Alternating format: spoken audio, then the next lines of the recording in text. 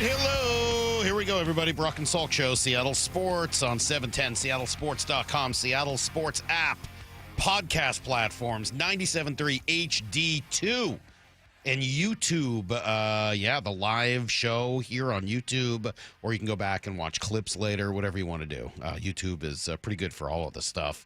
It's Super Week. We made it. It's Super Week. We got through the bye, and now it is Super Week, and the Seahawks are in it. Just incredible. All day long to be talking through this team. Their arrival yesterday, some of the extra buzz around them. You know, when you hit the big time, everybody comes out of the woodwork, and there's a lot of extra stories and a lot of extra focus on your team and a lot of interest in what they're doing. And then sometimes you do get stories like the Seahawks being up for sale potentially immediately after this Super Bowl. We'll see what happens. That was the report from ESPN on Friday. And again, I know a whole lot better than to doubt Seth Wickersham and Brady Henderson, who was a part of that story as well. Wickersham's usually right. He's a really good reporter, so we'll see what that means. I don't understand. I don't know. I mean, we've known for years that the team would eventually be up for sale. It does say in that article, the reporting done by Wickersham says that they are past the date where that poison pill was in there to trigger a ton of money coming to the city. So it is certainly possible that they are looking to sell. And then you get the Wall Street Journal article saying that the league has been upset about this and that they're out of, the requirements for ownership. They're not meeting those requirements. So, yeah, I mean, it's certainly possible. Is that going to distract the team in the Super Bowl? I don't think so. I mean, that would surprise me. Certainly, that would not be the MOB way. This would definitely fall under the B and not the M. If you remember that's mission over bull, well, this is not part of their mission. So, I think this team is pretty well set up to deal with these types of rumors conversation. On a side note to that, I really hope it's not true, right? I mean, I like Wickersham and Brady, and I think they're probably right. They're great reporters. I just hope it's not true because I like Jody Allen as an owner. I think she's done a really good job. I think we talked about this a bunch.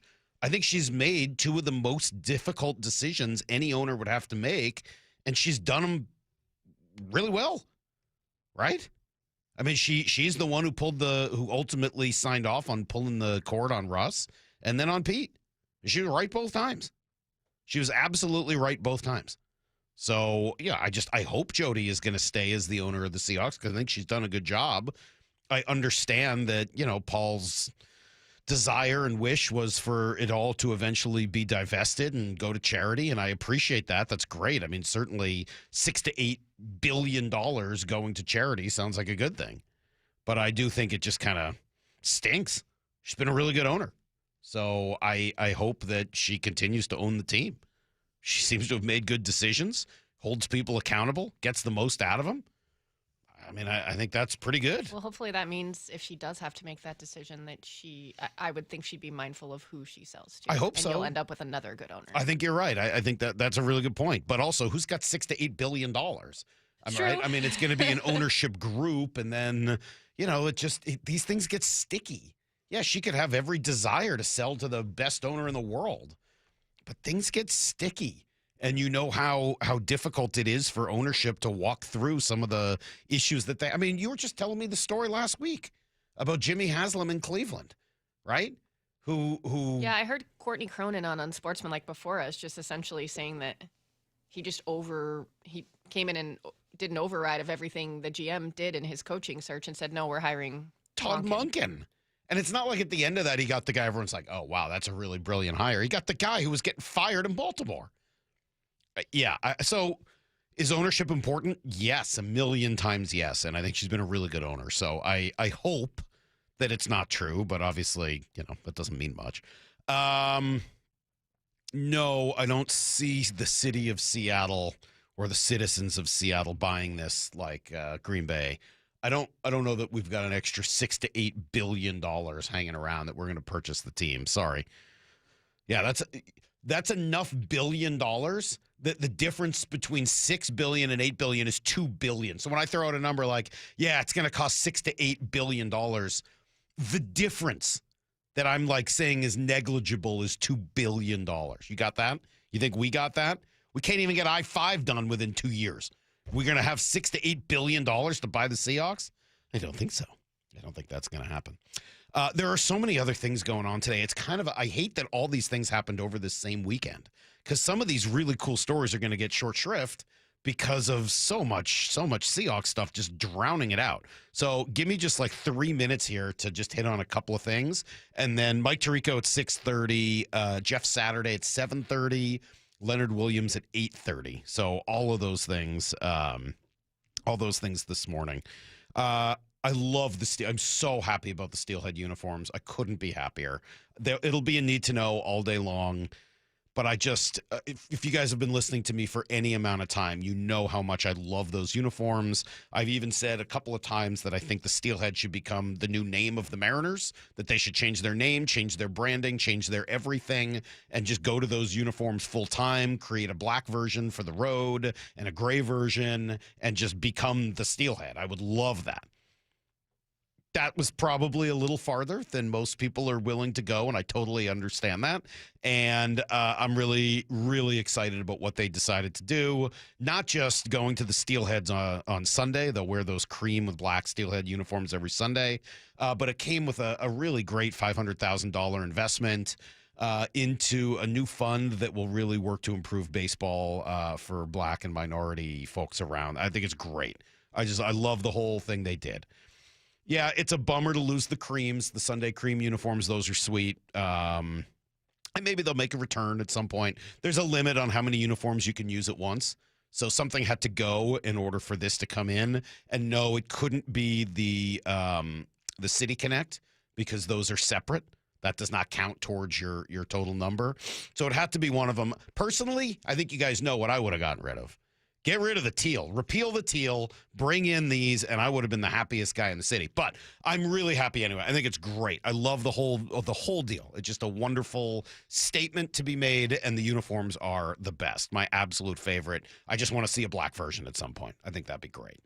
So that was really cool. And yes, I do want to make sure I hit on this. An emphasis on that word hit. My guy. I really am in love. I know you've called me in love with a few other people. Gosh. Mora, I'm in love. I believe it. Mora. Jacob Melanson had 12 hits registered in the game on Saturday night, breaking his own team record of 10. I'm pretty sure the previous record before he was called up was like 4. He just goes out and hits everything in sight and shows that it's really not that hard to just go out and give effort. I think that's what I love so much about him. He's a perfectly decent, skilled player. He may rise to being a third-line winger. Who knows? Maybe he ends up being better than that one day. Sometimes these guys do. But he's not like, he's not the most skilled guy in the team. He's not Jared McCann or Matty Beniers. Guys are with, real skill. McCann's got the fastest shot on the team. But he's just all effort.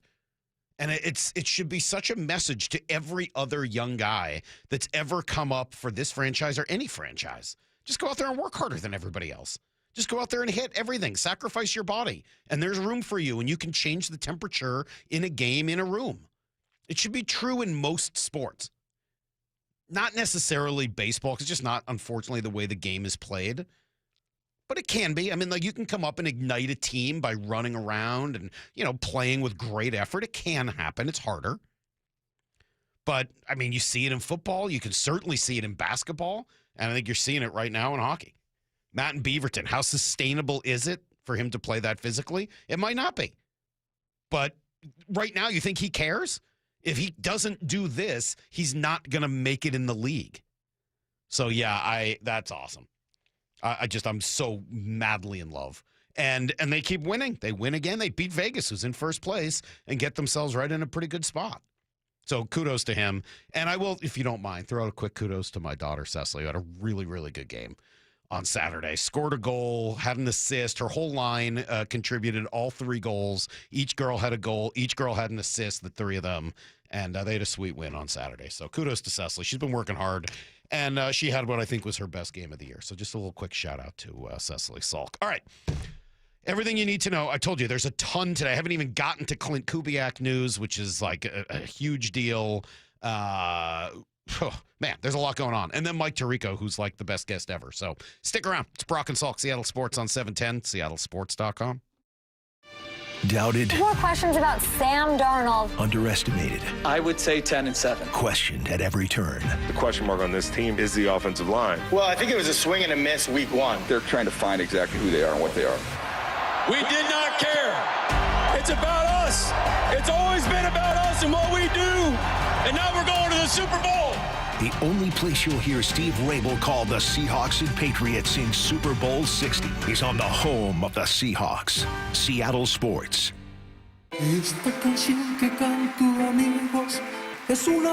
Experience the iconic Mexican music group Bronco at Muckleshoot Casino Resort, Saturday, February 28th at 8 p.m. They've sold more than 20 million albums and performed for audiences all over the world. Now Bronco is bringing their modern take on regional Mexican sound live to Muckleshoot Casino Resort. Tickets are on sale now at muckleshootcasino.com. Your old furnace ain't nice, and your toes are like ice. DayandNight.net. Save $1,700 when you have Day and Night match your current furnace with a qualifying AC or heat pump. Your furnace is lonely all by itself, but it doesn't have to be. With our Matchmaker Special, we'll match your furnace with a perfect air conditioner or heat pump to keep your furnace company and your home comfy all year round. Match your furnace to a qualifying cooling system and save $1,700. DayandNight.net. In October baseball, every pitch matters and every decision is magnified. In the postseason, teams don't rely on hope. They rely on preparation and experience. Divorce works much the same way, but the consequences of a bad call don't last a game, they last a lifetime. At Goldberg Jones Divorce for Men, we provide the preparation and experience to protect your finances, your children, and your future. Go to goldbergjones.com to get your questions answered at no charge. goldbergjones.com. Never have I ever called my sister from the finish line of my first marathon. Hello? You won't believe where I am. Are you running? Mile 26. I'm gonna make it. Switch to T-Mobile's 55 Plus plan and get iPhone 16e with its advanced camera system on us. Plus 2 lines for just $30 a line. Guys, I can't believe it. I knew you could do it, babe. That was amazing. Mom, how do you feel? I feel great. I can't feel my feet. Let's take a picture. And then you may carry me to the car. Share every stride, every mile, every memory on America's best network. Switch to T-Mobile's 55 Plus plan and get iPhone 16e on us and 2 lines for just $30 a line.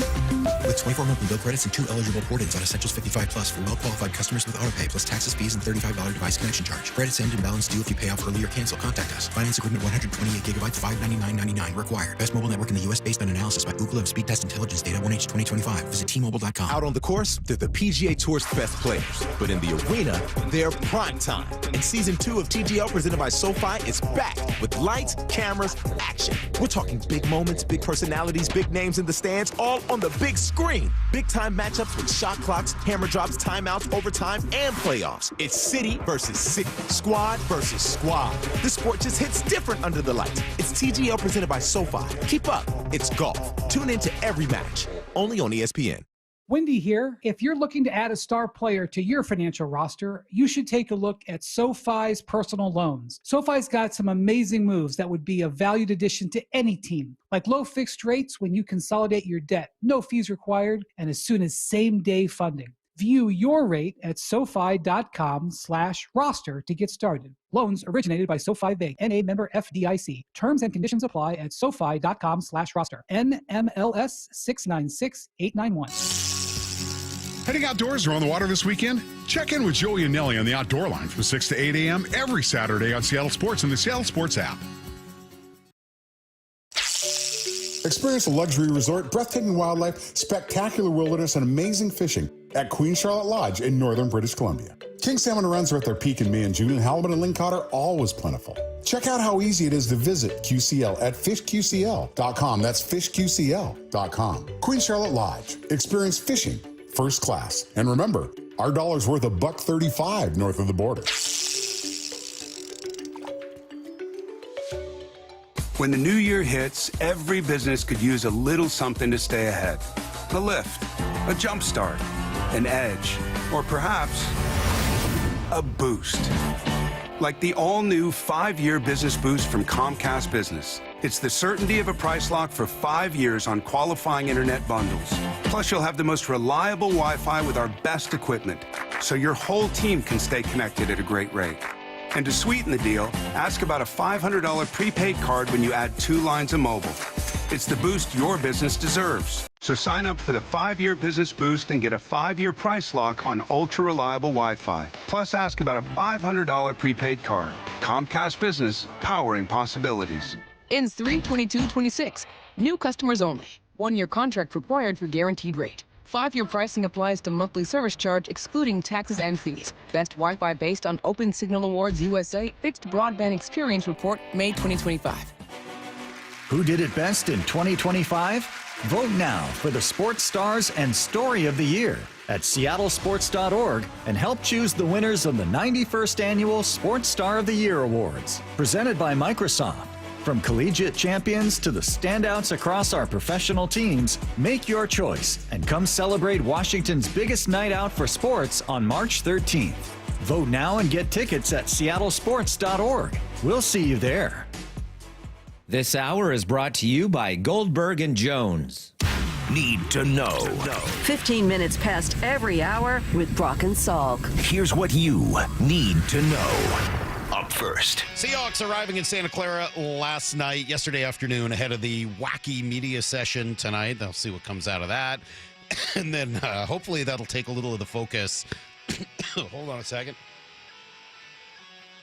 Sorry about that. Dealing with a little phlegm this morning. We're getting through it. Anyway, hopefully that'll take some of the focus off the reports that surfaced Friday and into this weekend regarding the eventual sale of the team. ESPN reporting it would be put up for sale after the Super Bowl, with some in the business estimating it could fetch a price of $7 or even $8 billion. That's a lot. Paul Allen Trust issued a statement saying that the team is not up for sale and that nothing has changed. Of course, the report is that it will be up for sale, not that it currently is. Anyway, Wall Street Journal reporting that the league has been pushing for this behind the scenes because the setup doesn't meet league ownership requirements, and apparently has even fined the team, according to the Wall Street Journal report. Meanwhile, injury report looks pretty damn good. Another full week of practices ahead. Backup tackle Amari Kite doubtful, but then Robbie Utes, Brady Russell, Chaz Surratt all questionable, and that's if the game were to have been played yesterday. So they still have a whole nother week of injury reports to go through. Surratt would need to be added to the roster from IR. That would possibly come at the expense of Amari Kite, who's probably not going to play in this game either way. Mike McDonald says they're kind of getting back to normal. Like once Wednesday hits, will be the same cadence. Just there's some extra stuff too. I think there's some extra media obligations and that sort of thing. Travel time. I mean, there's some variables that we normally don't deal with here, but we'll take those in stride and keep rocking and rolling. Yeah, they can do all those things, but I just am really excited for the nation to see what this team looks like when that defense is fully unleashed. The defensive line really is where it all starts. Robert Mays on the station Friday. Pretty excited about what this defense can do, especially up front. The Seahawks go, 6 or 7 deep along the defensive line? Like they have made this joke yesterday on our show. It's like hockey lines. I mean, you can just sub them out in total, and their backup defensive line, like the Seahawks' backup defensive 4, would be as good as a lot of other teams' starters. That's how you win, man. That's how you build a sustainable winning product, and the Seahawks have certainly done that this year. Here's the second thing you need to know. All right, with 10 jobs opening up this offseason, it just wasn't going to be possible to keep Clint Kubiak in the building. Reportedly agreeing over the weekend to become the next head coach in Vegas, succeeding Pete Carroll. They can't announce it because the Seahawks are obviously still playing until Sunday, but that's expected to be announced after the Super Bowl. Obviously an intriguing job, right? First overall pick, a bunch of cap space, a couple of assets like Max Crosby, Ashton Genty, Brock Bowers. So I can understand why they would want him, and I can understand why he would want to go. Here is Mike McDonald on his OC. Well, I think the thing that I appreciate the most about Clint is he's a team player. It's all what's best for the team all the time. And he takes a lot of pride in that, that it's a team effort. And so he'd be the first to, say that the rest of his staff does a great job and the players are the ones that make it come to life. So I think there's the humility behind how he operates, creates an environment where you're getting all those positive aspects for everybody involved. All right, look, this is obviously not great news for the Seahawks, right? He's been an instrumental and integral, I just combined them, part of what they've done this year. But I would be probably more concerned about this if the process to hire him hadn't functioned so well last offseason. Like, they did a great job with that process, who they interviewed, how they settled on him. I got to say, like, I trust this group. The combination of Mike and John, I would absolutely trust them to handle the search for his replacement really well also. So as long as he's able to focus this week, I got no issues. I understand it's, part of the game. And kudos to him. He's absolutely deserved it. Cardinals, by the way, found their guy as well. Kind of felt like they settled for Mike LaFleur after Kubiak decided to go to Vegas. He had previously been the offensive coordinator with the Rams. Here's the third thing you need to know. All right, busy weekend for the Mariners. Very successful fan fest at T-Mobile Park. I wasn't able to be there, Lyle. I know you were. What was the vibe over at T-Mobile? It was really good. People seem pretty happy. As they should, right? Players walking around. Was Rick Riz getting his due? Were people excited to see Rick? Did you see any of that? I think so, although I think people are always excited to see him. That's a good point. Everybody loves Rick for good reason. They did have two big announcements. First, they are going to wear their steelhead uniforms every home Sunday. That will take the place of the cream uniforms that they've worn for a couple years now. It also comes with a $500,000 investment in what's called the new Steelheads Community Fund, which will operate in support of local black-led baseball and softball organizations and other community initiatives. So for me, absolute home run all the way around. They also announced the unveiling of another statue at the park. This one will commemorate the 2001 season and the return to baseball after September 11th. It will have Mike Cameron and Mark McLemore raising the flag. So bad news that came with it. And Lyle, I'm sure you were really bummed to hear this, understandably. Logan Evans going to need Tommy John surgery. He will miss the whole season. That stinks, and it means they're going to need a little depth in the rotation as well, as he accounted for 15 starts last year, which is, not nothing. Gino Suarez gets a deal done in Cincinnati, gets $15 million for 1 year and a mutual option. Good for him, and also glad the Mariners didn't do that. Jerry says they still got one move up their sleeve, though. At least they're trying. We love our unit. We love our special team. That's definitely not him. That's Mike McDonald. I'll play the Jerry one a little bit later. But who is it? Probably Brendan Donovan. So if they can get it done, great. And if not, so be it. All right, last thing. Great win for the Kraken Saturday night in Vegas, 3-2 over a division rival. Tolvanen, McCann, and Kakko all had goals. Capo Kakko with the winner. Jacob Melanson setting a new team record for hits. 12 hits in less than 10 minutes. That's insane. 12 hits in fewer than 10 minutes of ice time. Dude's a menace. The win puts them in third place. 3 points behind Vegas for first place in the division. Unbelievable considering where they were. Did we try to get him on the show? Or, Yeah. would you be okay if we had Yeah, we him on did. the show? Would you be able to Yes. compose yourself? Just straight up, yes, we need to get him on the show. Okay. I don't know how else to say it. And in fact, Maura, I was really touched that you brought me a medicine ball from Starbucks this morning. Thank you. But You're welcome. it just barely makes up for the fact that you haven't gotten Jacob Melanson on the show yet. Okay. I mean, there's kind of been... The Seahawks have kind of dominated our show here for The who? a while. You think I care more about the Seahawks than Jacob Melanson? How dare you? That's everything you need to know. 1/4 every hour here on the Brock and Salk Show. Just kidding. I would love to talk to him. I really dig the way he's done this. I think it's great. And I what are they now? 13-2-2 after his first little 3 games where they, got beat in all 3. And yeah, some of that does coincide with getting rid of Marchment, and they've played better, and Grubauer's played. It's not like it's just him. But 13-2-2 after that initial 3-game losing streak, yeah, dude makes a difference. He's leading the NHL in hits per game. Like, that makes a difference. Of course it does. It's a physical game. And it's not like he stinks at the other parts of the game. He's good at them. So, yeah, I think it matters. I think it means a lot. Okay, Seahawks, the focus. Mike Tirico will call this game. And I didn't even realize his first Super Bowl. In my mind, he had called one already. But this is going to be his first. So he talks about that. He might even shed a tear. Stick around. You'll hear it all next on Brock and Salk. Wyman and Bob, every afternoon at 2. It's awesome to see. I can tell you, just being down there, every one of them singing the same tune about the team. And I love these guys. I'm so happy to be here with these guys. They've built a culture that they care about each other. And so, that obviously sounds very corny, but it works. You know, maybe people will stop texting into our show, Bob, saying it doesn't matter if he's a nice guy or not. Yes, it does, because it's the ultimate team game. Only on Seattle Sports. Kick off 2026 at Toyota of Kirkland and Toyota of Renton with their New Year's savings on your next car. Like the 2026 Corolla, leasing at just $215 a month for 39 months with $29.99 due at signing. The 2026 Prius, leasing at $280 a month for 39 months with $29.99 due at signing. And the 2026 Camry LE, leasing at $339 a month for 39 months with $29.99 due at signing, or finance at 4.99% APR for 72 months. New Year's savings at ToyotaofKirkland.com and ToyotaofRenton.com. Whether you're in the north or the south, they've got you covered. Offers valid until February 2nd, 2026. Terms available on approved credit through TFS. Excludes taxes, titles, license, dealers, accessories, and a $200 negotiable dealer documentation fee. Hi, Chuck here at Frank Lumber The Door Store. As we turn the corner on a new year and start planning for home projects and better weather, now is the time to come in and see all we have to offer. Our bargain barn is loaded with great deals with many exterior and interior options. And if you need your order quicker, now is the time of year to take advantage of our pre-hung and popular matchup service. Come visit our showroom and bargain barn in Shoreline. And don't forget to check us out online at franklumber.com. This is the story of the one. As an HVAC technician, he and his digital multimeter are in high demand. So when a noisy office HVAC turns out to be a failing blower motor, he doesn't break a sweat. With Grainger's easy-to-use website and product information, he selects the product he needs to keep everything humming right along. Call 1-800-GRAINGER, click Grainger.com, or just stop by. Grainger, for the ones who get it done. Taxes was waiting on the refund you needed yesterday.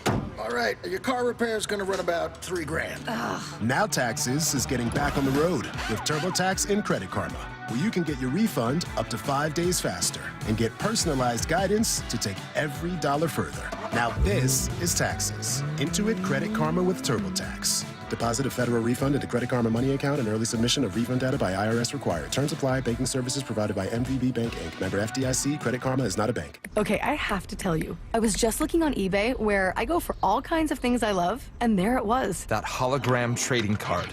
One of the rarest. The last one I needed for my set. Shiny like the... designer handbag of my dreams. One of a kind. eBay had it, and now everyone's asking, ooh, where'd you get your... windshield wipers. eBay has all the parts that fit my car. No more annoying. Just beautiful. Millions of finds, each with a story. eBay. Things people love. Empower. After wanting one for years, Kevin is finally enjoying his new hot tub. This is the life. He worked with Empower to help him get good at money, so now he can be a little bad. Oh, no, not my phone. Oh, Kevin. Kevin's phone may be in hot water, but his finances aren't. Invest well, live a little. Start today at empower.com.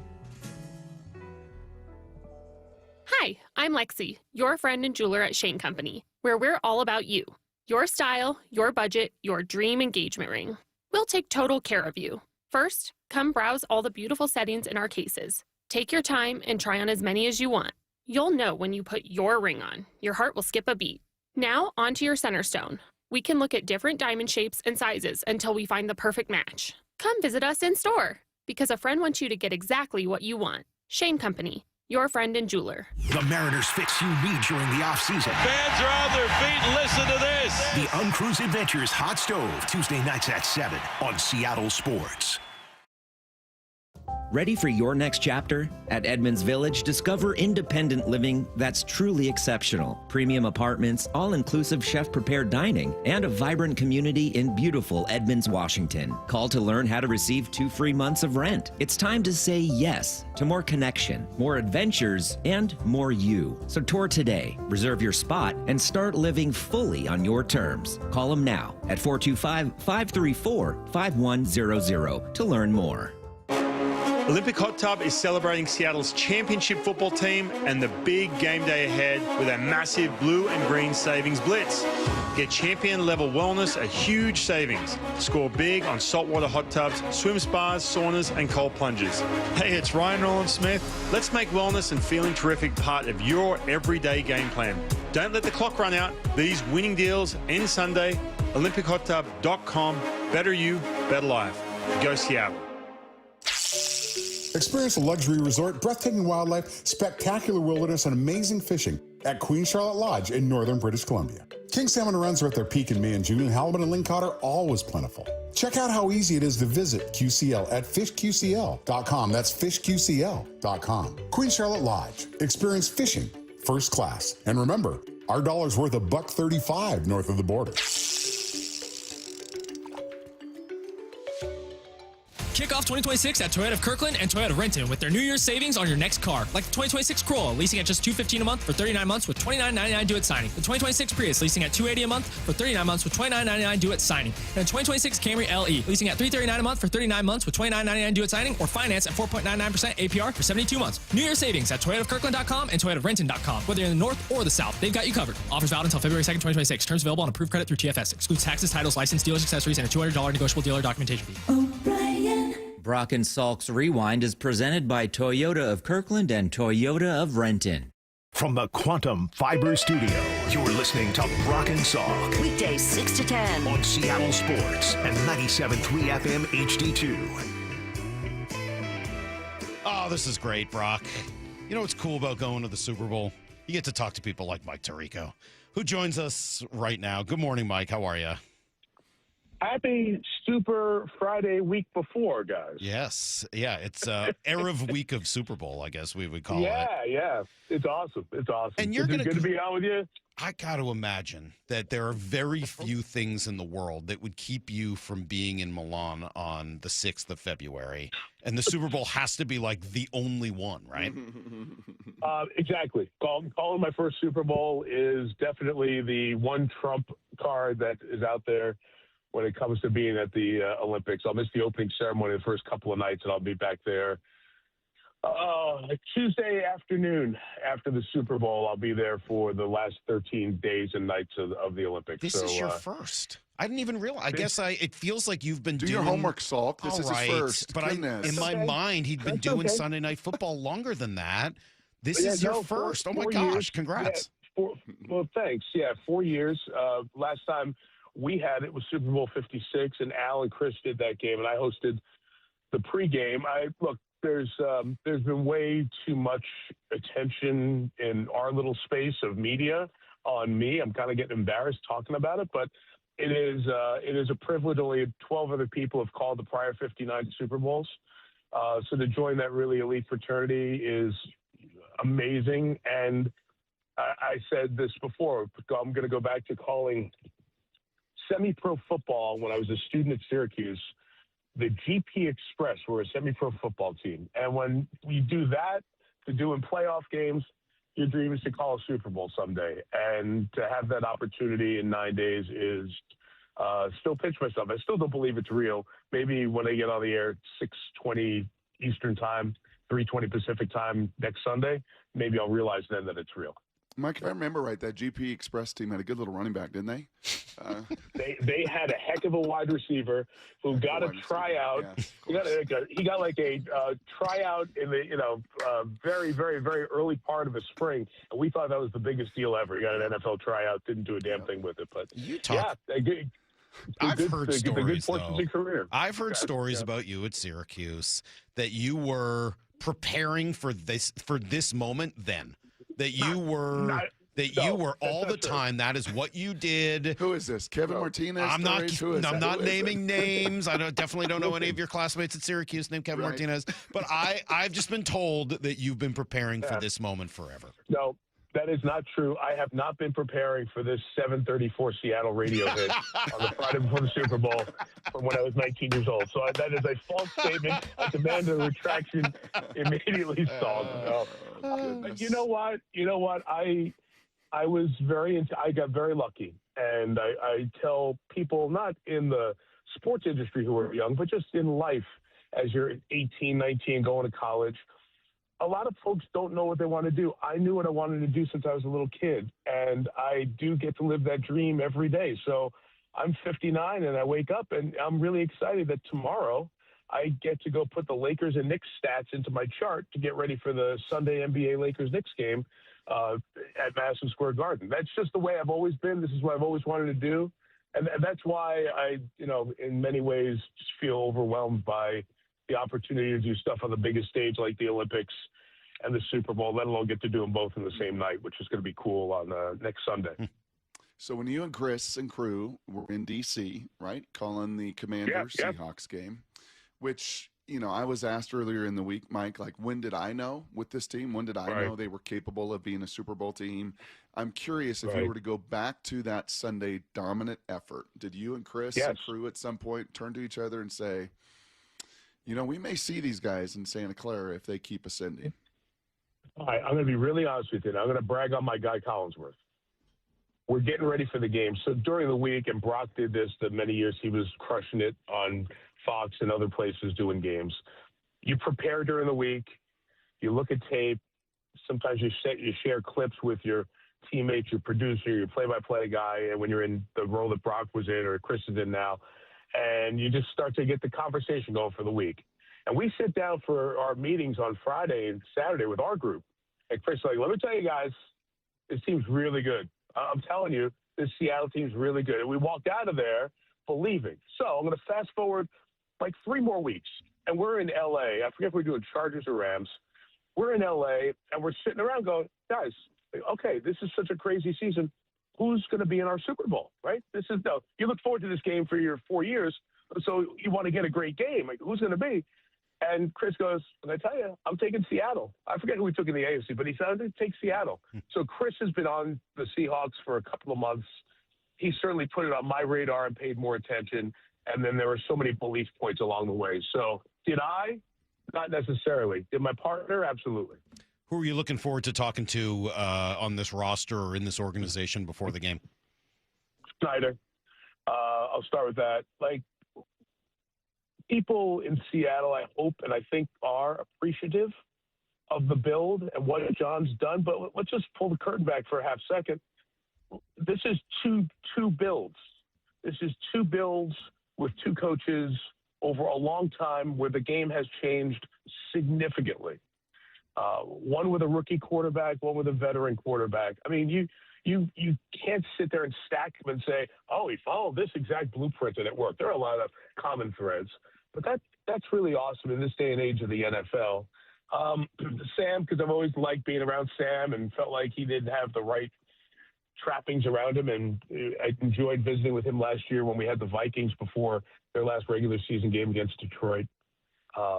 Those are a couple right off the top. And I'll tell you my fun story, you know, being around Michigan football and then the Baltimore Ravens for a little bit, seeing what Mike McDonald was all about and getting really excited on how well-liked he was and well-respected. We're sitting at the owners' meetings, the NFL annual meetings, right after Mike had been named head coach. He's got the job for, I guess, 2 months at that point. And it's at the same hotel. So you walk in the hotel and like everybody's kind of clustered together. And every head coach has a little group around them, right? And Mike's he's talking to some folks, but he's standing there. And Mike doesn't have this big group of people because Mike was at that time, Mike blends in, right? He's not 6'7". He's not that Vrabel imposing figure. You haven't seen Mike on TV 1,000 times. I just love that dude. I just am so happy that he is the orchestrator of this success. I'm really excited to get to talk to him a couple of days before his big moment in the sun. It's really some neat stories. It's interesting. All those guys you mentioned, I would throw Leonard Williams on there as well, who's one of the big leaders, are all kind of regular guys. I mean, John Schneider is a normal dude. Mike McDonald is quirky, but certainly a pretty, as you said, doesn't stand out. He's not 6'7". He's a normal dude. Leonard Williams does not look like a normal dude because most of us aren't, 6'5", 305 pounds. But talk to him, and he's a pretty normal dude. And if there's one big difference between the last Seahawks team and this one, the last big Seahawks team, and this one, it's that these guys just kind of seem like normal dudes. So you're right, and I'll take that to this level. And this is not a knock on the game at all. This is an appreciation for what I tend to gravitate more, and that's the team as opposed to the talent and the individual star. If you're doing this show in Dallas or you're doing this show in Chicago, and I say to you, name the 5 most famous Seahawks and Patriots who we're going to see in the Super Bowl, you got a hell of a time coming up with that list. Yep. You know Darnold because Jets, story, the high draft pick. You know Drake May now because of, He's been around a little bit in terms of TV games, and there's a great story that he's married to his middle school sweetheart, and he's in Boston replacing Brady and all that. But this is not an organization or a team on either side that is teaming with guys who are in commercials or larger than life. Probably Mike Vrabel might be the highest Q rating of anybody in the game. So it's a really unique set of teams to get to the championship in this day and age of the NFL. And the NFL's more covered, more viewed, more everything than ever before. We've got two teams that, honestly, we're going to be doing some introducing to the rest of America who are not the hardcore football fans that make up the 110, 20 million that watch the game, which is kind of fun. I think it's awesome. I love it. And that's not a knock on anybody. Don't take it the wrong way. It's just the reality. These teams they're both 60-1 shots to get to the Super Bowl. So they don't exactly have the guys who are getting endorsements for commercials for State Farm with Jake. So it's just the five of us, Mike. Just the five of us. You and me, Mike. Okay. Yep. Maura and Lyle. Just the five of us. Yeah. Hi, Maura. Hi, Lyle. I talked to Maura. Hi, Lyle. Yeah. If we're just sitting with you last Sunday, and I don't know where you were. Maybe you were busy calling games, prepping for Milan. Nope. All the gazillion things you do. But if we were sitting with you and you were watching these games last Sunday, trying to figure out, all right, okay, who do we got? My first Super Bowl. Who do we got? Mike McDonald was hilarious, by the way, with us when he was talking about watching the wild card round, and he's like, I get so tired. I don't know who I'm rooting for, not rooting for. It was maddening. So did you have any rooting interest as you were sitting there last Sunday trying to figure out what in the world this would look like? So I'll tell you exactly what I did. I shut it down. I was in my house by myself, watched all 7.5 hours of the game around nobody, just taking notes and just soaking it all up. The only difference for me, truly, was that we just had the Rams. And we had the Patriots in this playoff run. We just had the Rams. And the Rams would have made my life a day and a half easier.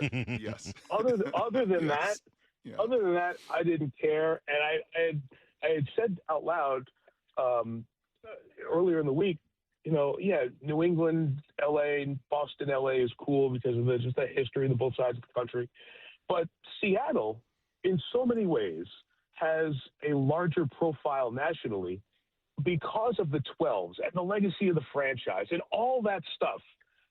That Seattle has a national brand. The Seahawks do. I know that goes counter to what I said about the individual stars, but the team, you're like, oh, man, Seahawks. Yeah, teams are always really good. God, their fans are great. What a hell of a place to watch a football game. I'd love to go there someday. There's just a buzz to the organization that is legit. So as I'm sitting back watching, you know what? Either one of these, once New England won, either one of these is really a sexy matchup because of the Boston-LA thing or Super Bowl 49, and we're back through that. As a matter of fact, that game was on NFL Network last night and totally made me unproductive for 2.5 hours. I'm like sitting there watching that game. I go, I don't need to watch snap by snap of this game, but like that's the movie that you know the ending and you want to see everything that happened leading up to it. And you're still sitting there at the end and you go, damn, did that happen? So amongst the five of us, I honestly, all matchups would have been good. This one works out really well, really comfortable. How many human beings are left from that game? The Kraft family, right? I'm just kind of curious how many John Schneider. I mean, how many legitimate human beings are in that building that day? Collinsworth, Collinsworth, Josh McDaniels. True. Oh, crazy! Yeah, Josh. Yeah, so there's it's crazy. This is Josh's 10th Super Bowl. 10th Super Bowl out of 60. Wow. I mean, it's not like the Patriots. The Patriots. This is number 12 out of 60. Which is pretty remarkable considering it had been, they did not participate in the first 2 decades of this deal, right? Wow. They make Super Bowl 20 and lose to the Bears famously, but that's 12 out of 41. That's off the charts. You want to talk about spoiled fan base? That is a spoiled fan base. And the great thing is you run into New Englanders, and I've got a bunch of friends. Obviously, our Syracuse connection, so many Northeast guys, Salk, Northeast folks are like, you run into New Englanders, and they say, God, man, it was such a long wait to get back here. Like, long wait. Wow. Can I get you on the line with a Browns fan? Yeah, or exactly. A Jets fan? I wonder what or a Lions fan. I wonder what the Sullivan family is saying after all of that. They were the ones responsible for those first 2 decades and a lot of disaster in there. That's for sure. Exactly right. Hey, so exactly right. How will you handle it? We here in Seattle are sort of hoping we don't have to relive Russell and Pete's worst moment and most of our worst moments over and over again. How will you and the thank you. Good. That's what I was wondering. Just get it out. Just tell us what time we should expect it. You will in the pregame, no doubt. You will in the pregame. And, you're derelict in your duty as a play-by-play guy to not mention if the situation or the moment comes up, the famous ending of the game, which it's so funny how that is remembered because of that moment. When you go back and watch the game, the entire game was played under the massive weighty cloud of Deflategate. It was raw and fresh, and people were angry. And until you go back and look at the stories, and then even in the broadcast, Chris and Al come back to it a couple of times in the game. And usually the Super Bowl is only about what's right under your nose. There's no time for storylines or big picture stuff. You're right there. So other than a tangential mention here or there, it's not like we're going to, go back now. If the Seahawks get down to the 1 yard line with less than a minute left, and the opposing coach inexplicably doesn't call timeout. Inexplicably. I'm honestly, I'm sorry, guys. Last night, I'm watching this. It's crazy. And I'm going, this is coaching malpractice. The greatest coaching. He not call timeout. Yep. And then, it is beyond belief. I still can't believe it. I knew it was coming. I watched it again last night. I go, that's stupid. But that's the joy of this whole endeavor. So it's not, unless that situation is right under our nose, we're not going very far to go find it. You'll certainly probably see imagery of it, at some point, but it's not a big storyline. Once this game starts, this is about creating the historical record and log for what happens in Super Bowl 60. So Malcolm Butler's not going to be like the third guy in the booth or something. No. He is the sideline reporter. We have Malcolm is covering the Seahawks offense is Malcolm Butler. Hey, last thing from me, Mike, and thank you. I know you have been so freaking busy with the media junket and getting ready for the Olympics and all of this work. Last thing for me, and I know we're 9 days out, but you've started talking with the crew and you've done all the media hits and everything else. Is your just kind of instinct and gut and eyes see, what we're going to see in 9 days? Just kind of set the table for me from a football perspective of what you think this game could take shape with. It's always intimidating when a guy who knows 30 times more football than you asks you a football question. You're like, what the hell? Why don't you just tell him yourself? Look, I always come back to, okay, when they have the ball, what are you thinking about? Yeah. So when Seattle has the ball, Kenneth Walker allowed this team to be dynamic down the field, and the dynamic ability of JSN and Shaheed and the tight ends allow light boxes to let Seattle run. And Walker is so good. It gets more like cool yards than any guy I can think of top of mind, right? In a different way. Like it's a little speed, it's a little power, it's a little bit of both. It's like press which button as needed. So New England's defense has been really good. And again, with other than their corners, guys who don't stand out, although, when you know football, you know that their interior defenders are really good. So how does New England neutralize and get Seattle to being one-handed? They can't run, they have to throw. They can't throw, they have to run, right? That's how you can stop. So that's the one thing I'm looking for. Flip it. Seattle's defense has an aggression to it that is just next level. Can the Patriots match that? And can New England put together some good offense? Because candidly, they have it in the playoffs. The Chargers game was a fight. It was a Jim Harbaugh typical fist fight game. Houston was bad weather and sloppy, and you saw the Denver game. The Denver game was ugly offense, right? Their offense hasn't had a game where they've been sharp or crisp in 3 games, which leads more emphasis back on the New England defense has to keep Seattle in control. Seattle is a worthy, deserving and educated favorite. I don't think that line is goosed in any way by who might be wagered on one side or the other. The Seattle Seahawks, if they can play their game, they should put a second banner up. You feel that way going in, but that doesn't mean that that's going to happen. I see. Do you see scenarios where the Patriots can win this game? Yes, it's getting Sam to make a mistake or two, force a turnover here or there, make them play a certain way and take that away. The corners have a really good game. Davis and Gonzalez are good. Can they keep the Seattle receivers at bay and then allow an extra person to handle Walker? Those are the things that just top of mind stick out 9 days away. But I haven't thought about the game much at all yet. No, obviously. I just way in the distance. You got a door jam to fix or something. Last time you were on with us, strike right? plate. He's out buying strike plate. plate. Actually, you know what? Honestly, the hot water heater has been acting up all week, and it's really just been annoying as hell. Mike, when you're preparing. I'm watching Rashid Shaheed returns in New Orleans just to prep for that, and I got to go downstairs and talk to the boiler guy. I'm like, come on, man, I got Shaheed New Orleans here. Hey, real quick, when you're getting ready, as those final few moments before you call your first Super Bowl, is there one person that you will be thinking about who helped you get there, who believed in you when you were younger, a family member, a teacher, somebody that you'll be thinking about, like, yeah, really appreciate what they did for me? Have I ever told you how much I hate you? Don't make me cry. Oh, no. So Don't sorry. get me emotional. You're not the Don't first get me guest to emotional. hate me. I mean, Richard Sherman hates me and plenty of others. Thank God I'm in good company. My mom. My mom raised me as a single mom and sacrificed so much of her life for me to have a chance to be first-generation college kid and live my dream, go to Syracuse, do all that stuff. So I will talk to her before the game, so I get the emotion out of it. But, my mom is the one who, without like 1,000 people, you guys don't get on the air doing what you're doing. Brock's career wasn't what it was.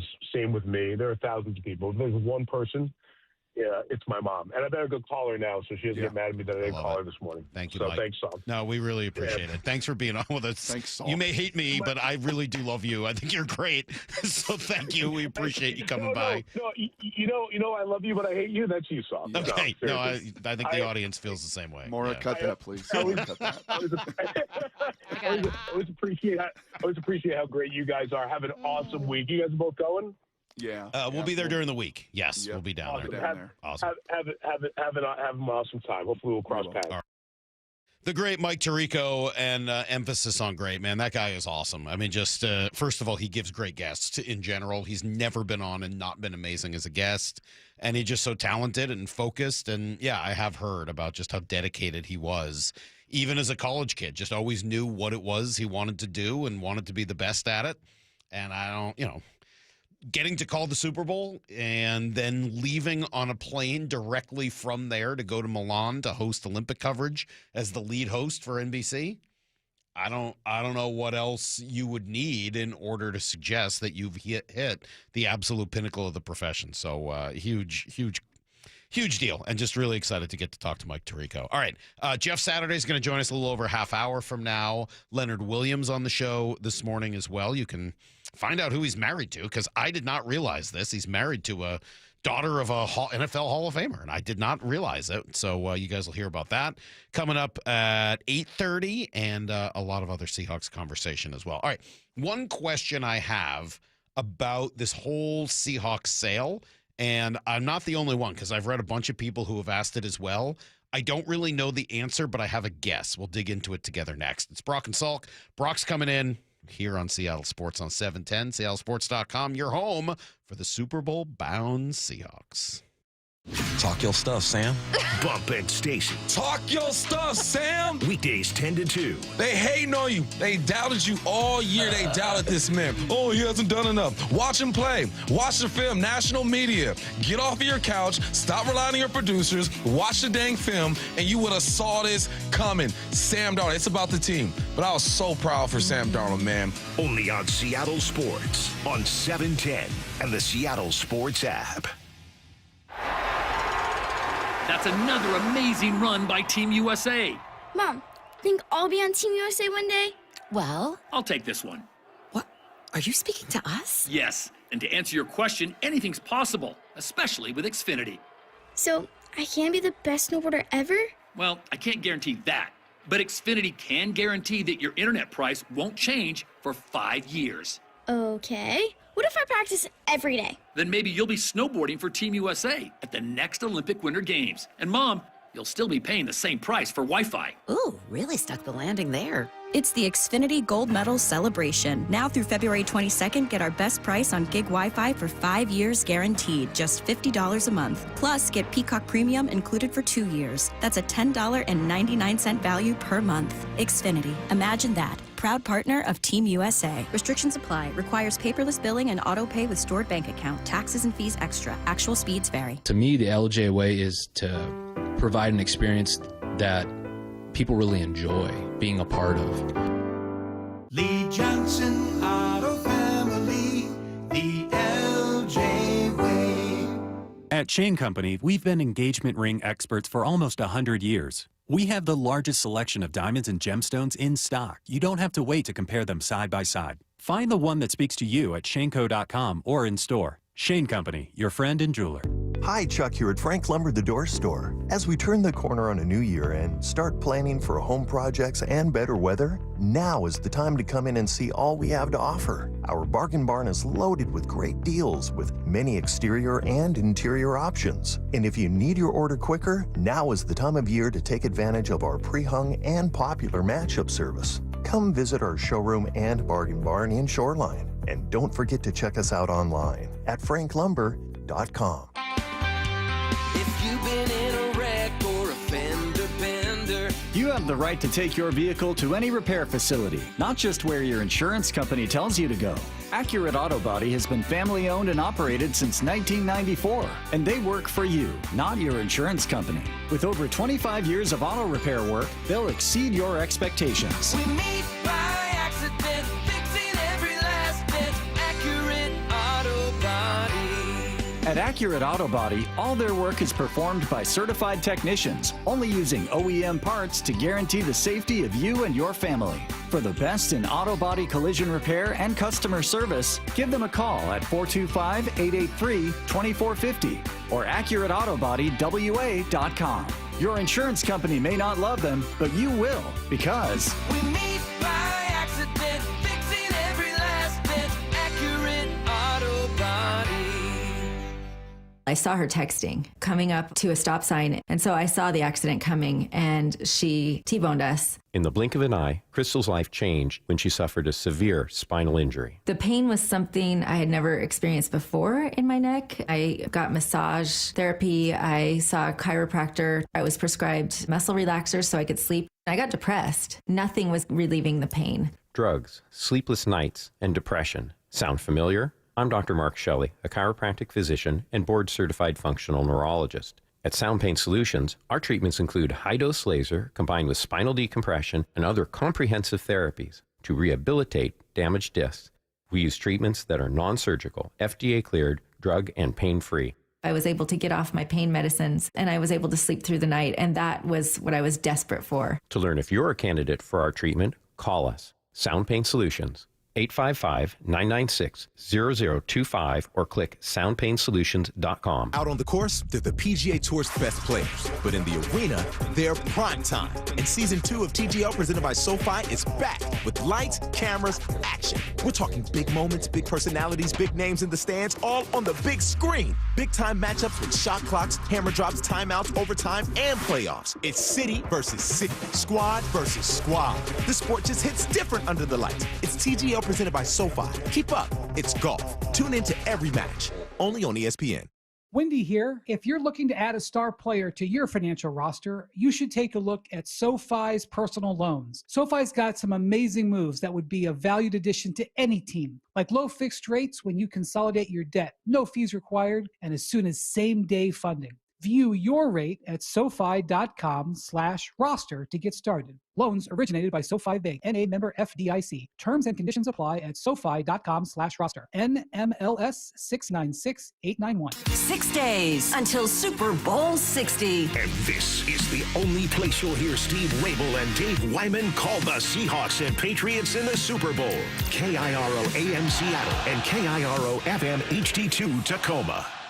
Give me a freaking auto! From the Quantum Fiber Studio, this is Brock and Salk. on Seattle Sports. Brock Ewert is my hero. Jake Buhner just punched me in the kidney. We're going to give you a minute. Doesn't really work that way, Sherm. This is a show that has my name on it. It kind of does, though. Now, here are your hosts, Brock Ewert and Mike Salk. Hello.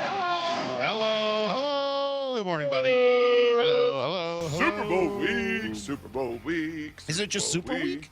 Super Week. Super Week. Yeah. Super Week. How are we doing? Like not super weak, like super weak. It's not like you're super weak. Huh? No laughing. I'm not allowed to laugh today. No, I got this whatever it is you gave to me, and I got this deep recesses of my chest, the coughing. It's no fun. So I'm Are you fine. gonna sound like RFK Jr. by Wednesday? I hope. Do we all get to experience that? Awesome. Maybe in voice, not in. Yeah. Yes. No, I am fine as long as I don't laugh. So please, no funny business today. All right, it's gonna be a serious show. Yes. All right, so let me start here, Brock, because somehow in the course of just a couple of days, what had been the quietest Seahawks season I can remember suddenly got really loud right before the biggest moment of the year. Yes. So and stay with me all the way through here because I'm not blaming anybody, and I don't think this is as big a deal as maybe it's being made out to be. But between the Kubiak coaching story, and he's going to go coach the Jets, and Raiders. Vegas Raiders, same thing. Okay. Both organizations that have no hope. No, between the Kubiak coaching story and the sale of the team, those could both be potential distractions. I don't necessarily think they're going to be for this team, and we'll talk about why. Mm-hmm. But, this is noise. This is noise that we haven't heard really at any point this year for this team, and that shouldn't be a huge surprise. Right? Was there one bit of noise all year? I mean, other than maybe Uchenna saying we don't like the Niner, like maybe them. That didn't even count because that was like, they're our rival. We don't like them. They don't like us. That's right. Yeah, right. no, they just don't make noise. There was not an off the field incident. Nope.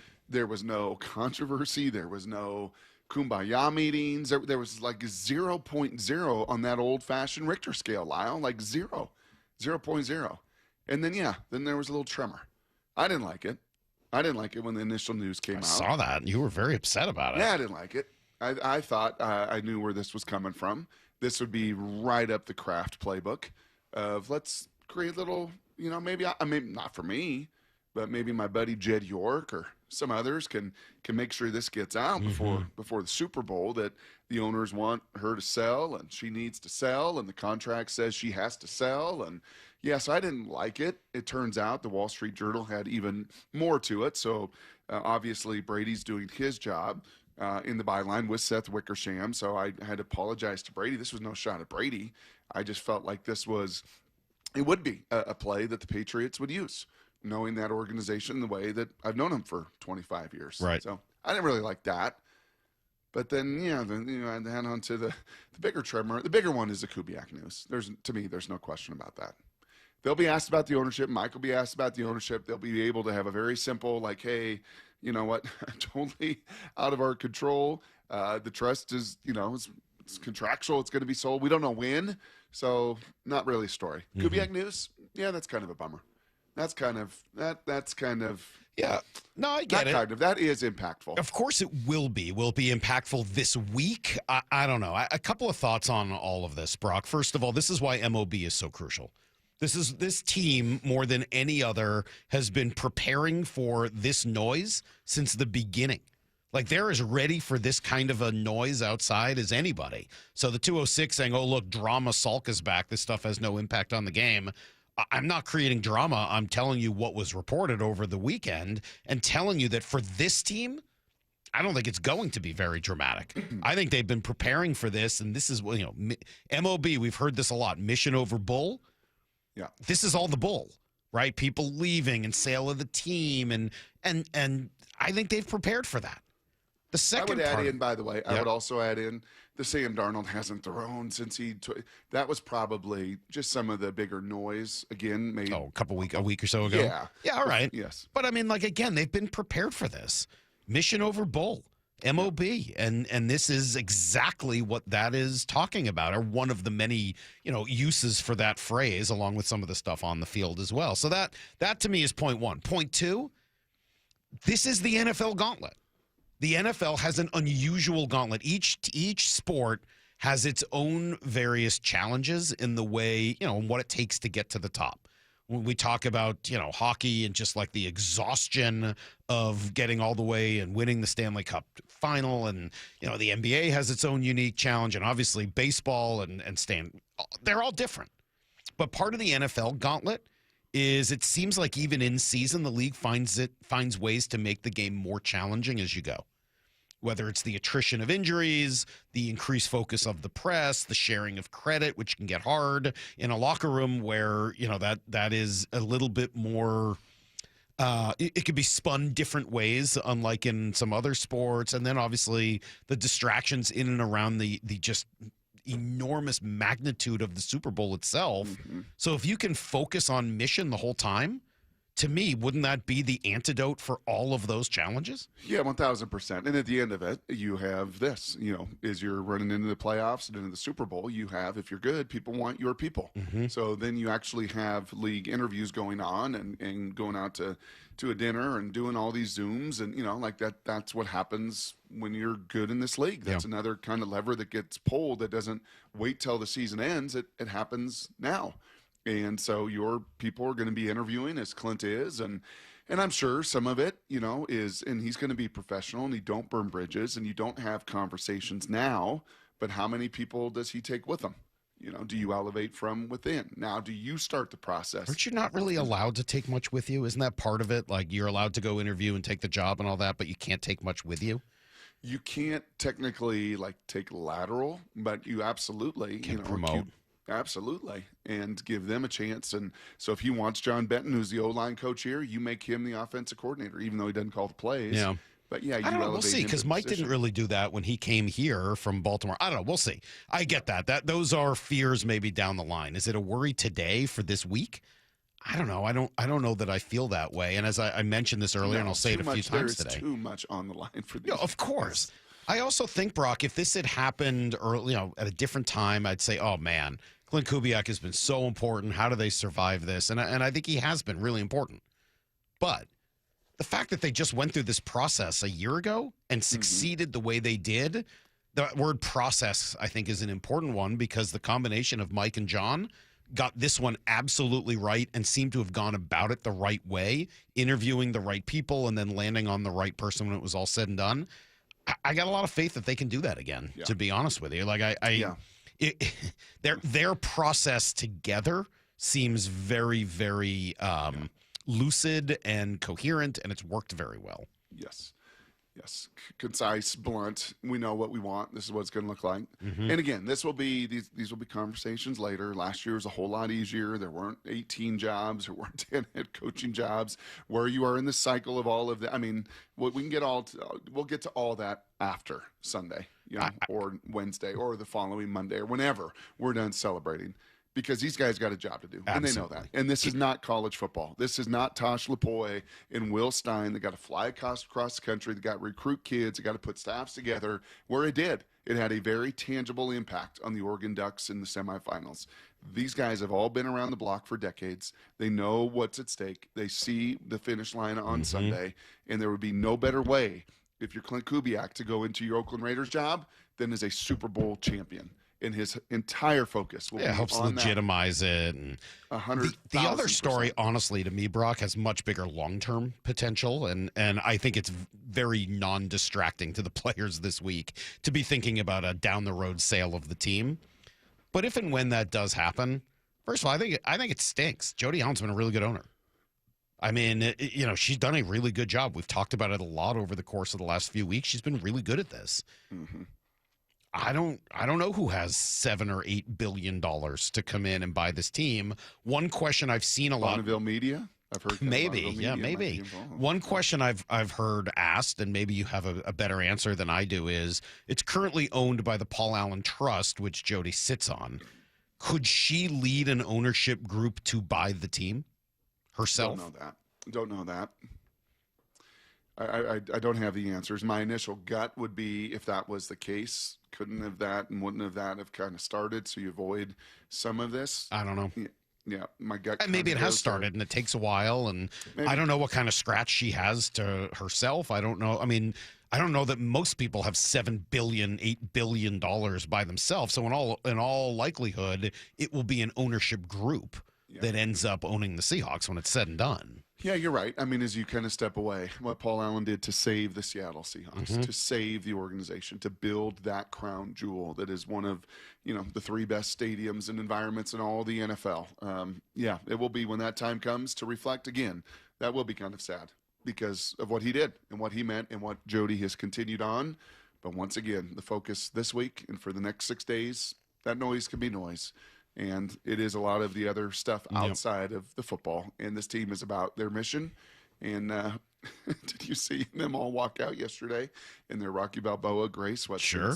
They're ready to go. The majority of them were wearing their T-shirt that, with Mike's famous words on it. Yes. He did not care. All right. Well, you can yourself gear up for the big game as well. It's Simply Seattle Shop. Official Seahawks playoff gear and custom Simply original designs in store, online. Enter to win a $1,000 shopping spree right now at simplyseattle.com. We'll come back with everything you need to know. And then Jeff Saturday, who was so great a couple of weeks ago, going to come back, a recurring guest now here on Seattle Sports on 710, seattlesports.com. Your home for the Super Bowl bound Seahawks. Doubted. More questions about Sam Darnold. Underestimated. I would say 10-7. Questioned at every turn. The question mark on this team is the offensive line. Well, I think it was a swing and a miss week 1. They're trying to find exactly who they are and what they are. We did not care. It's about us. It's always been about us and what we do. And now we're going to the Super Bowl. The only place you'll hear Steve Rabel call the Seahawks and Patriots in Super Bowl 60 is on the home of the Seahawks, Seattle Sports. Well, it is February, and we're a month into those fitness goals. Are you tired of the crowded gyms and the sweaty machines and waiting for them? Maybe you're ready to upgrade your fitness equipment right in your very own home. Well, I got a place and some deals for you. Hey, Brock Eward here for my friends over at Top Fitness. Right now, you can trade in your old treadmill. This is pretty cool. Trade in your old treadmill, and you're going to get a $500 credit to use for Precor True or Inspire treadmills. They sell the best quality products available, this Top Fitness. Brands like Precor, True, Octane, Inspire, Stairmaster, and more. It's trade-in days at Top Fitness, and it's not too late to get in the best shape of the year and take those New Year's resolutions for real. They got the largest selection of home fitness equipment in Washington. Their staff will show you why it's no secret that everybody, from personal trainers to pro athletes, love their stuff. Top Fitness got locations at Tukwila, Linwood, Bellevue, or visit topfitness.com for more info. That's Top Fitness, your best place for home fitness equipment. Bull riding is not just a sport, it's a gamble of guts and glory. Nothing else compares. It's Busch Light PBR Everett at Angel of the Winds Arena, February 13th and 14th. Ready to be cowboy? Get your tickets at Ticketmaster. It's bull time. Olympic Hot Tub celebrates Seattle's star team with a massive blue and green savings blitz. Champion-level wellness at winning savings on saltwater hot tubs, swim spas, saunas, and cold plunges through Sunday. Go to olympichottub.com. Better you, better life. Go Seattle. The stock market was on fire in 2025 due to AI and tech stocks. Now is the time to set a strategy for 2026. It's a good opportunity to lock in those gains and invest into a stable platform. With $8 trillion in cash sitting on the sidelines, investors are either scared or unsure where to go. Hi, I'm Scott Rireka, CEO of Legacy Group Capital in Bellevue. Legacy Group Capital develops local real estate, lends money, and shares the profits with our investors. Diversify with Legacy Group Capital. Invest into our Northwest Fund, which is currently delivering 9% on a fixed rate term. It's our flagship fund for 19 years with zero investor losses. And yes, we do accept IRAs. Find out why 1,300 local investors have invested over $350 million. Legacy Group Capital at legacyg.com. This is not investment advice. Investments available to accredited investors only. Details at legacyg.com. Eric Johnson here. I covered a lot of accidents over the past 30 years or so, but I never got to say much about what to do after a crash. Be honest, do you know what evidence to collect, what pictures to take, what documents to request, or what you shouldn't say to your insurance company? The Washington Accident Book Series is a must-have for drivers who want to be prepared for whatever the roads throw at them. Know your rights and how to avoid common mistakes after an accident by getting your free copy at WashingtonAccidentBooks.com. Look, we're all getting excited about the big game. And when it comes to football, one of the most important things to think about is your snacks. It's Mike Salk here. Make sure to put Daisy Sour Cream Dips on your list this year. Daisy Sour Cream Dips are so creamy, so flavorful, you'd swear they were made from scratch. That's because they're made with ingredients you can actually find in your kitchen. No preservatives, no artificial ingredients. They're great with chips or wings or veggies, whatever you got going on. So look for delicious Daisy French Onion Dip and Creamy Ranch at your local grocery store. Home of the NFC champion Seahawks. We are going to the Super Bowl. Seattle Sports on 710 and the Seattle Sports app. Gold demand is skyrocketing to record highs. As more Americans rush to preserve their savings, will there be enough gold? I'm Dr. Ron Paul, and I believe physical gold is the only way to truly protect your 401k or IRA savings. Gold offers tangible security that can't be tracked, stolen, or inflated. That's why I strongly advocate for gold IRAs. To learn more, text the word SECURE to 989898 now. Birch Gold Group will send you a free info kit on gold IRAs. Birch Gold is the only gold company I trust, and their thousands of great reviews prove I'm not alone. So don't wait another second. Protect your retirement savings today and see how easy it is to move your IRA or 401k into physical precious metals. Text SECURE to the number 989898 for your free gold IRA info kit. Again, SECURE to 989898. Message and data rates may apply. Bob Stelton here, and if you've had LASIK or EVO ICL to get out of those glasses and contacts, you know how freeing it was. I had LASIK, but when I got older, I started to need reading glasses to see my phone or a restaurant menu. That's when I went to K2 Vision for a refractive lens exchange, and it was a game changer. If you'd like to rid yourself from all glasses, including readers and bifocals, learn about K2 Vision RLE at their free live webinar this Thursday at noon. It's a perfect opportunity to meet Doctors Kopstein and King and have them answer your questions about K2 Vision RLE, like how is RLE different from LASIK and EVO ICL? Why won't I get cataracts after RLE? How does the light adjustable lens work? And lots more. The light adjustable lens is the premier technology for those who have had LASIK and now want to get rid of reading glasses. Plus, never get a cataract. K2 Vision has done more light adjustable lens procedures than anybody else in the country. Join the free live webinar this Thursday at noon. Register at K2VisionRLE.com. K2VisionRLE.com. Need to know. 15 minutes past every hour with Brock and Salk. Here's what you need to know. Up first.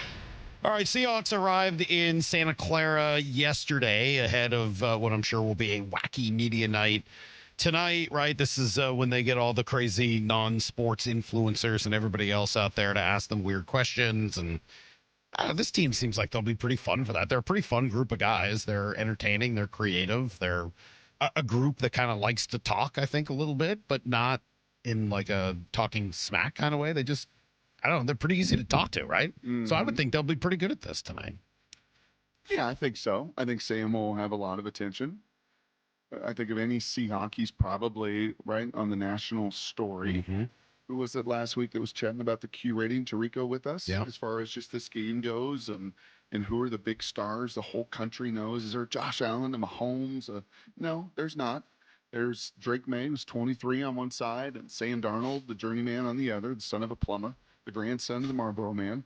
And I'm going to guess, Sam will probably be in a lot of the crosshairs. It will be just like the most normal, down-to-earth, blue-collar guy there is. What's his grandfather's name?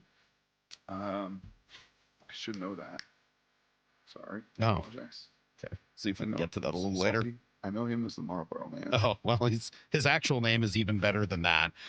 Here is Mike Tirico, who joined us on Friday to discuss the... Trying to get me. Seattle, in so many ways, has a larger profile nationally because of the 12s and the legacy of the franchise and all that stuff. that Seattle has a national brand. I love that, and hopefully it'll be on display throughout this week and certainly on Sunday. ESPN reporting on Friday the team will be put up for sale after the Super Bowl, with some in the business estimating that could be $7 or even $8 billion. The Paul Allen Trust had issued a statement saying that the team is not up for sale and nothing has changed, but of course the story said that it will be up for sale. Wall Street Journal reporting the league has been even pushing for this because the setup in ownership doesn't meet league requirements, so maybe there's even been some fines levied. We'll see where all of this goes. The injury report looks pretty darn good. Another full week of practices ahead. Amari Kite is sort of the one person who looks unlikely to play, and that might make room for Chaz Surratt. Robbie Utes, Brady Russell, both questionable. So, I mean, like, they're about as healthy as you're going to get. Let's go, man. Let's go. Yeah. Here's the second thing you need to know. All right, well, Clint Kubiak is going to be the head coach in Las Vegas. It won't be announced until after the game, but reportedly agreeing to become the next head coach there, succeeding Pete Carroll. It's a good job. It's not the best job, but it's not a bad job. First overall pick, bunch of cap space, Tom Brady, a couple of assets like Max Crosby and Ashton Genty and Brock Bowers. Like, that's a pretty good job. Yeah, I think it's the Tom Brady and the John Spytek, the GM. I think those had to be the two biggest selling pieces. Because if they were not there, I can't imagine he would take the number one pick has to be a selling point, too. Yeah, I think that would have been, as I said to you, a lot easier if it was a number one pick of past ilk. If it was Caleb Williams, if it was Andrew Luck, if it was Trevor Lawrence, even you go through the list. I mean, but Cam Ward wasn't necessarily expected to be that guy, and I think a year in, everyone's like, yeah, hey, this is working out pretty well. Yeah. Yeah, we'll see. Okay. We'll see. Yeah, I mean, Fernando actually, from a personality standpoint and everything, yeah. And he's a super accurate guy and a tough guy. So, yeah. But, again, I'll lean back to the Brady Spytek. I think that was probably the biggest sell. Just kind of reading between the lines of how the interviews went and the negotiation. Like, yeah, I think Tom's going to want to be even more involved. And in time will be more involved. And you know, there must have been comfort level with the GM too. He's watched that. He's seen it. Good organizations. It's the head coach and GM got to be on the same page. And as he said, that will become formal next week. All right. Meanwhile, the Cardinals found their guy as well, Brock. They settle for Mike LaFleur. Did they settle on him or settle for him? Seems like for, because they wanted Clint Kubiak, and nobody wants that job. All I know is that, you know, it's a good job to be the OC for Sean McVay. Yeah. Because Matt LaFleur, Mike LaFleur, Liam Cohen, Kevin O'Connell, the last four, all current NFL head Mike coaches. McDaniel have that job also? I don't think he was ever the OC. He was just like a passing game coordinator or something. Yeah. I mean, that's not a bad job to have either. It seems like if you're in that tree, you got a decent chance of getting hired somewhere. Here's the third thing you need to know. All right, I got all kinds of stuff to put here in the third need to know, Brock. So let me try to run through it all. Mariners had an awesome fan fest at T-Mobile Park this weekend. Sold out. According to Lyle, who was there, it was great. Tons of fun. They did make a couple of announcements. First of all, Steelhead uniforms every home Sunday this week. You know I love that. I've been talking about this for how long now? Like, I just love those unis. I think they look great.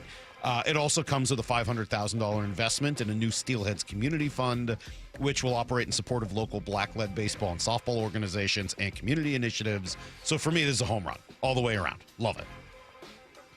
I'm there with you. The cream is pretty cool. I hope it comes out at some point because I love those uniforms. They can't. As well, they have to replace it because that's the way it works. Just unfortunately, the league will only allow you to wear a certain number of uniforms, and then you get to add City Connect to that. So it had to replace something. Personally, I would have repealed the teal, but they're going to do it on home Sundays. Okay. They also unveiled there's going to be another statue, Brock. This one commemorating the 2001 season, the return to baseball after September 11th. Mike Cameron and Mark McLemore will be there raising the flag in the statue. So that was announced as well. Bad announcement. Logan Evans going to need Tommy John surgery. Going to miss the season. So, look, that guy made 15 starts last year. That is something that you're probably going to need to replace. Gino Suarez gets a deal done in Cincinnati, $15 million for 1 year with a mutual option for another. Happy for him. I'm kind of glad the Mariners didn't do that. Yeah. Right? That's That would have been a little too much. That's a no 20 thank there. you for me. And then does sound like they're continuing to make maybe some progress on a Brandon Donovan deal. We'll see what happens there. And then great win for the Kraken. Saturday night in Vegas, 3-2 goals for Tolvanen, McCann, and Kakko. Did I see a dirty dozen? 12 heads. Franchise record. 12 hits for Jacob Lawson. God, I love him. Lined up the bodies. Morris said she's going to try to get him on the show. I said, I can't believe you haven't tried yet. I said if he can keep his composure. I'm a little worried. I make no claims that I'll be able to keep my composure. I am fully 100% in sports love with Jacob Melanson. That is everything you need to know. 1:15 every hour here in the Brock and Salk show. You ready, man? You packed up? No. You No, thought that about tonight. this? You've thought about the rest of this week yet? No, because I've kind of put myself. Are you? I Just live in gonna the moment, nap? Brock. I'm Are kind you of gonna just a nap one day at all a time guy. afternoon? Do I need to get my own room? Are you just gonna nap and just saw Probably. log from 1 to 5 every afternoon? I mean, yeah, Are you probably. gonna get up and walk the city with me and Maura and Bump and everybody? No, probably gotta go back and nap. Yeah. Are you going to get up and start the show at 6 o'clock with me? That's kind of what I do at spring training. Okay, so you will. All right, well, is it that's not? nice to Do I know. not?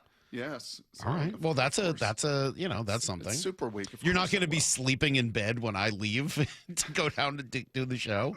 You're going to walk over with me? Maybe by Friday. We'll see. All right. Well, I don't know. Yeah, we'll have to. Of course not. Are you kidding me? The juice is going to be, it's going to be juiced. I was looking at all the setup last night. It's going to be awesome. Yeah, I will probably expend so much energy and adrenaline doing the show each day. I'll need to take a nap. So you're welcome to do whatever you want to do, but that's my time. All right, coming up next, Jeff Saturday, who was awesome when he joined us a couple of weeks ago. Even better now to have him as the Seahawks are already in Santa Clara getting themselves ready. He'll join us next on Brock and Salk.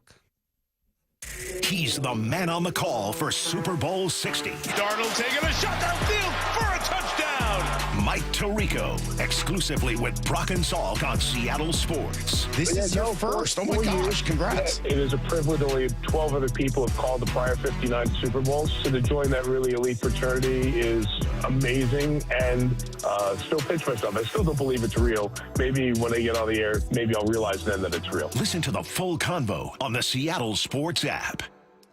Hey, Brock, you're here for my friends at People Come First, PCF Construction Group. People come first. You truly do. You truly do. And if you're tired of grilling out in the cold and rain every single winter, well, with a patio cover, a heater, and a fireplace from PCF, like they built at our place, you can enjoy your outdoor deck or patio all year long, staying warm and dry, even in the winter months. And right now, you could take advantage of off-season savings through February 15th, just a couple more weeks, and get up to 10% off your entire project, plus 12 months with no payments and no interest. Most people, I know, you don't consider building the deck in the winter, but if you want yours ready by next spring and summer, then you got to contact PCF right now to start the planning. Spend the winter dreaming and designing your project so you're ready to build by the spring, baby.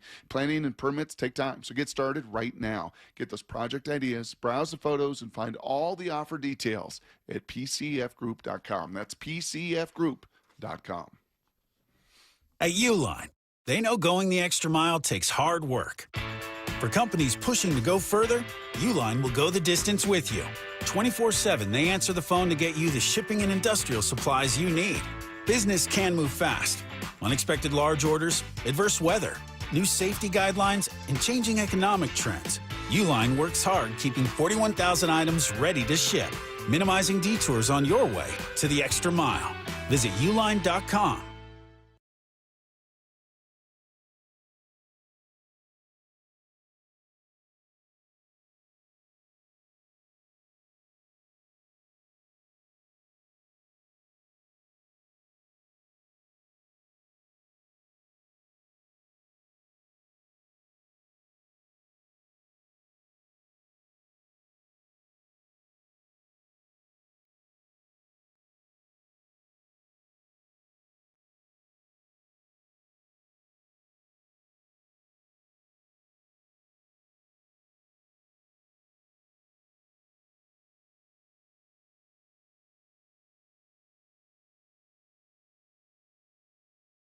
My name is Whitney Allen, and I'm a widow. My husband, Ryan, died. We never thought we'd ever have to use life insurance, but the unexpected happened. With Ethos, signing up was fast and 100% online. You can get a quote in seconds, apply in minutes, and get same-day coverage. No medical exams, and you can get up to $3 million worth of coverage. I'm grateful we were prepared. Get your free quote at ethos.com/game. That's ethos.com/game. Paid spokesperson. Time spent on application may vary. Online health questions required.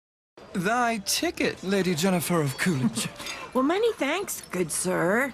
Hereeth my Discover card. They accept Discover at Renaissance fairs? Yeah, they do here. Discover is accepted at the places I love to shop. Getteth with the times. With the times? You're playing the lute. Yeah, and it sounds pretty good, right?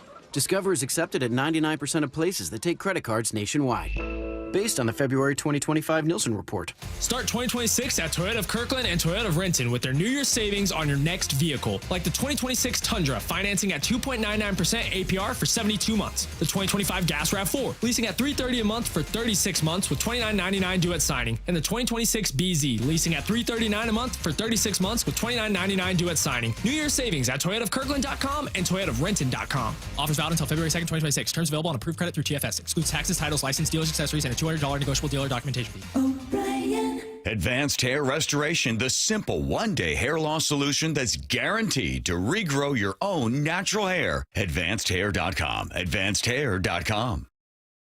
See your favorite Seattle Mariners up close at the Peoria Sports Complex. Come to sunny and warm Peoria, Arizona to celebrate an AL West championship and the beginning of another great season for your Mariners. Spring training in Peoria has plenty of sunshine, warm temperatures, great food, and the best seats in baseball. It's family fun for fans of all ages. Book your trip today. Support your 2026 Seattle Mariners in Arizona for what promises to be another exciting season. Get your tickets at PeoriaBaseball.com. Forget Cloud 9. We're headed to Cloud 10 with prizes up to $10,000 in cash. Hearts will be racing every Saturday night in February as two lovely winners are drawn every hour from 6:30 till 10:30. Will you be one of Cupid's cash board winners? Visit daily to claim your free entry and find out. Don't forget, your Reef Rewards card can save you up to 25 cents per gallon at Lummi Bay Market next to Silver Reef. Silver Reef Casino Resort, located off I-5 exit 260. Seattle thrives on innovation, and so can you, with a bachelor's, master's, or certificate program from WGU's School of Business. Get your business education online, on your schedule, with personalized support every step of the way. Our accredited programs are built with input from industry experts and respected by employers nationwide. Are you ready to move your career forward at the speed of business? Learn more at wgu.edu. P&D Tree Service, experts in local tree removal. Their team works fast to remove problem trees in your yard and neighborhood.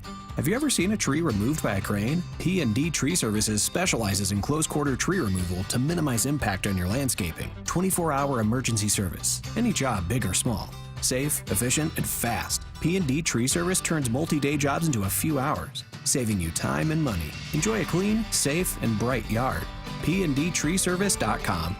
This hour of the Brock and Salk Show is powered by Star Rentals, preferred supplier to the West's best contractors. From the Quantum Fiber Studio, you're listening to Brock and Salk. Weekdays 6 to 10. On Seattle Sports and 97.3 FM HD2. Hey, not sure what happened there. Just want to clarify. We did have our regular emergency test. Yes. For whatever reason, it did not come through with the language saying it was a test, but it was a test. So for anybody that was worried about it, let me just jump in and say it. It came through a little funky. There's not an emergency. It was just an emergency test of the system. And for whatever reason, emergency broadcast system. Thank you. But for whatever reason, it did not come through with the language. So there you go. Just want to make sure everyone knows and that we keep our license to continue broadcasting. So hopefully How makes are you everything with earthquakes, fine. by the way? I see. How am I? Yeah, Darrington just tweeted there was a little minor earthquake. Been through only a couple. One woke me up in the middle of the night in L.A. Scared the living crap out of me, to be honest with you. Yeah, it was not great. Yeah. It was really, really scary. Jeff Saturday joins us now. He was so good a couple of weeks ago that we wanted to make sure we had him back. Good morning, Jeff. Thanks for coming and join us again. What's up, fellas? I mean, I'm glad we're keeping our broadcasting license as well, right? If I'm going to hit the Pacific Northwest, let's keep it between the lines. Yeah. I mean, whatever you guys got going, let's stay on the P's and Q's. Sounds like you guys are slacking a little bit. You let success go to your head. Yep. You know, you're the talk of the town now, so all of a sudden, we're just going to do it kind of our way. That's not how the world works, fellas.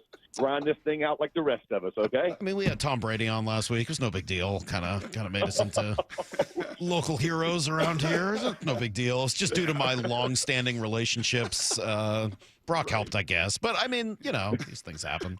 It sounds like you're brave too. Like you know what I mean. Like sounds like that everybody's in a situation of crisis. They're all surrounding Mike. You know what I mean? Like sure, for sure, keeps everybody calm, right? He doesn't hide under the table. The first shake of the ground, you're up under the table. Everybody else is just looking at you. They don't really understand why. Do you think it's weird that we've been doing this show for 17 years? Brock and I have done this together, and we've now had Tom Brady on before Brock's former teammate Peyton Manning. I'm not shocked at all. not even a little bit. Do you know how busy? That is hilarious. Busy Peyton is. You know how busy he's busier than Brady. Yes. Every time, you know, and I've learned, like, don't ask him for anything. Like, in the minute you ask him once, you're dead. He's dead. It's over. That's it. It's over. You're so dead. It better be like on my deathbed. Hey, man, I'm dying. You know, I got like a week to live. Do you think you come on the show? Okay, fine. You better be like that kind of situation, because if you ask him for something, it'll be a one-time ask. And that is all. Hey, that's you know how true that is. Like Stokely, they live in this. Like they're like they're like buds, right? Like Manny carries around as like baby Bjorn, right? And he still gripes every time Stokely wants him to come on the show, and they freaking live in Denver. You're like, hey, we're in a championship game. No, I got stuff going. I'm busy. You know what I mean? Stokes mad. I mean, it breaks up relationship. Brock's 100% right, dude. You go in for that, it better be. It's a one-time shot, right? He's not. Shot. Yep. Yeah, he's not a media guy. Like Brady's a full media guy. Wow. He's embraced it. He knows not Manning is not full media. He wants to own media companies. He doesn't want to be part of the media. At the end of the Brady interview, he started to say, "Hey, this is great. Maybe we'll talk next year." And then he edited himself right at the end. I was like, "Maybe I'll see you around." Like he was very clear that may never happen again. All right, let's talk about this game. Thank you for doing this. We do appreciate it. I want to start with the line of scrimmage, since that's where you played and spent all your time in the NFL. How decisive will the line of scrimmage be in this game in particular between these two teams? Oh, listen, I've said this a number of times. This is where championships are won. And you know, we always criticize and compliment quarterbacks, and as well we should for plays. But if you're getting dominated line of scrimmage, it doesn't matter how good the guy who's calling the plays is. I mean, look, our game is based on physicality. It's based on violence at that point. And the reality is, if you look at typically teams that continue moving on in the playoffs, they're the ones who are winning the line of scrimmage. And I think if you're honest about the assessment of these playoffs, that would be very true, right? And the Patriots, their line of scrimmage, their offensive line has been below the standard. You know, they have not played to the level they should have been playing. Obviously with the Bo Nix injury, that, you know, they benefit, but if you look at their other side of the line of scrimmage, you know, they've been playing fantastic football, and the Seahawks really on both sides of the ball have played extremely well through this run. And you know what's funny is that this, to me, that the last game against the Rams for the Seahawks reminded me of the season kind of midway through, like where they were committed to the run, but they weren't really efficient at it. They did okay, but not the commanding. If you'd have told me Sam Darnold is going to outduel and you know, he's going to throw this thing around and JSN's going to have a $150 and, you know, he's going to start the game with a 50-yard bomb, I would have been like, ain't no way. This is going to be, and he did. But give the Seahawks a ton of credit, because their line, you know, they protected, held up, and that's what's going to have to happen in this game against the Patriots. They can't give up pressure. Pressure makes it's a great equalizer for all QBs, and Brock knows it as well as anybody. So, Jeff, I kind of have a sense of how you in New England's going to go about protecting the left side of their line. Rookie left guard, rookie left tackle, ton of pressures. You're going to slide. You're going to keep tight ends. You're going to chip. You're going to do all of that. The one kind of matchup that concerns me, and Daniel Jeremiah's on with us every week, Jeff, and he's kind of been on the Anthony Bradford train, just movement-wise. He's challenged against movement, really athletic guys. And Milton Williams is a really good D tackle. Ooh. So you played center. You may or may not have had a guard that was a liability or tough matchup. How can the Seahawks protect Bradford in that matchup with Williams? No, great question. So you and I, plays where the ball is going to come out fairly quickly, right? So it's kind of one of those things where you don't want to just say, okay, we're going to slide this guy's way every time, right? But what you do is okay, we're going to need this is going to be a hitch, this is going to be a 5-step, whatever it is. We got to get him some help. And so instead of scanning or like what we would call, I would open my hip to the slide side, but I wouldn't leave present. So my body, and this as well as anybody with the Howard Mudd, and even being don't leave to look. So the center giving body presence to Bradford on that side, keep my body there, let me be a backboard so he can set an edge on a guy, right? And cut the man in half. I'm going to set this shoulder. He can't beat me through the gap because the center's not leaving. And kind of create without having to commit him to be there. It's like little ways of little ways of kind of cheating. Can I jump in there, Jeff, just to make sure I understand for those of us that didn't play the game at a high level? So what you're saying is if it's the left guard, you would turn your face and body to the right but lean left in order to get your shoulder and butt kind of over in that area to act almost as a wall while you're doing other things? That's correct. So what you do is when you snap, you open your right hip. So I would open my hip. I'd keep my left hand up and extended, right? Like I'd try to shoot that into Williams' chest, right, to kind of stone him. But my eyes and my presence would still be looking right because in the slide, right, the right guard is also depending on you. If he gets beat inside, you have to take that guy. But you don't have to move immediately. You can give that presence so that your guard can set and he can get himself seated on the block because what Brock's talking about is movement. And so a guy's having he's what you call jicky-jacking, right? Like he's giving you a head shake or he's trying to move and avoid you, but that gives you kind of time to catch up. So he doesn't have to dive off a diving board. He doesn't have to be overly aggressive. He can let the block develop. And so you're kind of blocking two guys at the center position, but one is with presence and one is with eyes. What do you remember about your Super Bowl? Oh, man. First of all, I remember the rain and being scared to death I was going to screw up snaps. So it just tightened right up. But no, I remember us running the rock, man. Like there was nothing better. We beat them up front. And I think we had close to 200 yards rushing. And I mean, and that was again, that's Urlacher. I mean, the Bears defense were freaking studly, dude. And we had, we ran sprint draw all day and just gashed them. We ran weak side zone, and I mean, we just hammered dudes, man. Like we put shoulder to shoulder, and honestly, probably our best game. We continued kind of the end of the Patriots game and the AFC Championship game where we ran the heck out of it and just kind of carried that in. And it was unbelievable. I mean, there's nothing better than on the biggest stage knowing you're getting the best of it. And the truth is, weather helps offensive linemen, right? Like snow, rain, whatever. Like we benefit because it slows down the most athletic guys on the field and makes them have to, be a little bit hesitant. So it's kind of like that freaking bullseye, dude. So the rain, I was scared, honestly, and all joking aside. But once I felt comfortable with the snaps, dude, we teed off and just went to ground and pound. Talking to Jeff Saturday here on Brock and Salk. So I was playing some sound earlier of someone's talking about just the depth. I think it was Robert May is talking about the depth of the Seahawks defensive line, that they can almost come at you like hockey lines one after another, and they keep substituting guys in. From an offensive lineman's perspective, how challenging is it to face fresh bodies all the time? Do you notice a difference when they can rotate guys through versus not having the luxury to do that. Absolutely. I mean, think about it this way for us: is it's not only a fresh body, it's a guy who does it differently.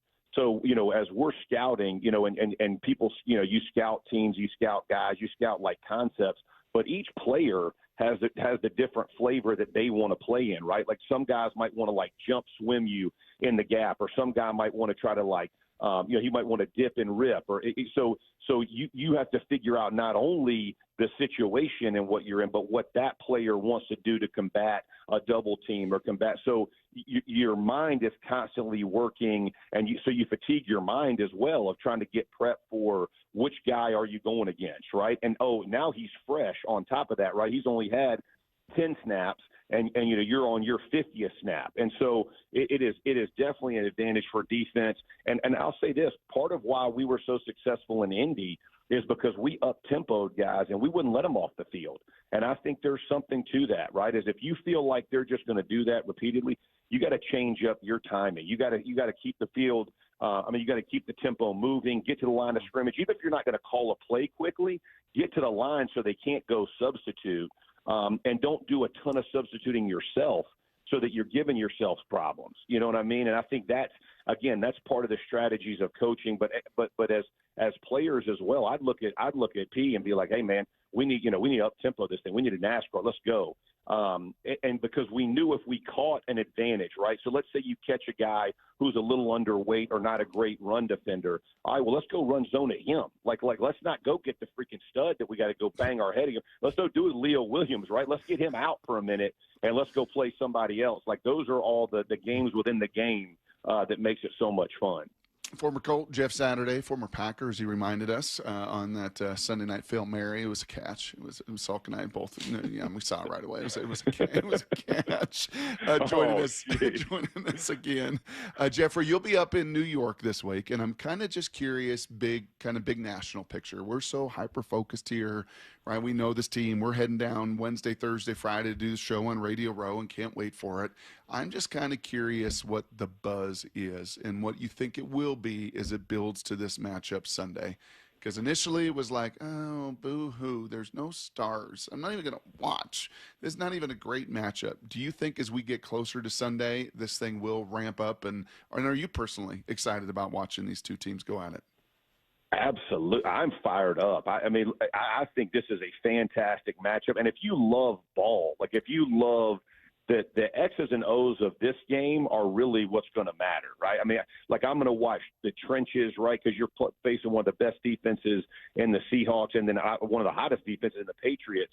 And then how do these offenses combat them? And I'll be real, like the Drake May and the Sam Darnold stories, if those don't get you excited, like these are the two.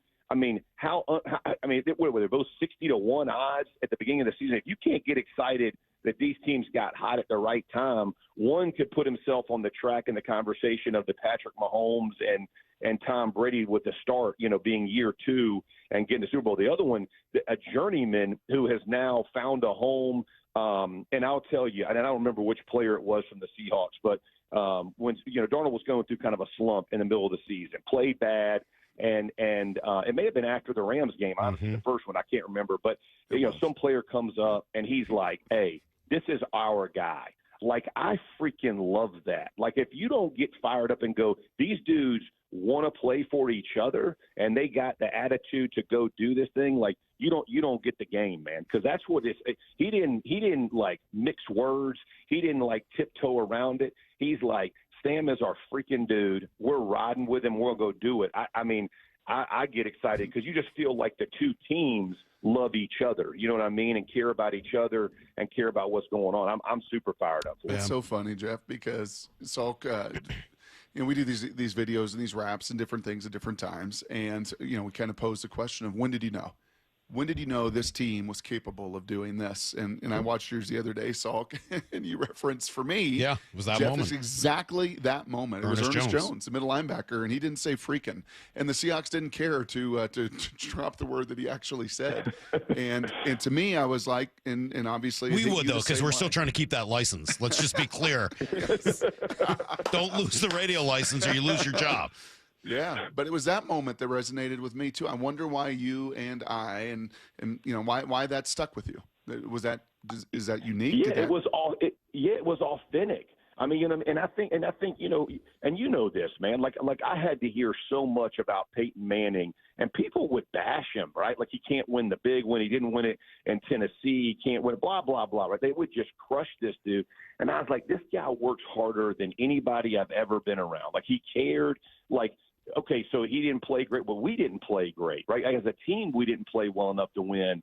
But it all goes to one guy. And I think players, when they realize what dudes are putting in and they see and they feel like guys are getting criticized all for one part of the game, it frustrates us. You know what I mean? And I think that's why I cared so much, because it mattered to me. I hated that, that all the conversation always went around one person. And I was like, and when he stood up, it was like, hey, he ain't gonna play great every game. We got to play better. And I used to feel that way. It ain't one guy. Like there's 52 other of us, man, that do our freaking jobs right, and we'll win more games than lose. And so stop trying to put it all on one person. I think that's what I loved. I don't know about you, bro, but I just felt like it was authentic.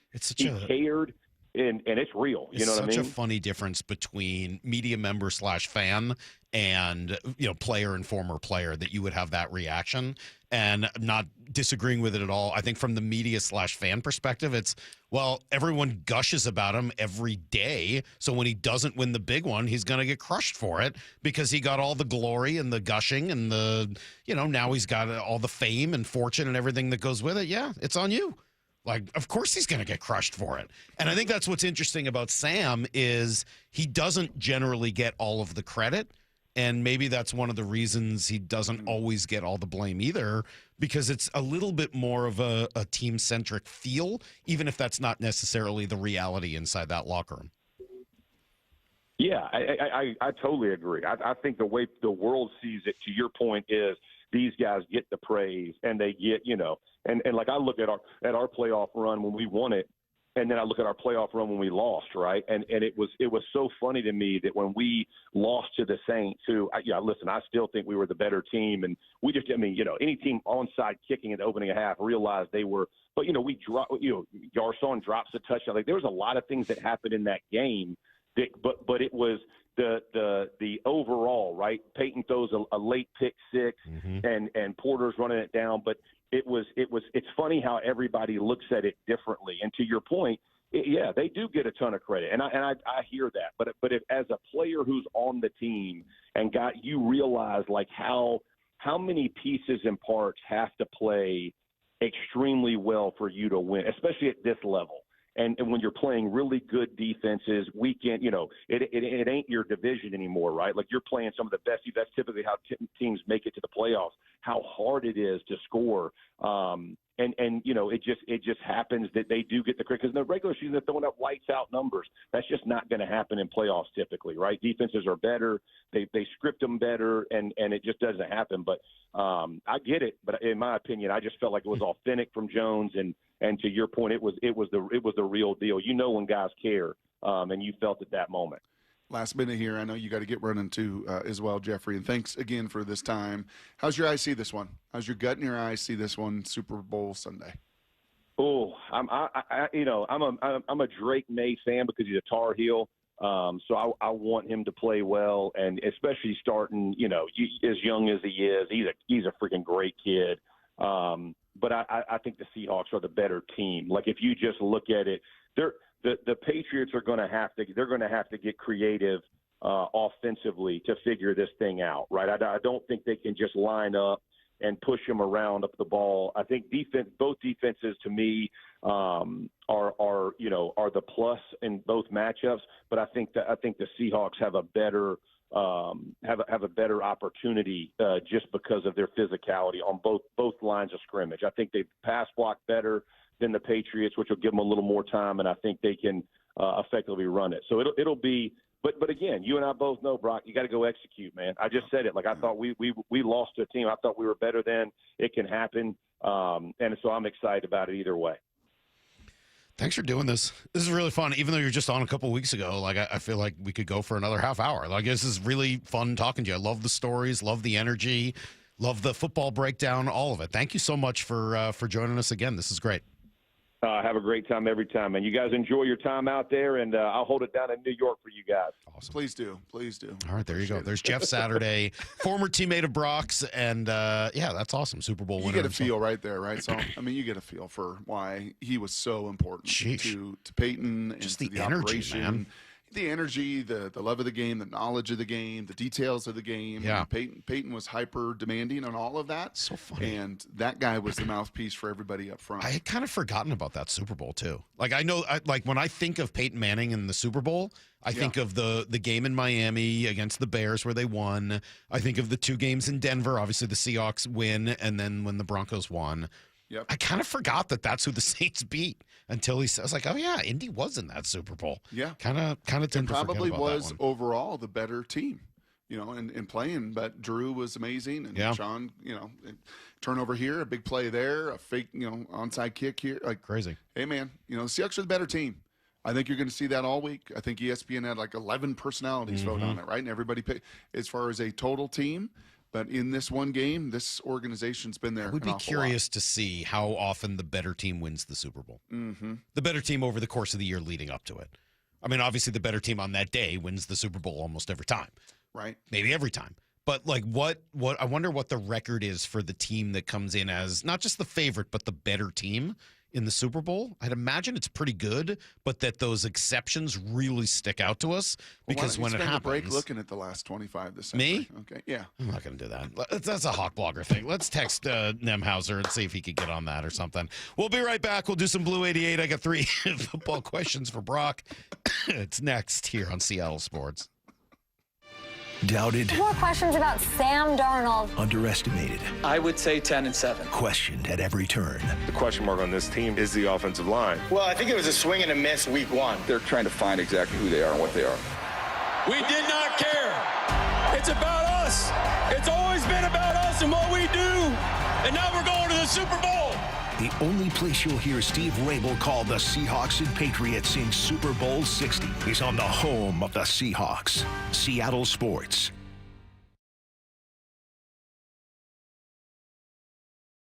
My name is Whitney Allen, and I'm a widow. My husband, Ryan, died. We never thought we'd ever have to use life insurance, but the unexpected happened. With Ethos, signing up was fast and 100% online. You can get a quote in seconds, apply in minutes, and get same-day coverage. No medical exams, and you can get up to $3 million worth of coverage. I'm grateful we were prepared. Get your free quote at ethos.com/game. That's ethos.com/game. Paid spokesperson. Time spent on application may vary. Online health questions required. Can I take your coat? Oh, you noticed. Yeah, I found it on eBay from a seller in Vegas. Pre-loved and perfect. She listed it and jackpot. Italian leather, classic trench silhouette. And did you see the braided buckle? Hang on to your claim ticket. Oh, I'll hang on to this forever. Have you been on eBay? There's so many finds. And I bet that diving watch would sell fast. Just saying. Find what you love, sell what you don't. eBay. Things people love. Olympic Hot Tub celebrates Seattle's star team with a massive blue and green savings blitz. Champion-level wellness at winning savings on saltwater hot tubs, swim spas, saunas, and cold plunges through Sunday. Go to olympichottub.com. Better you, better life. Go Seattle. Stacy here. Sell your car to Wayscar Ford, and when they resell it, they share half their profit with you. That's right. Sell your car to Wayscar Ford, Isuzu, and Auburn. They'll pay you today for your car, and once they resell it, they'll share half their profit with you. WayscarFord.com. From whiplash to herniated discs, there are a few car accident injuries we've all heard of. J.P. Pendergast with Pendergast Law explains that even the most common injuries differ from one another. Pre-existing conditions, health history, beginning of treatment. There are hundreds of factors that make every person and every injury unique. While these variables aid medical treatment, the strongest case recoveries must also take them into account. Could you explain a little bit more? Our team at Pendergast Law is obsessed with turning over every stone to differentiate each case. This requires thorough investigation, diligent listening, and relentless research. We never pursue cases with a one-size-fits-all approach. We built our success by treating every injury and every case with the individualized attention our clients need and deserve. Pendergast Law's individualized approach to even the most common injuries makes the difference in case outcomes. It's another reason why I can't recommend them enough. If you or a loved one has been injured in a car accident, call Pendergast Law. We can help. Well, if you this morning are 62 or older and you got a lot of equity in your home and you want to pull some cash out, but a refinance or HELOC means a bigger payment and the cost of selling your home is insane, well, what should you do? Hey, Brock Hewitt here for my friends at Tila Mortgage. You don't need to live at a lower standard, I'll tell you that. You also, to me, you've got three options. Number one, you could sell your home. Number two, you can get that HELOC or refinance. Or number three, you can dig into a reverse mortgage. Tila's done the analysis, and they believe that a reverse mortgage is the most cost-effective way for seniors to get cash out of their home without ever selling and have the option of no monthly mortgage payment. Too good to be true? Not so fast. Call today and let's compare. Tila, spelled T-I-L-A, is a name you can trust for truthful, honest, and ethical advice for all your mortgage needs. Give them a call this morning at 206-766-8888. That's 206-766-8888. Insurance, property taxes, or borrower's responsibility. Tila Mortgage LLC is a mortgage broker. MLS 247-2046. Start 2026 at Toyota of Kirkland and Toyota of Renton with their New Year's savings on your next vehicle, like the 2026 Tundra, financing at 2.99% APR for 72 months. The 2025 Gas RAV4, leasing at $330 a month for 36 months with $29.99 due at signing. And the 2026 BZ, leasing at $339 a month for 36 months with $29.99 due at signing. New Year's savings at ToyotaofKirkland.com and ToyotaofRenton.com. Offers valid until February 2nd, 2026. Terms available on approved credit through TFS. Excludes taxes, titles, license, dealers, accessories, and a $200 negotiable dealer documentation fee. Here's what you can look forward to when you get your windows replaced. The whole house being way warmer and a lot quieter. Dave Wyman here, and when we had finally had it with our old windows with broken seals, we called Harley Exteriors. They were incredibly friendly, professional, and absolutely knew their stuff. Harley Exteriors windows are a massive upgrade. They keep heat in and noise out. Plus, they're truly gorgeous windows. I said, you guys must use a different type of glass, and sure enough, it's their Olympic Series, which is manufactured here in the Pacific Northwest and exclusive to Harley Exteriors.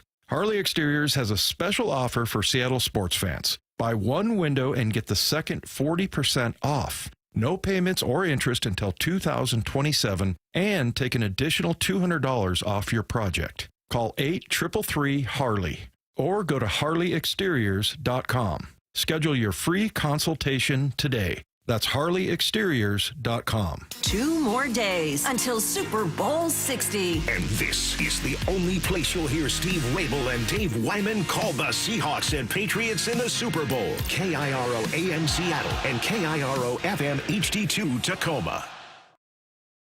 Get him freaking out! From the Quantum Fiber Studio, this is Brock and Salk on Seattle Sports. I don't read the internet, guys. Take the bull by the hands. And Brooke, you are. And Brooke, you are. Now here are your hosts, Brock Hewitt and Mike Salk.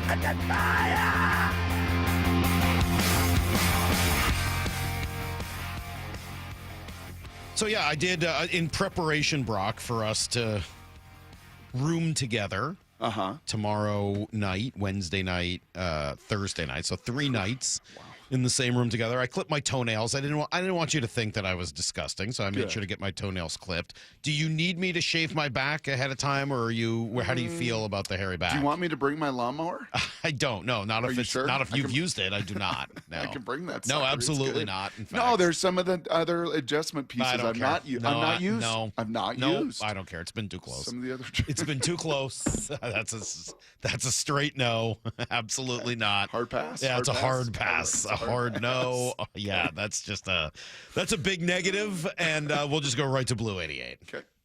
This is Brock and Salk's Blue 88, powered by Xfinity. We're going to go red, right, tight, close, sprint left, G, U corner, halfback, flat, on one. Ready? Brock Hewitt tackles 3 football questions as only he can. Blue 88. Now here's your hosts, Brock Hewitt and Mike Salk. 253 says, maybe Salk's wife never showers him with affection because he's got a cut of her messing up a line as an intro to his show every day. Yeah, if she listened to the show, maybe she'd know about that, but she doesn't, so I don't think that's the problem. Question number 1 for you, Brock. Since we were talking stats earlier, give me a surprising one about the Patriots and just how well the Hawks have done this year. Let me answer the first part. Okay. Who leads all NFL quarterbacks in scrambles? The amount of scrambles. Drake May. Kind of surprised me of all the different kind of cast of characters out there. The Drake May was number 1 when it came to the number of attempts. So then I went and looked at the top 10 kind of QB rushing leaders this year and how many of them the Seahawks faced. Did not face any of the top 8. Actually, Trevor Lawrence, Cam Ward, I believe, were 9-10. The other way around, Cam 9, Trevor Lawrence 10, but didn't face any of the top 8 guys. And over the course of the year, actually, had never really gotten impacted by quarterbacks' legs. Purdy had 5 for 17, 5 for 30. He was okay. Baker had 5 rushes for 15 yards. Kyler actually had 5 for 41, but 29 of that was on 1 rush. So really just kind of not seeing Cam Ward being kind of the one. You remember that game was just Houdini. Yeah. I mean, he escaped so much pressure and was on the move the whole time. So this will be, actually Jaden Daniels was the one, 10 times. And remember, they ultimately knocked him out of the game. So that's going to be the one area, either through designed runs, through movement passes, through his own, having to create, because the left side of that line is problematic and the pressure rate is real on him. The sacks are real, as Nemhauser talked about. All 3 playoff games, been sacked 5 times, 5 times, and 5 times. So he's going to be on the move. And then lastly, like that shoulder, I mean, we'll get a feel pretty early. If we see QB draw, if we see QB lead, if we see QB read, if we see that early, that tells me that, they shot that thing up and he's going to play through it and it's not going to be a problem. If we don't see any of that, I think they know the issue with Josh Dobbs being the backup, but not many reps this year. So, yeah, the legs will be Drake May's legs will be a continuous conversation over the next 4 or 5 days. All right, question number 2. With Clint Kubiak now moving on to Vegas, I don't know whether they're going to go in-house or from the outside, but if they go in-house, we've heard some of the names. Who do you think is most likely, or do you think they'll go outside the organization? Yeah, I think most likely would be Janocko would go to Vegas with Clint, and Clint continue to call plays, and then he kind of get elevated into that coordinator title. He's the QB coach right now. And I think the 2 in-house names who have done it in the past, because Janocko's not really called plays in the past, and I think you're going to want somebody with this kind of continuity coming back on offense. A, to stay in the system, and B, who's done it in the past, would be Otten and Pete's. Pete's the passing game coordinator, one of kind of the lone holdovers from the Ryan Grubb years. And he did it at LSU. He's a fascinating guy, man. He was a DB and long snapper of all things in Nebraska. He's got 8 kids. He's got 8 kids, which is also like Phillip Rivers, just a lot tremendous. Of kids. It's a lot of kids. He is a great high energy dude. The reason he stuck around is because A, he's a good football coach, and B, he's just a great guy. And he didn't want to move his family. Yeah, and the Seahawks moving costs with 8 kids. Can you imagine? We're not doing that. But Jake Peetz and then Justin Otten would be the other one. He's the run game coordinator. And I didn't realize, just kind of fun, just going through their bios and looking at it. He started at center for 2 years, Syracuse, was kind of an O-line guy, sees the game kind of from the inside out. Didn't have great success calling some plays, part-time in Denver, a little bit with Tennessee as well. I know the name Arthur Smith has come up on the outside. I know they will do all of their due diligence. Did he just go to Ohio State? He hasn't technically signed the contract, and he could probably break that and leave. I guess like you, Salk, honestly, in the end, I do. I have such trust that John and Mike are going to get this right. Yeah.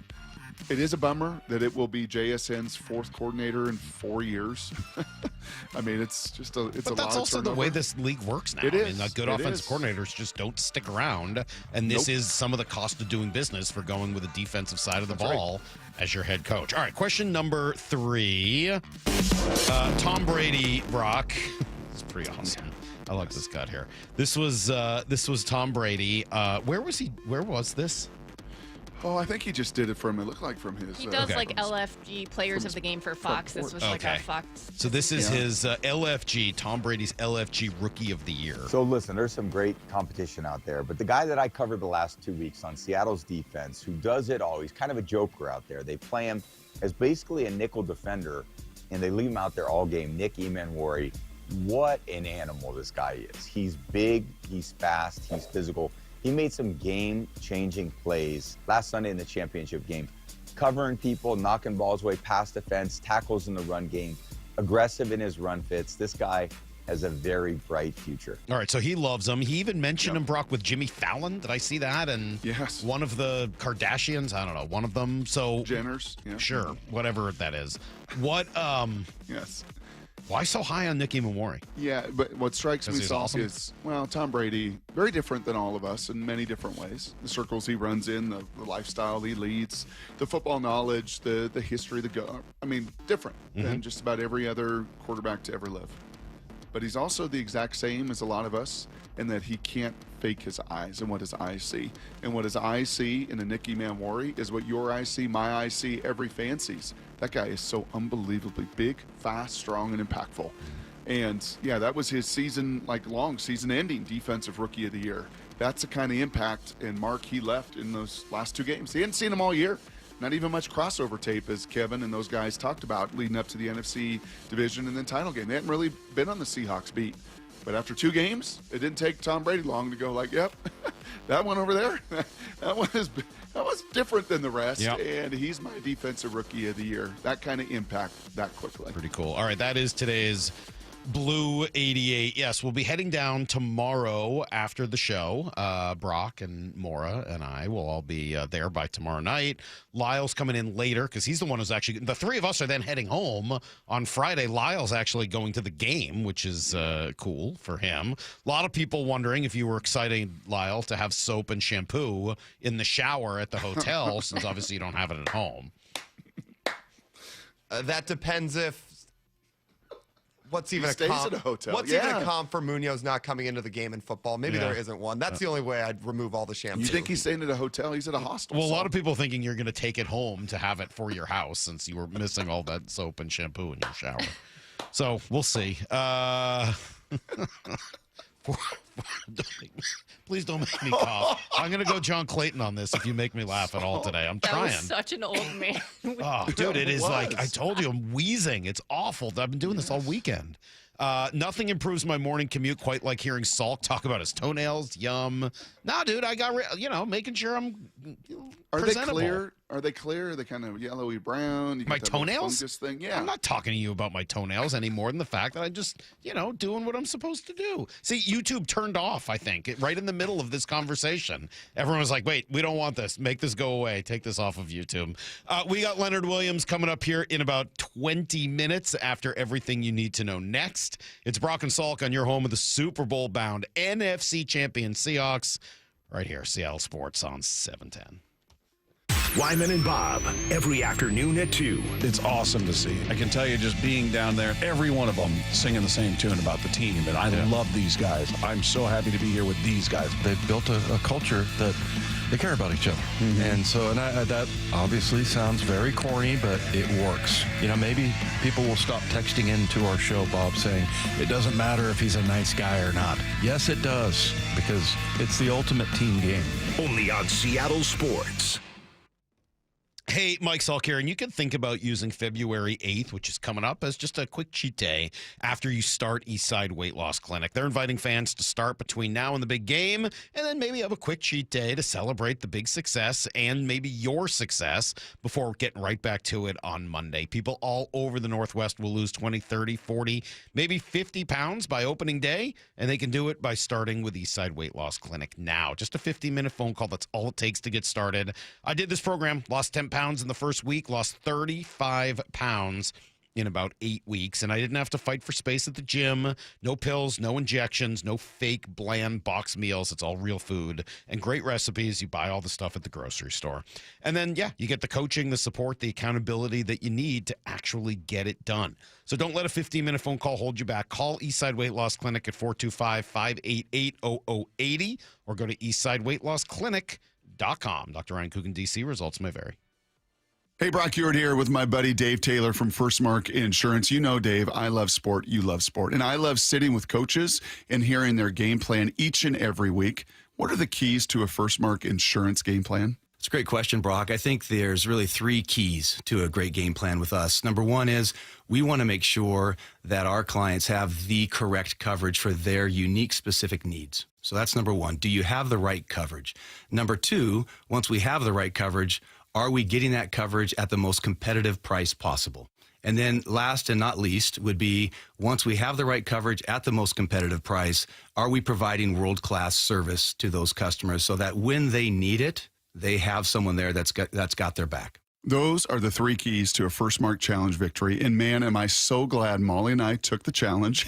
We are one of so many through a decade plus of being a First Mark Challenge victory. You can too. Just simply go to firstmarkinsurance.com, firstmarkinsurance.com. I'm Chris Davis, former King County prosecutor and founder of the Davis Law Group in Seattle. If you've been injured in a crash caused by impaired or drunk drivers, there are special considerations that need to be taken to protect your legal rights. Davis Law Group's team of investigators and lawyers know how to properly investigate DUI crashes and identify all parties who might be legally responsible for your injuries and damages. Call Davis Law Group at 206-888-8888 or get my free book at WashingtonAccidentBooks.com.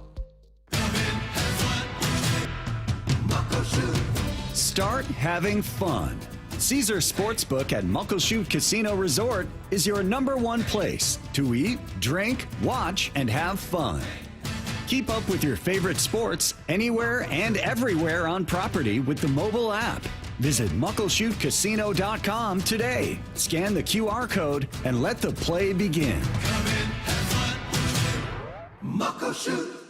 Your old furnace ain't nice, and your toes are like ice. DayandNight.net. Save $1,700 when you have Day and Night match your current furnace with a qualifying AC or heat pump. Your furnace is lonely all by itself, but it doesn't have to be. With our Matchmaker Special, we'll match your furnace with a perfect air conditioner or heat pump to keep your furnace company and your home comfy all year round. Match your furnace to a qualifying cooling system and save $1,700. DayandNight.net.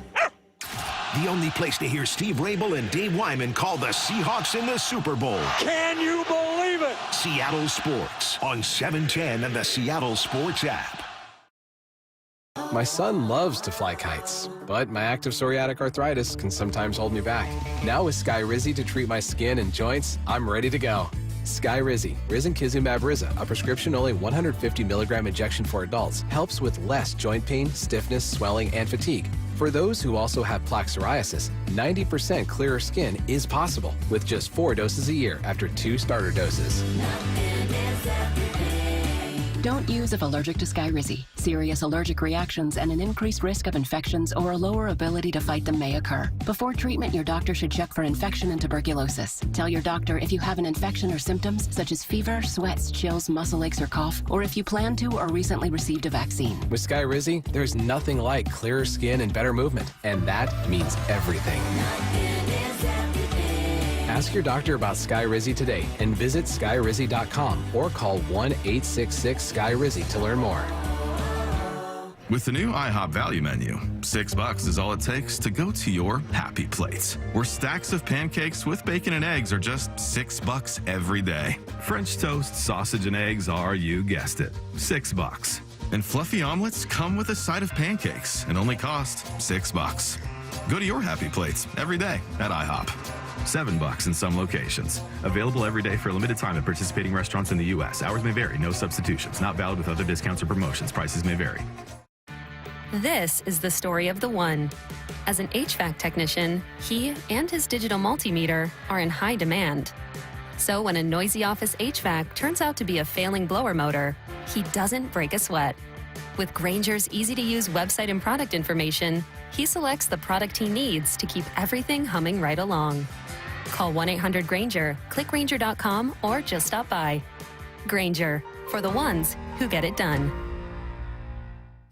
Need to know. 15 minutes past every hour with Brock and Salk. Here's what you need to know.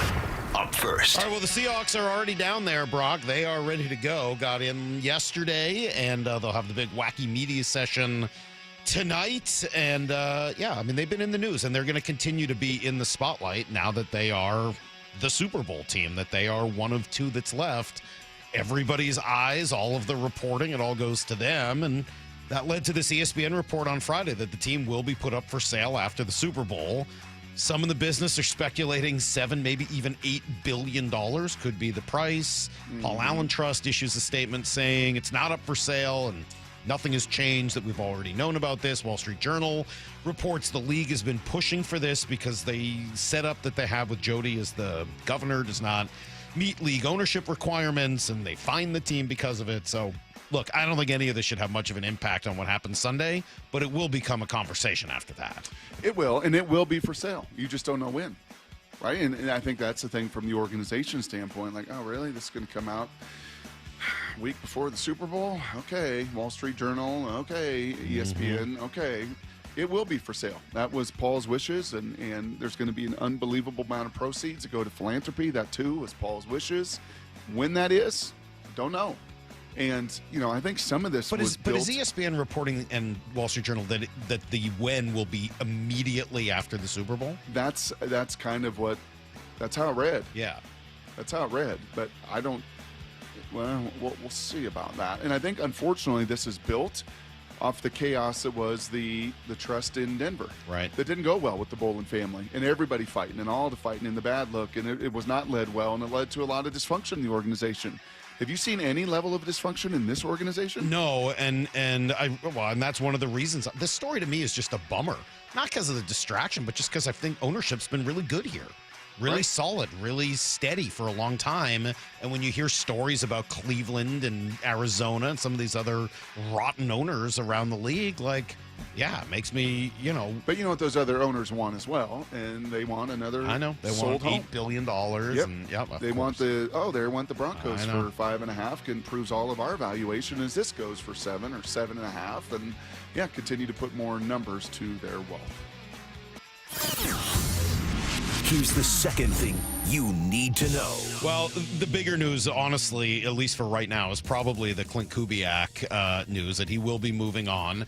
They weren't going to be able to keep him with 10 jobs. It was just so many jobs open. So he's going to go to Vegas, succeed Pete Carroll. I mean, look, he gets the first overall pick, I think it's like $90 million I read in cap space, and then Max Crosby, Ashton Genty, Brock Bowers, whether you keep them or trade them or whatever you want to do. There are some reasons to take that job. I get it. Yep.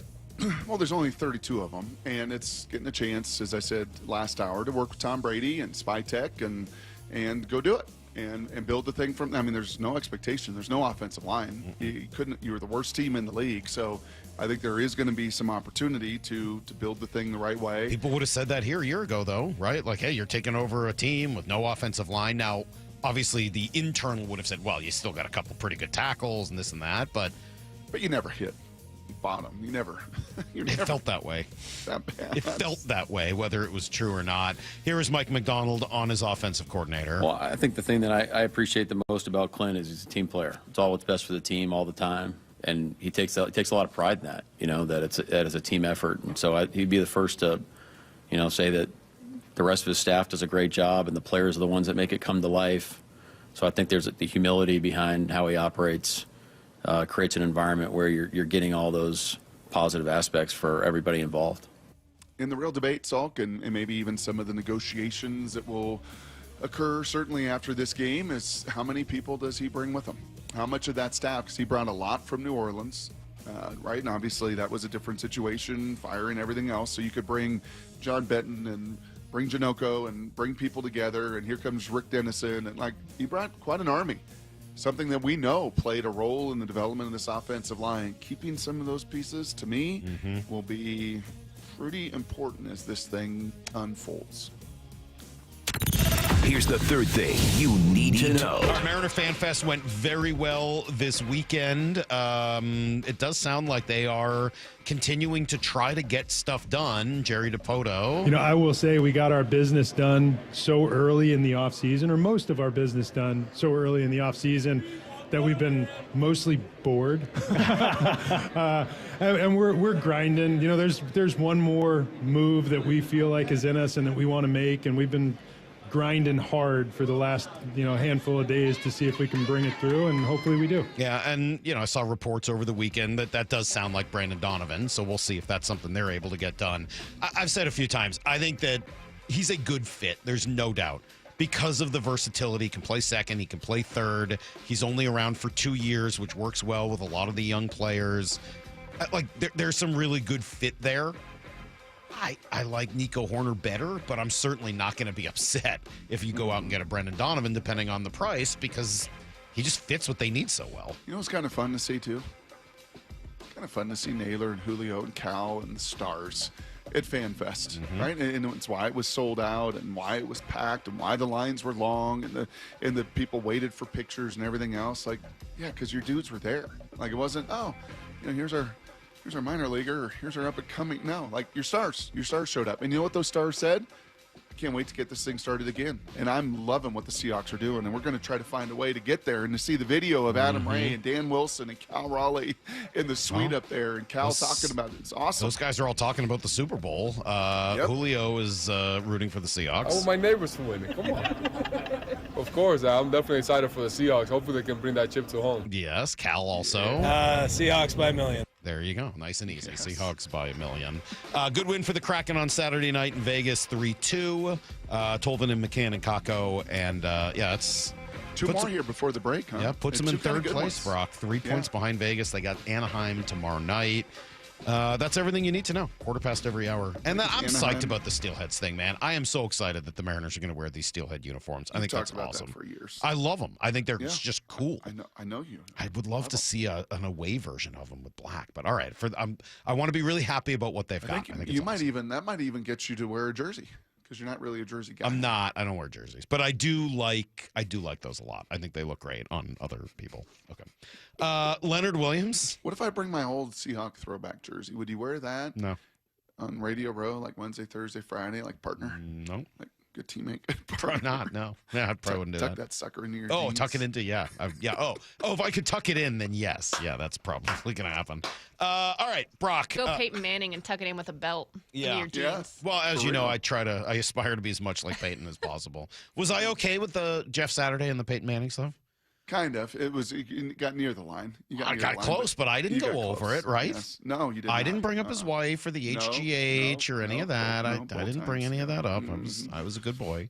All right. Yep. Leonard Williams is awesome. He's truly been my favorite Seahawk this year. Love the guy. Love the way he plays. Love the way he talks. Love the way he acts. Love the way he leads.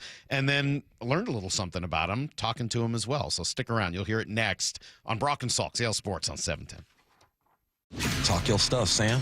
Bump and Stacy. Talk your stuff, Sam. Weekdays 10 to 2. They hating on you. They doubted you all year. They doubted this man. Oh, he hasn't done enough. Watch him play. Watch the film. National media. Get off of your couch. Stop relying on your producers. Watch the dang film, and you would have saw this coming. Sam Darnold. It's about the team. But I was so proud for Sam Darnold, man. Only on Seattle Sports on 710 and the Seattle Sports app. Accurate here, and over the course of the week leading up to the big game, we're going to be talking about injuries. We always do each and every week, especially in the sport of football where there's so much trauma, but you don't have to play pro football to know what I'm talking about. I know that some of you wake up on this Monday morning watching the show and you got painful joints from arthritis and it affects you. It makes it hard to do pretty much anything. Well, that is where my buddy, Dr. Daniel Nelson, MD from Eastside Pain and Regenerative Medicine, where he and his team are ready for your call. 425-823-4000. 425-823-4000. Dr. Nelson has seen so many patients just like you suffering from chronic joint pain. Maybe it's their hip, their knee, their shoulder, their back. Don't let it stop you from enjoying your life. Consider Dr. Nelson the only doctor with over 30 years of experience in pain medicine techniques. Many have jumped aboard the regenerative medicine train lately. Not Dr. Nelson. This has been his passion. This has been his heart for over 3 decades. And his tool bag, it's pretty deep, including stem cell therapy, PRP, all the treatments to knock out your pain. 425-823-4000 or visit DanielNelsonMD.com. That's DanielNelsonMD.com. At Les Schwab, we've been changing the tire game for more than 70 years. We design our own exclusive tires to give you more tires made for the roads you drive, less compromise. All backed by America's best tire warranty included in every tire we sell. It's more unbeatable tire warranty, less charging you extra, like the other guys. It's all about you getting more from less. Stop by or book an appointment at leschwab.com. Gear up for the big game at Simply Seattle. Shop official Seahawks playoffs gear and custom Simply original designs. Shop in-store or online and enter to win a $1,000 shopping spree now at simplyseattle.com. Dealing with divorce and custody issues can be terrifying and very lonely, but you don't need to face it alone. Goldberg Jones has been helping Northwest husbands and fathers for more than 30 years. Thousands of men have put their trust in us. You can too. Learn more at goldbergjones.com. You know what? Let's throw a party this year for the big game. Hey, we can invite our friends over, and all take turns yelling at the TV during the game. But first, we should get a new TV. Yeah, like one of the top-rated brands, Samsung, LG, or Sony. Okay, so I'll start shopping on the internet, then head over to the Warehouse Club to compare. But if that's all we do, we'll be sorry. Why? Because the best deals on those top-rated TVs are at Video Only, not online or at the club. Video Only has better deals? Yep. We could save up to $500 if we shop smart. Then we could afford a larger model and really impress our friends. At Video Only, you won't find huge stores with refrigerators or microwaves, but you will find the best deals on top-rated TVs, soundbars, and monitors. Shop around. Just make sure you visit Video Only, because if you don't, you'll be sorry. In South Center, Bellevue, Linwood, Federal Way, and Tacoma, Video Only. Adrian here from Lake Washington Windows and Doors. Winter might seem like an odd time to replace your windows, but now is when you get the best deals. Our Leak Armor installation team will keep your home warm and dry while installing beautiful, new energy-efficient windows. You'll feel the difference right away. Quieter rooms, lower energy bills, and a more comfortable home. Visit Lake Washington Windows and Doors at the home shows to get 20% off, plus 12 months, same as cash financing. Or go to lakewashingtonwindows.com. And the Seahawks are going back to the Super Bowl. Home of the Seahawks in Super Bowl 60. Seattle Sports on 710 and the Seattle Sports app. Seattle thrives on innovation, and so can you, with a bachelor's, master's, or certificate program from WGU's School of Business. Get your business education online, on your schedule, with personalized support every step of the way. Our accredited programs are built with input from industry experts and respected by employers nationwide. Are you ready to move your career forward at the speed of business? Learn more at wgu.edu. Yay to Bruce, the streaming king. With quantum fiber internet, he's gonna binge. He wants more, he's got to have more. More bedtime true crime. More podcasts in the shower. Quantum fiber Wi-Fi has the power. More. Fast internet speed. He's got the geeks to go big, bring him the game. Right now. And his royal we. More sports non-stop. His quantum fiber's on top. Yay to you. Switch today at quantumfiber.com. Limited availability, service, and speed in select locations only. I'm sure by now you've heard interviews with a whole lot of people who took the First Mark Challenge and saved so much money on their insurance and got better coverage. We call them First Mark victories. Well, I too took the First Mark Challenge and am thrilled to say that First Mark is saving my family thousands. Now that's what I call a victory. Before we got married, my husband had been with the same agent for so long, I think we just assumed that they were working hard to get us the best coverage and save us money, but it wasn't the case. And we only knew that by taking the First Mark Challenge. First Mark works for you, not the insurance carriers. First Mark will fully analyze your current coverage, making sure you're not overpaying for the wrong coverage, which could leave you at risk for financial loss. Then they carefully search the market, dozens of major carriers to find you the best fit. And that's it. First Mark Insurance has helped thousands of families successfully manage the complicated world of insurance and save them thousands, my family included. Be the next First Mark Challenge victory. Take the First Mark Challenge now. It's free. Go to firstmarkinsurance.com. First Mark Insurance. They work for you. From the Quantum Fiber Studio. This is Brock and Salk. Weekdays 6 to 10. On Seattle Sports and 97.3 FM HD2.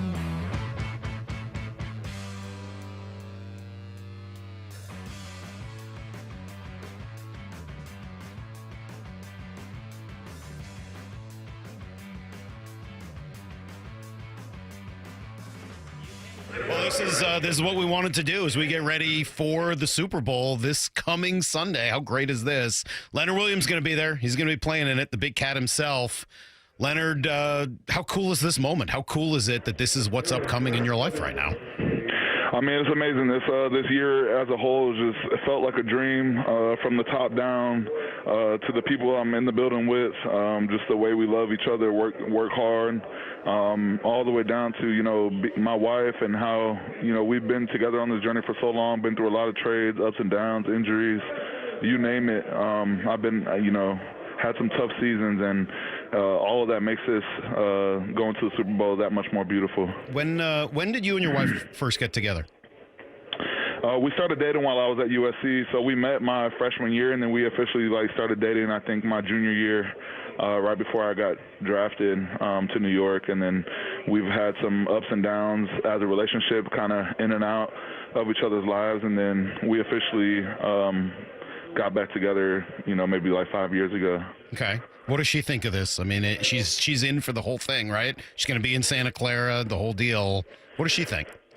Yeah, I mean, her family's from there. Her dad is a Hall of Famer for the Niners most of his career, won a bunch of Super Bowls with the Niners. And, that's another part of the story that just makes it feel so surreal is, going back to my father-in-law's, old stomping grounds stadium at the San Francisco Stadium. Who is it? Who is your father-in-law? Ronnie Lott. You're married to Ronnie Lott's daughter? Yes, sir. I had no idea. I don't think any of us did. That's unbelievable. He's a legend. Yeah, there's been some stories about it, so I just assumed that, most people knew by now. I didn't realize that. I think that makes this moment even more feel like a fairy tale type of story. It's like, we're going back there, and her dad has a house there, so I'm going to be at their house a lot with the family. And then he's been supporting me wearing Seahawks gear. I've been giving him a shirt after each championship game, and told him I got one more shirt for him after this one coming up. Dude, you've watched the videos, right? Like, you've seen him hit? Oh yeah, I've watched the videos. Okay, I've seen him. I've seen his pinky. I've seen his finger up close too. Hey, take me back in time a little bit to when you signed here last March 2024. Pete had been let go. Mike had been hired, but he's a brand new coach. Had never done this in the NFL before. What gave you the confidence to sign and jump right back into this and the direction it was going? In my opinion, I knew of Mike. I never met him before, but, he just had the #1 defense in the NFL, so I clearly heard of him, watched his film, see what type of coach he was, and then also just seeing the direction of the NFL, going younger sometimes with head coaches that kind of have, new principles, new methods and things like that seems like the right way to go. And then having a defensive guy just made me like him even more. I love having a defensive head coach. They pay more attention to our side of the ball. And, I flew back from Japan, actually. I was out there with my wife to propose, and I signed with them and met Mike. And, I was just really looking forward to where we were going to go. So was there a moment, we knew he could coach defense. I mean, that part was already established, but no one necessarily knew for sure that he could be a head coach and do all the things that a head coach does. Has there been a moment or a first moment where you first realized, not only does this guy know his stuff, he could actually really coach a whole team? I mean, what I love so much about Mike is just his growth, his willingness to grow, his ability and want to just always chase ways to become better as a coach and for the organization. And why I say that is because he was obviously a first-time head coach. You've seen that he didn't have the experience a little bit, at times, his first year, and just in terms of speaking to the team and things of that nature. And then to start OTAs this year, he was up in front of the team, talking to the whole team, and pretty much let us know that that's an area he wanted to improve on. And I think as a head coach, to show that type of vulnerability to the team kind of allows the rest of us to feel like, we can all grow in areas and all be vulnerable with each other. And him setting that foundation and as a head coach and just him growing he's an incredible leader. I'm glad you used that word, vulnerable. We're talking to Leonard Williams, and I had asked him about that. Brock and I interview him each week. and use that same word. It's pretty rare to hear a football coach and even a whole group of football players use the word vulnerable as much as your team seems to. What is that? How does that play its way out in the chemistry in the locker room and on the field? I mean, even just hearing you say that question alluding to the players and coaches kind of all saying the same thing, I think that's another beautiful thing about this team is, like, over time you hear a lot of us speaking and a lot of us talking, and we all kind of have the same messaging and word, and it goes to show that we're, like, all bought in on the same mission. We're all bought in on the same desires, and I think that's what has helped our team grow in the right direction. And then going to the vulnerable piece, I think we created an environment where we feel connected. We feel like a family. I've told people how, being here feels like back in my old college days when, football is just fun. It's fun to come into work every day. And I think having an environment like that allows guys to be vulnerable. Like, we've had guys like EJ tell his story, when his father passed away, and guys are there for him. And, Charles Cross, and, like, guys are just, I think just all season long have been able to share their story, speak up in front of team meetings and things like that, and it just created a family environment. Have you did some of those walk and talks where you get to know someone that wouldn't necessarily cross your path or be in your position group? We heard about Jaron Reed and Michael Dixon. Who did you walk and talk with? I mean, we do it like every 2 weeks, honestly. Okay. Even still, this late in the season, we're still doing it. There's still always ways to learn your teammates, learn your family, and even that has seen a lot of growth. I think the very first one, guys were kind of like, what the heck are we doing? Like, what is this? Like, why are we breaking up with the receivers? But then over time, we realized the importance of it, and we realized, what it was doing for our team. And, having those walk and talks really did help us grow as a family. Maybe you would have done it anyway. Maybe he would have said it anyway. But this story from a couple weeks ago about Gray Zabel giving you a little bit of advice before that final sack against the Niners. Is that because he is a trusted rookie? Is that because you're open-minded to hear from him? Or is some of that the chemistry that's been forged over the course of the year? I would say it's because of the chemistry that's been forged.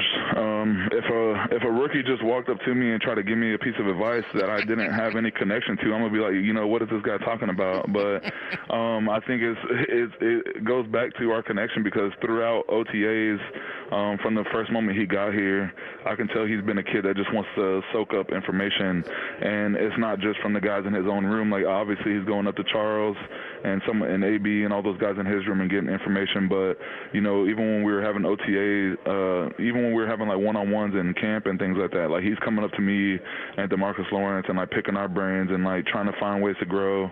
And then throughout the season, I've seen the same thing. He's going up against good D tackles each week, and he's coming up to me, breaking them down, and asking me like what type of pass sets he should do to them and things like that. So all year we've been going back and forth and giving each other advice, and that made me trust him. I'm going to get to DeMarcus in a moment here because I'm super interested in him. But I said we were interviewing Mike, and after the first game of the year, the loss to the Niners, he was pissed, man. He came in, and it's really the only time in 2 years I've seen him in an interview just really mad. And I don't think we really understood at the time why he was so mad, but I think it's just because he knew what was possible for this team this year. Do you remember his reaction to that loss and maybe the team's reaction as well?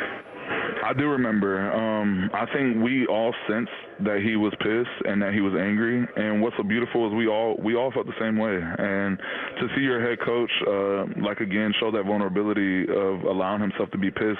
And it was a controlled piss. Like, he wasn't in the locker room screaming, yelling, or being mad at the team or mad at anyone. He just like, guys, we just showed, what type of team we could be.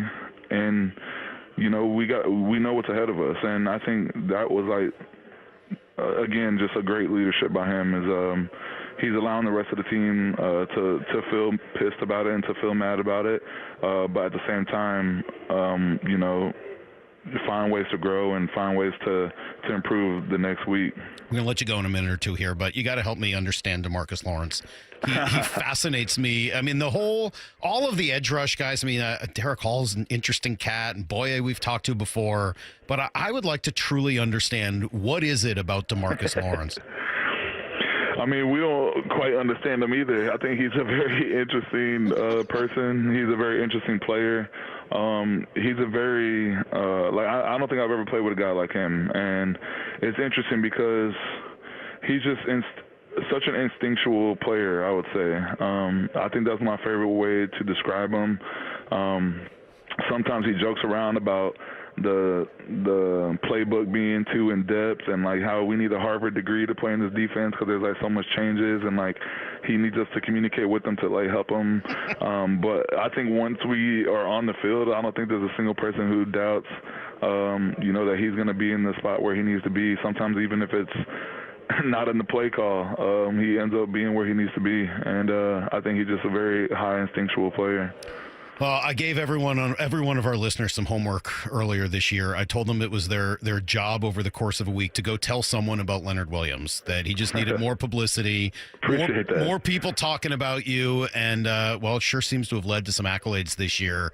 I'm sure it was all me, and all the homework that we did had nothing to do with you or your play on the field. So, Thank you. Yeah, no, I do what I can. No, seriously, man, just what an incredible year. It's been so much fun to watch you and see the rest of the league realize just what you're doing, because it's a blast to watch.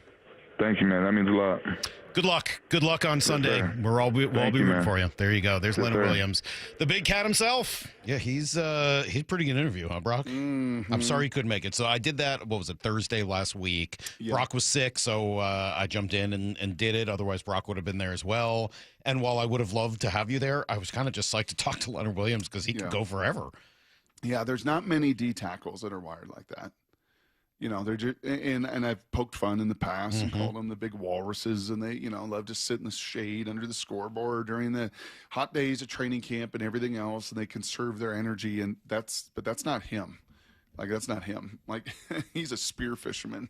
He's a surfer. He's just, he marches to his own beat in a really cool team-centric way still, and then has that ability, kind of like you heard from Jeff Saturday last hour.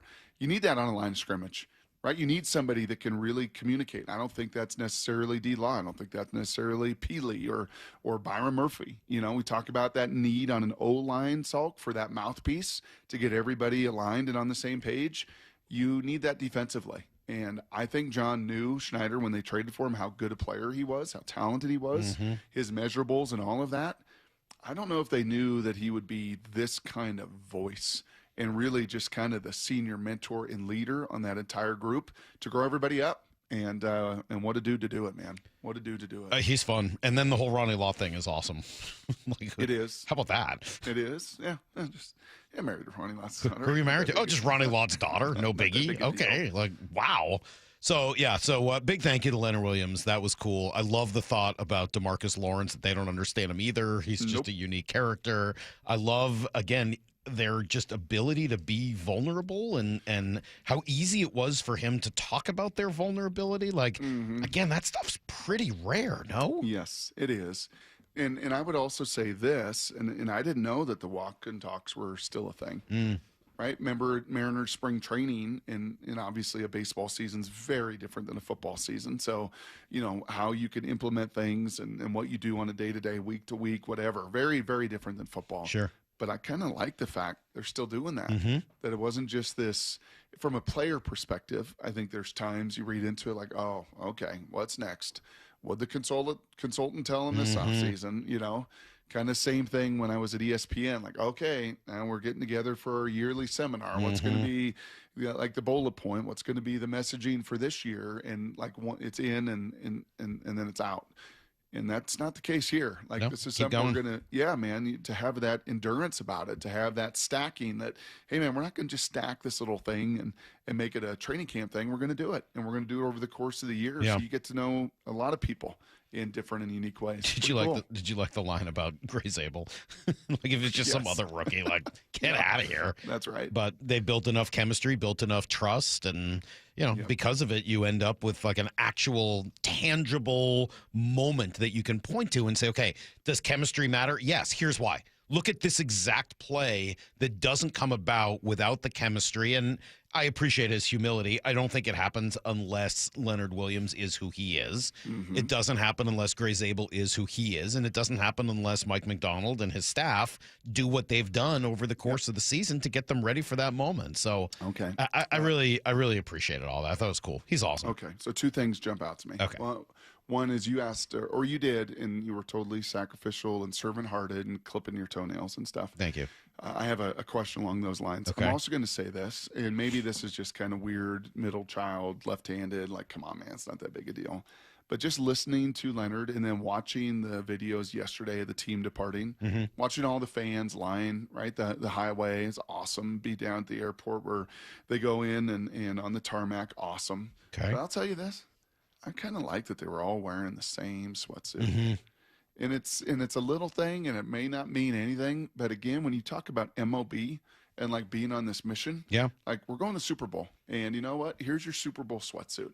And you know there'll be a day when you go to the game, you can have your stylist, you know, put you in your $6,000 outfit if you want to do that, and some of the guys do. Or you can wear, you know, your blue jeans and sweatshirts, or, you know, look like you're Nirvana if you're Cooper Cup, whatever.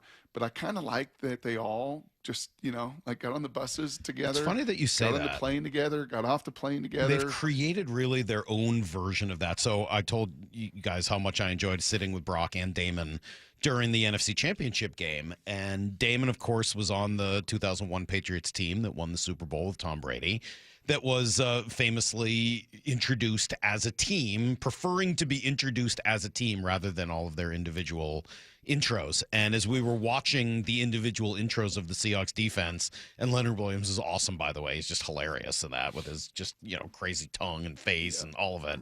And Damon just sort of shrugged like, I don't know. It's not for me. And I was like, yeah, I get it. And like, he's like, I just always loved what we did in New England. And I totally understand. And in that moment, it was very cool for the Patriots to do it that way. It hadn't been done in a very long time. I think for other teams to do it kind of feels like they're copying, and that's not the right way to go. But finding other ways to build on that same sentiment of we're more a team than we are individuals. Hey, whatever you got to do in order to build that camaraderie, that cohesion, it doesn't need to be the same way that Patriots team did it. Here's a completely different, cool, unique way to do it. We're all wearing the same thing. Yep. So speaking of camaraderie and cohesion, we're going to room together. We haven't done this in years and been years a while. and years. Yeah. Sheesh. Yeah, a long time. I'm going to guess the hotel we're at probably doesn't have a separate shower and bath. Well, I don't know. I saw some pictures of the hotel where I saw what looked like a separate bath. You think so? Well, I can't confirm that's going to be in every room. I mean, maybe that was some fancy suite. I don't know whether you have the kind of juice it takes to get into that suite, but it did appear as if there was some sort of like separate hot tub-y tub area. So I have, you know, gotten to a point in life where I am not. If the hotel is you know, just a shower tub, I'm not taking it. I mean, I'm glad. Yeah, I'm not doing that. It's gross. But I am curious, how much hair am I going to find in the shower? I don't think any. Really? Yeah. You don't think you shed a lot of hair in the shower? Heather does. I mean, I see her hair. Oh yeah. I don't think You don't so. think so? I mean, I certainly probably shed less than your wife. Just guessing. I mean, like, if she's anything like my wife, I probably shed less than she does. Have you had to clean the drain yet? Like ever in my life? Oh, yeah. Doesn't it hair out of the drain? It's so disgusting. Just remarkable. In fact, even thinking about it's making me like a little queasy, like I might want to vomit. Brock, you brought up the MOB, the mission, everyone being on a mission. Yeah. And not to relive this moment, but this sound is just so great. Reek Woolen taking that stupid taunting penalty last weekend. So good. We talked about it because that was, you know, bull over mission. We finally got the mic'd up Mike McDonald version of this, and it is hilarious. This is Mike's reaction after his conversation with the ref. Now there's a flag down on the far side of the field, yeah. Okay, we got an unsportsmanlike here, coach. Look like it's on Seattle. I'm trying to get a number for you. 27, I already know what it is. Okay. That is hilarious. He didn't need the number.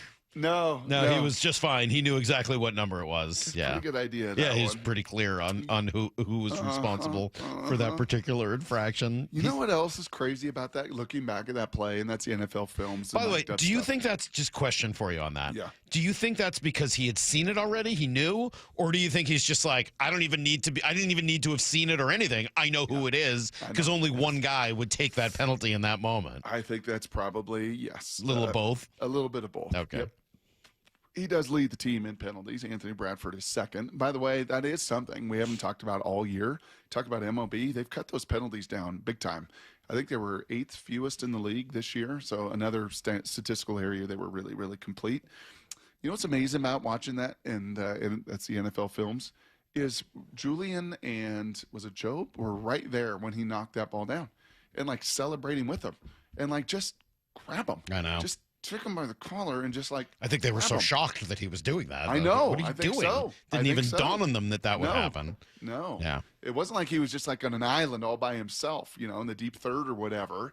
It was like, no, they were right there and they're celebrating with him, and then he just couldn't contain himself. Hey, real quick, and then we'll move on from this. But I saw the story yesterday. Morris sent it over, and did you see poor Russ? Legitimately, poor Russell Wilson getting named here in the Epstein files for buying a private plane, and the tweet says Russ is named in the Epstein files, and his response honestly is perfect. Nope. Absolutely not. Not today, Satan. Some random plane broker tried to sell me a plane. I had no idea whose plane and never bought the plane, never talked nor never met the man. Thank God. Yes. That's a good response. That was pretty good, Russ. Well done. That's the most genuine thing I've heard from Russ in a long time. Uh-huh. Yeah. There was no kind of high-pitched voice. There was no, well, actually, no. I'm not going to mess around with this. Nope, I had nothing to do with this. I do not know this man. I did not know this man. I never talked to this man. Keep me as far away from this as humanly possible. I've given you a lot of fodder. I've given you a lot of high knees. I've given you a lot of nanobubbles. I've given you a lot of fodder out there, but not this one. Not this time. No, sir. Well, he got the tweet. The tweet ended up being deleted that he was retweeting. So good on Russ, because that's...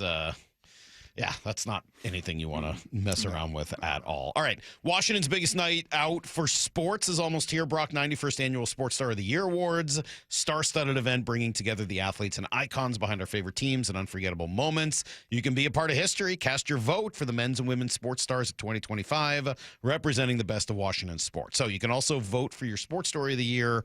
Voting open now through February 14th.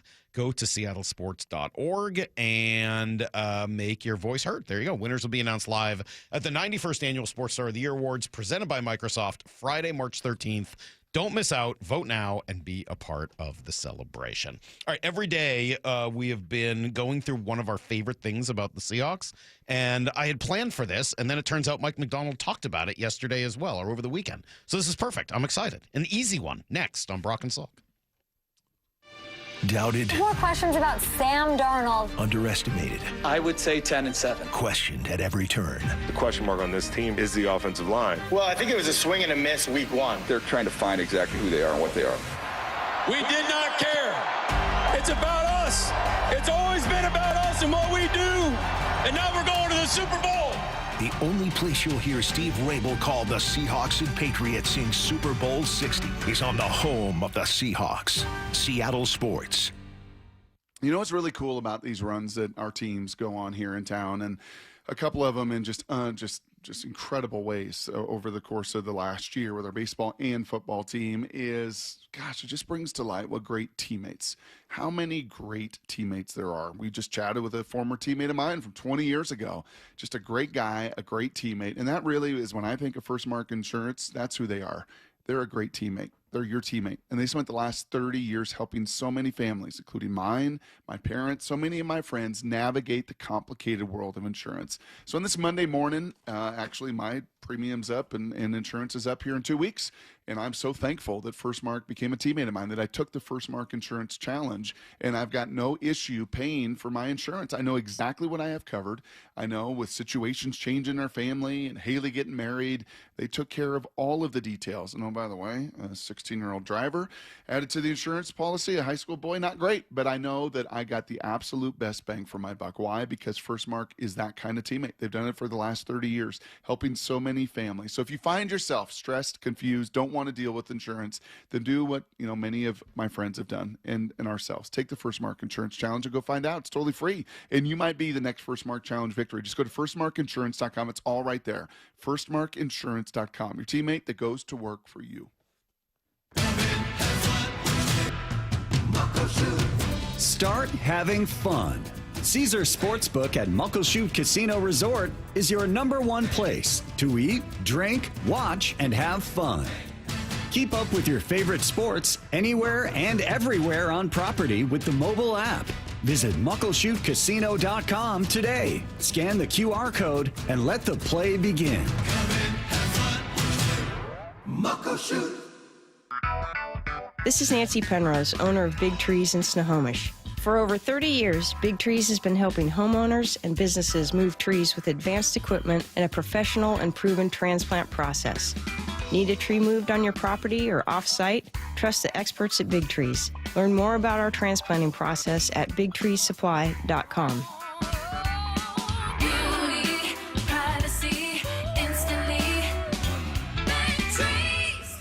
Here's what you can look forward to when you get your windows replaced. The whole house being way warmer and a lot quieter.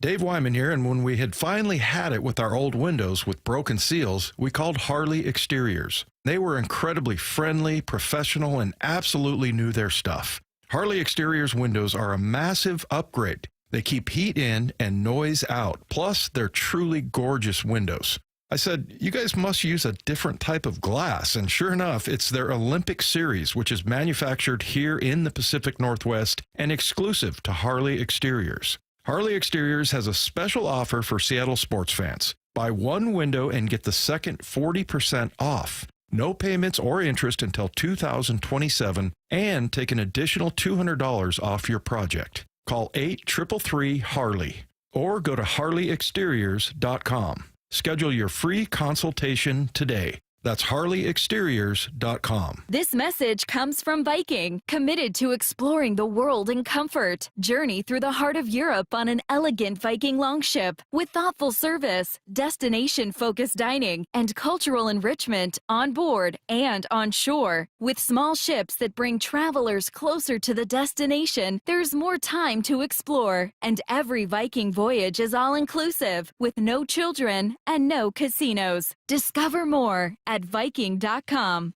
Welcome back to Winter Hack Radio, the place for clever hacks to survive the season. Icy driveway? Well, try spreading sand or birdseed to help with traction. Snowy puppy paws? Well, grab a whisk, brush it off, done. Catch COVID-19? Well, just get... Actually, there's no hack for COVID-19. But if you test positive, prescription medications for COVID exist. Ask your doctor if they're right for you. Visit PfizerForAll.com to learn more. Sponsored by Pfizer. With Progressive's Name Your Price tool, you can choose the best coverage option for you. Because you know you. Like, you know that hiking isn't for you. Sure, it sounds nice to be in nature while exercising, but that's what a gym and houseplants are for. I mean, you don't even like walking upstairs. So why would you walk up a hill for miles? To what, end up high in the air? Come on, you know you're scared of heights. Only you know you. So get coverage options within your budget with Progressive's Name Your Price tool. Progressive Casualty Insurance Company and Affiliates. Pricing coverage match limited by state law. Taxes was waiting on the refund you needed yesterday. All right, your car repair is going to run about $3,000. Now Taxes is getting back on the road with TurboTax and Credit Karma, where you can get your refund up to 5 days faster and get personalized guidance to take every dollar further. Now this is Taxes. Intuit Credit Karma with TurboTax. Deposit a federal refund into Credit Karma Money account and early submission of refund data by IRS required. Terms apply. Banking services provided by MVB Bank, Inc. Member FDIC. Credit Karma is not a bank. 6 days until Super Bowl 60. And this is the only place you'll hear Steve Rabel and Dave Wyman call the Seahawks and Patriots in the Super Bowl. KIRO AM Seattle and KIRO FM HD2 Tacoma. This hour is brought to you by Davis Law Group. Give me a freaking auto! From the Quantum Fiber Studio, this is Brock and Salk on Seattle Sports. Brock Eward and Matt Marcus. Sorry about just Mike Ewert. Not exactly Joe Cap there in the pocket. Now here are your hosts, Brock Ewert and Mike Salk. One of my favorite things about these Seahawks, Brock, we've been going through these every day, and it's so easy to do. Like, hey, which one do you want to go down? Which road do you want to go down today? We've kind of gone back and forth, so I'll take today. Maybe you can take one tomorrow. I'll take tomorrow. All right. I'll take tomorrow. One of my favorite things about the Seahawks, Brock, is how good they are at special teams. It's a small thing, but I think a very telling thing about who they are and why they're as successful as they've been. And they are really good at special teams. I hope that ends up being a differentiating factor in this game, because I think it would be very telling for them. It would be very on brand, right? Couple of punt return touchdowns this year, one kickoff return in the regular season, another one obviously in the playoffs, a punt block, a field goal block. Very few penalties in the return game, which are just awful yardage losers. And it's even more than just the numbers, right? It's just what your eyes tell you. Just a lot of really good decisions and well-executed plays, whether that's Jason Myers putting the ball at the 1-yard line seemingly every time and forcing guys to run it out. George Halani, obviously, with the touchdown that he had, jumping on the ball in the end zone. Maybe that was considered the kick return touchdown. But, no, because Torrey Horton had one also, right? So just all of those little things that they do, I think they play a role. And obviously Michael Dixon, we've talked about not just this year, but for years now, what he can do in terms of both how long his punts are, but also, the different ways he can shape them and the downing it inside the 10-yard. Like, they're just really good at all of those parts of the game, and that all adds up to a very successful special team unit. Mike Macdonald, weirdly, was asked about this over the weekend. I didn't realize this when I started writing about it or talking about it, but here was Mike on the pride in that unit. We love our unit. I mean, we love our special teams unit. Jay deserves a ton of credit. He's a phenomenal coach. I think Fitz also deserves a ton of credit. He kind of flies under the radar on a lot of things that he's bringing to the table. And I think, again, it's how you want our team to operate. It's just this daily chasing edges mentality of how do we kind of make it, what's one more thing can we capture that today to take us, what's those things, those markers every day that we can hit. And they do that. They practice their tails off every day. They got great energy. We practice special teams first. And one of the things we talk about all the time is that they really set the tempo and the standard of how well that practice is going to go and how they play and how they practice. And they continue to hold the standard up every time they take the field, which has been great. So that was good. I think this one, honestly, might even give you more insight into the way they view it. This was him asked about Brady Russell, who is a key special teamer, and he was named one of their Super Bowl captains for the game on Sunday. He's doing well, just going through the process right now. But really, all of our guys that have played on special teams have been great. But to Brady, I think from day one, how much pride he took in his role. Again, set an example for how we want to operate here with our special teams units. And so, guys follow his lead. I mean, his energy every day is contagious. Love for his teammates, love for the game, unselfish. I mean, he's tough as nails. You could argue he's one of the best core four, combo guys in the league. He's been doing it for a couple of years. All right, so last part of this, Brock, for me, is we talk about all of these Mike sayings, and there's a lot of them. We went through why 12 is 1 is important earlier today. We talked about MOB and the importance of that with some of the distractions around the Super Bowl. To me, this one is all about chasing edges, which was maybe the first thing we heard from Mike Macdonald when he got here. How do you chase edges? Well, to me, that sounds a lot like the book by now disgraced former baseball writer Jonah Carey, which was the extra 2%, I think it was called. He was writing about Tampa and how they felt like they needed to look for every little edge, every little extra 2% they could do to beat these teams that were spending more than them. And isn't that what this is? Yeah. It's not about spending. I mean, all the teams spend the same. It actually is. Well, right. It's because everything is essentially even in the NFL. So how do you pay more attention to the little things, the little details that will give you an edge? And special teams seems like a great example of that. Yeah, when Tirico or at least a great indicator of that. Yes, I think that's exactly right. When Tirico was talking about the Seahawk brand have got national appeal, he's not talking about their special teams. But when I think of their brand led by John Schneider and Mike Macdonald, Salk, it would be impossible to have 12 as 1, to have MOB, to have chasing edges, and have a bad special teams unit. It would just be so counter. It would spoil. It would just spoil if you were doing that on offense and defense. Like, yeah, but special teams, we'll go cheap. We'll have a undrafted punter. And you mean because it would show that you didn't really care about those things, that you weren't putting your money where your mouth was. That's exactly right. Yeah. And the fact that they put money to it. They spend more on special teams than anybody else. That's what happens when you have the highest paid punter and one of the higher paid kickers, and they're absolutely worth it, and they earn it. They're that talented, and we're going to reward them. We're not going to go cheap there. Right? Could go cheap, save $2-3 million, and let's just bring this their Aussie punter in that's from Texas A&I. Like, no, this dude's really good, and he's a difference maker, and so is Jason, and so is Brady Russell, and we're gonna have guys on this team. Brady doesn't have much of another role, right? And it's fun. I know him a fair amount because his cousin plays with Titus, and they're the exact same human beings, right? Big mullets and hair flying everywhere, and just play the game with hair on fire. And the core four, like, he cares about those 4 special teams units he's on. Like, he knows he can make a difference. Core four means, that's what? Punt, return, kick return? There you go. So it doesn't include the kickoff. Field goal and okay. PAT unit. Yep. But he's on those other 4, and they matter deeply. And it mattered in the NFC title game. And Tirico Young on that first punt, and that thing is hanging up in the air, like, oh my gosh, it's gonna scrape the moon. And the guy kind of fumbled it, and he wasn't in the exact right position as he was the second time around. And that was an enormous play in that game. And you could contend that the opening kickoff return touchdown against the Niners said it. So in both of these playoff games, there have been incredibly game-changing, game-turning plays in that phase.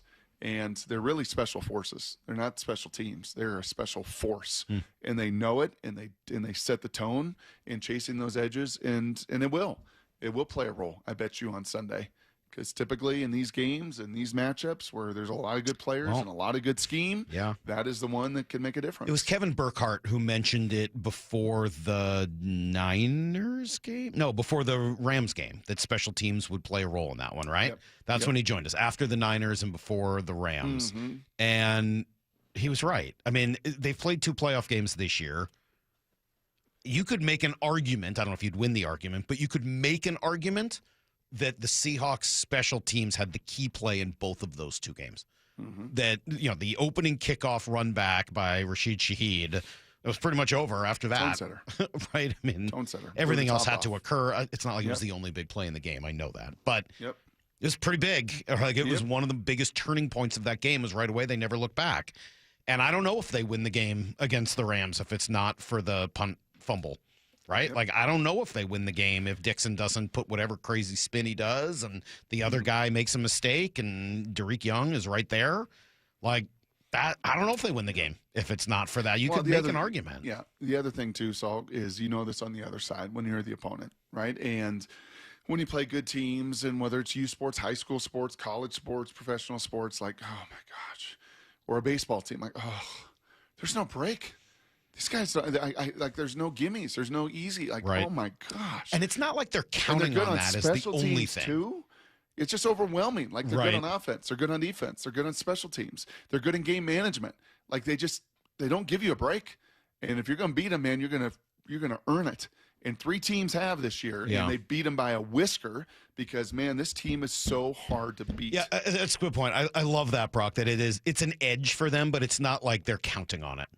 It's not like the Seahawks go into a game like, man, we better make sure we make this ugly so our special teams can find a way to win it for us.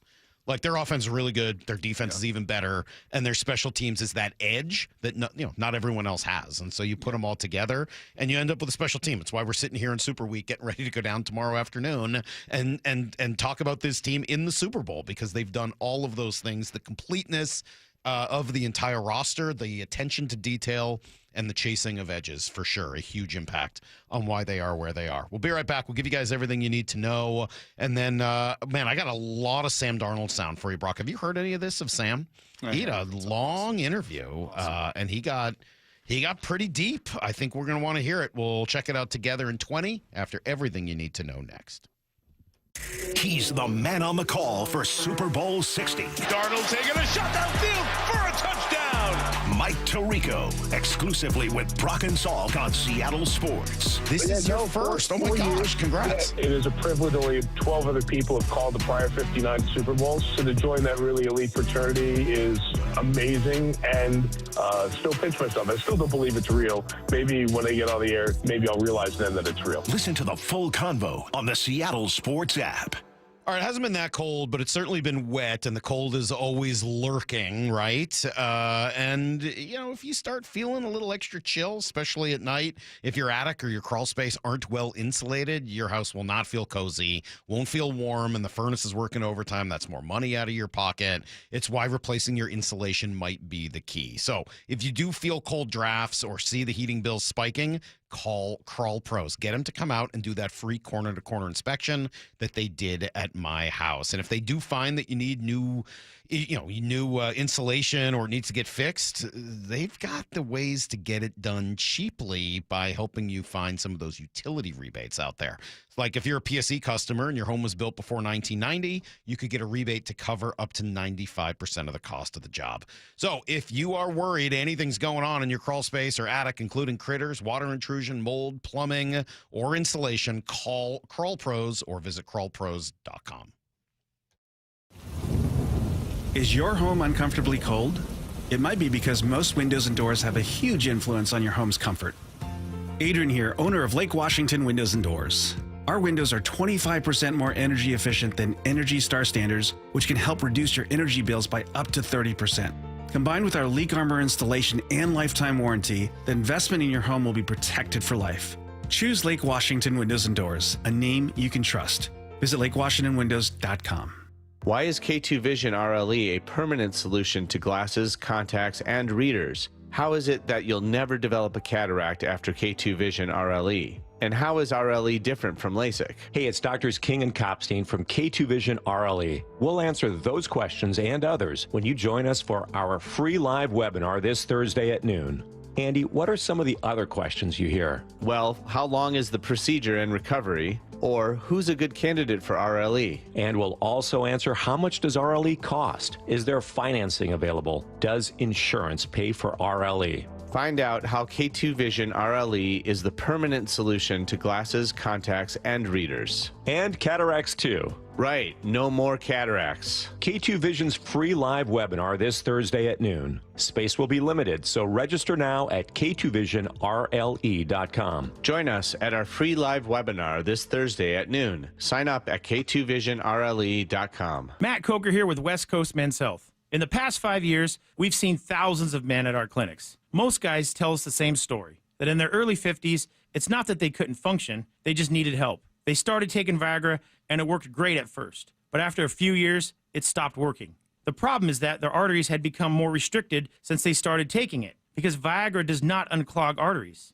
Here at West Coast Men's Health, we use acoustic wave therapy to target the real problem. We break down plaque and clear up the arteries so blood can flow like it did in your 20s. This restores function. And guys, listen to this. You won't have to take a pill anymore. So if this sounds like you, give West Coast Men's Health a call today and see how we can help. With clinics in Redmond and Tacoma, call 206-519-6541. That's 206-519-6541. 206-519-6541.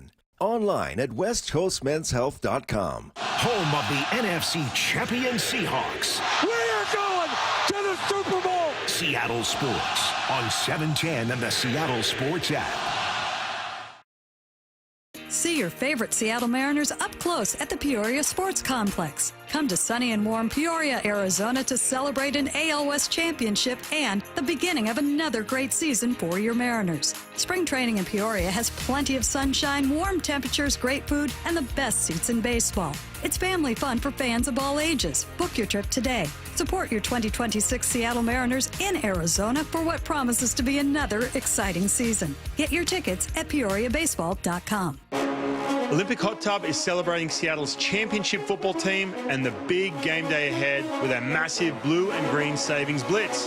Get champion level wellness, a huge savings. Score big on saltwater hot tubs, swim spas, saunas, and cold plunges. Hey, it's Ryan Roland-Smith. Let's make wellness and feeling terrific part of your everyday game plan. Don't let the clock run out. These winning deals end Sunday. OlympicHotTub.com. Better you, better life. Go Seattle. That's another amazing run by Team USA. Mom, think I'll be on Team USA one day? Well, I'll take this one. What? Are you speaking to us? Yes, and to answer your question, anything's possible, especially with Xfinity. So, I can be the best snowboarder ever? Well, I can't guarantee that, but Xfinity can guarantee that your internet price won't change for 5 years. Okay. What if I practice every day? Then maybe you'll be snowboarding for Team USA at the next Olympic Winter Games. And Mom, you'll still be paying the same price for Wi-Fi. Ooh, really stuck the landing there. It's the Xfinity Gold Medal Celebration. Now through February 22nd, get our best price on gig Wi-Fi for 5 years guaranteed, just $50 a month. Plus, get Peacock Premium included for 2 years. That's a $10.99 value per month. Xfinity. Imagine that. Proud partner of Team USA. Restrictions apply. Requires paperless billing and auto pay with stored bank account. Taxes and fees extra. Actual speeds vary. Need to know. 15 minutes past every hour with Brock and Salk. Here's what you need to know. Up first. There's so many things, Brock, that you accomplished in your career, and I love getting a chance to ask you about your memories of them. But not this one. This one eluded you, unfortunately, getting to a Super Bowl. So, that idea of what was it like for them touching down and walking off that plane yesterday in San Jose ahead of the game on Sunday in Santa Clara, it must be such an unbelievable feeling. Yes. And I think probably the preparation, right? The getting together and putting on the sweatsuit that we talked about, and everybody getting their goodies and getting your food. And this is not just a normal road trip. We done some of them. Didn't have to do any of them in the playoffs because the playoffs went right through Seattle, and we knew this was a strong possibility because the fourth time it happened, the fourth time it continued to be the same path. You're going to get to the Super Bowl. So, they've done other road trips this year, but none quite like that one. Not quite like that. And you see everybody lined up on the road. You see everybody lined up at the airport. You see everybody lined up on the tarmac when you land. Yeah, this one's got a little higher stakes. That's a pretty cool experience. And yet, once they get there and get through basically tonight, things should start to normalize. Like once Wednesday hits, it'll be the same cadence, just there's some extra stuff too. I think there's some extra media obligations and that sort of thing. Travel time. I mean, there's some variables that we normally don't deal with here, but we'll take those in stride and keep rocking and rolling. Mike's going to love all those extra media press conferences. He's going to love trying to answer all the questions from everybody. And that'll be tonight on the kind of the national, as you said, kind of quirky level. Then he's going to get a whole bunch of questions, obviously, about the ownership stuff. And he's been pretty clear about how much he appreciates Jody Allen. And to me, that's one of the takeaways. Why is that a story that's a bummer to see? Not because I think it's going to be a big distraction, not for a team that preaches mission over bull, MOB, but because Jody's been a really good owner for the last few years since Paul's died and has made two of the biggest key decisions that any owner would have to make on first Russell Wilson and then Pete Carroll, and has been right both times, and right in backing John and right in the hire of Mike McDonald. And I think a key part of the reason why they are where they are. Wow, for 30 years. I mean, it was 97, he saved the Seahawks. Older brother Damon was a part of that, barnstorming the whole state and raising awareness and ultimately raising funds and building that stadium. And for 30 years, they're the best owners. Why? Because she's followed in Paul's footsteps. Not about her and wasn't about him. He made it about everybody else. The 90s was 30 years ago? Yeah. That's a really horrifying thing to hear. What do you mean 30 years ago? It's just the 90s. Oh, yeah, that was 30 years ago. My God, we're getting old. This stinks. That's Here's the real second thing you need to know. All right, lots of jobs had opened this offseason. Probably unreasonable to think that Clint Kubiak was going to still be here at the end of the carousel. And as the musical chairs finished, Brock, he lands the second to last job in Las Vegas, where he will take over for Pete Carroll. And maybe, if you're a Kubiak, fan and want to root for him and see him have success, maybe actually the Raiders having and showing patience in this regard and going through the whole process, Salk, and kind of doing it in a Seahawkian kind of way. Maybe. Because the Seahawks waited for their guy with Mike McDonald. They were willing to wait, even though it cost them a bit, and it was late in the cycle and lost out on some assistants and everything else. Maybe this is a turn in the Brady ownership and the Spytech leadership that, no, we're going to make sure we don't just rush and get the wrong guy. We'll wait for the right guy. And I don't think it hurt that Tom Brady spent the last 2 weeks around Clint Kubiak, studying him, observing him, interviewing him, from a broadcast role and then ultimately in an ownership role to say, yeah, this guy's pretty good at what he does.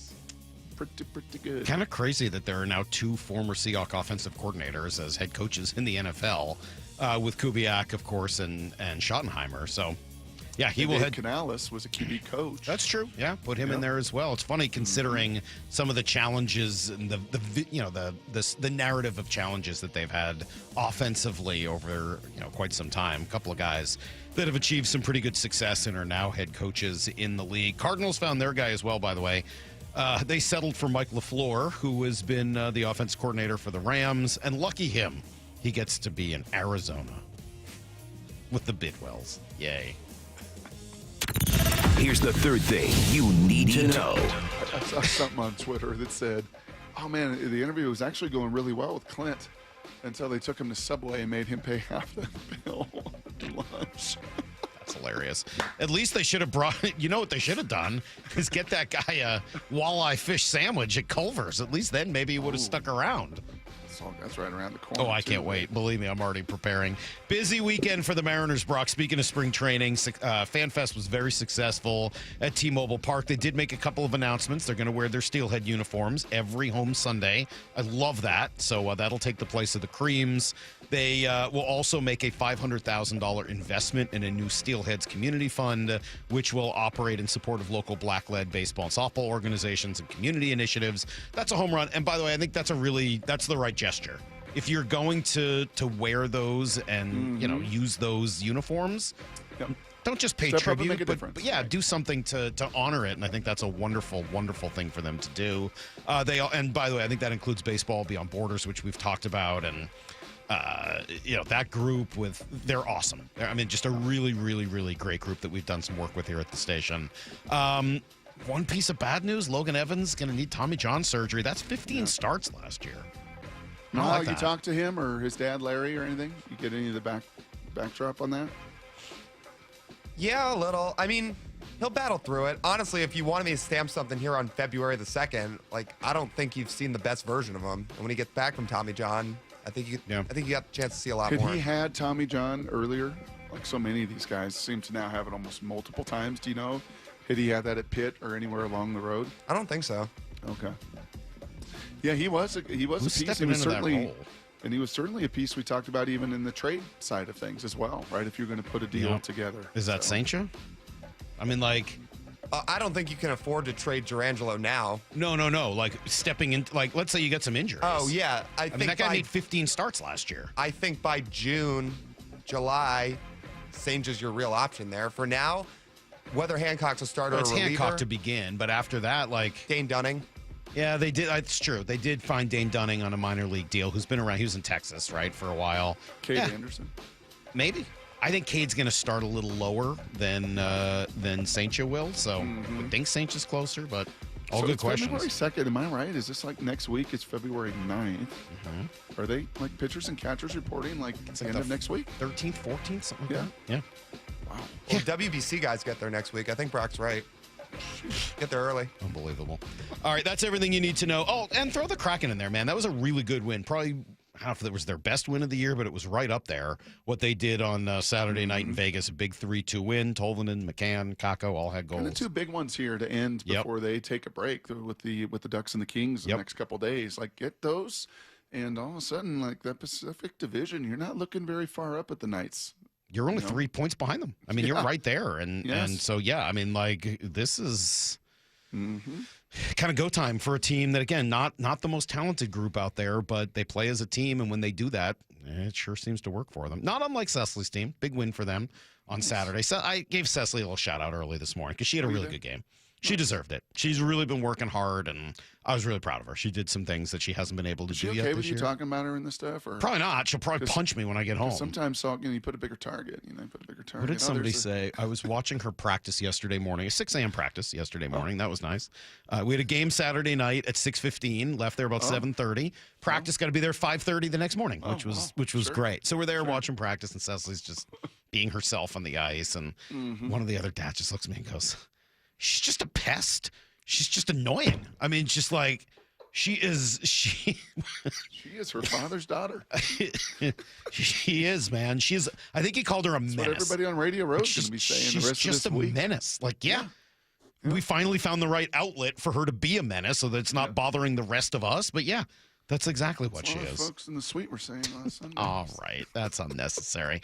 Well, I got a ton of good sound. Maura found this whole interview that Sam Darnold did, and I think it gives some pretty good insight into who he is and kind of who the Seahawks are for all the same reasons. You'll see. It's next on Brock and Salk.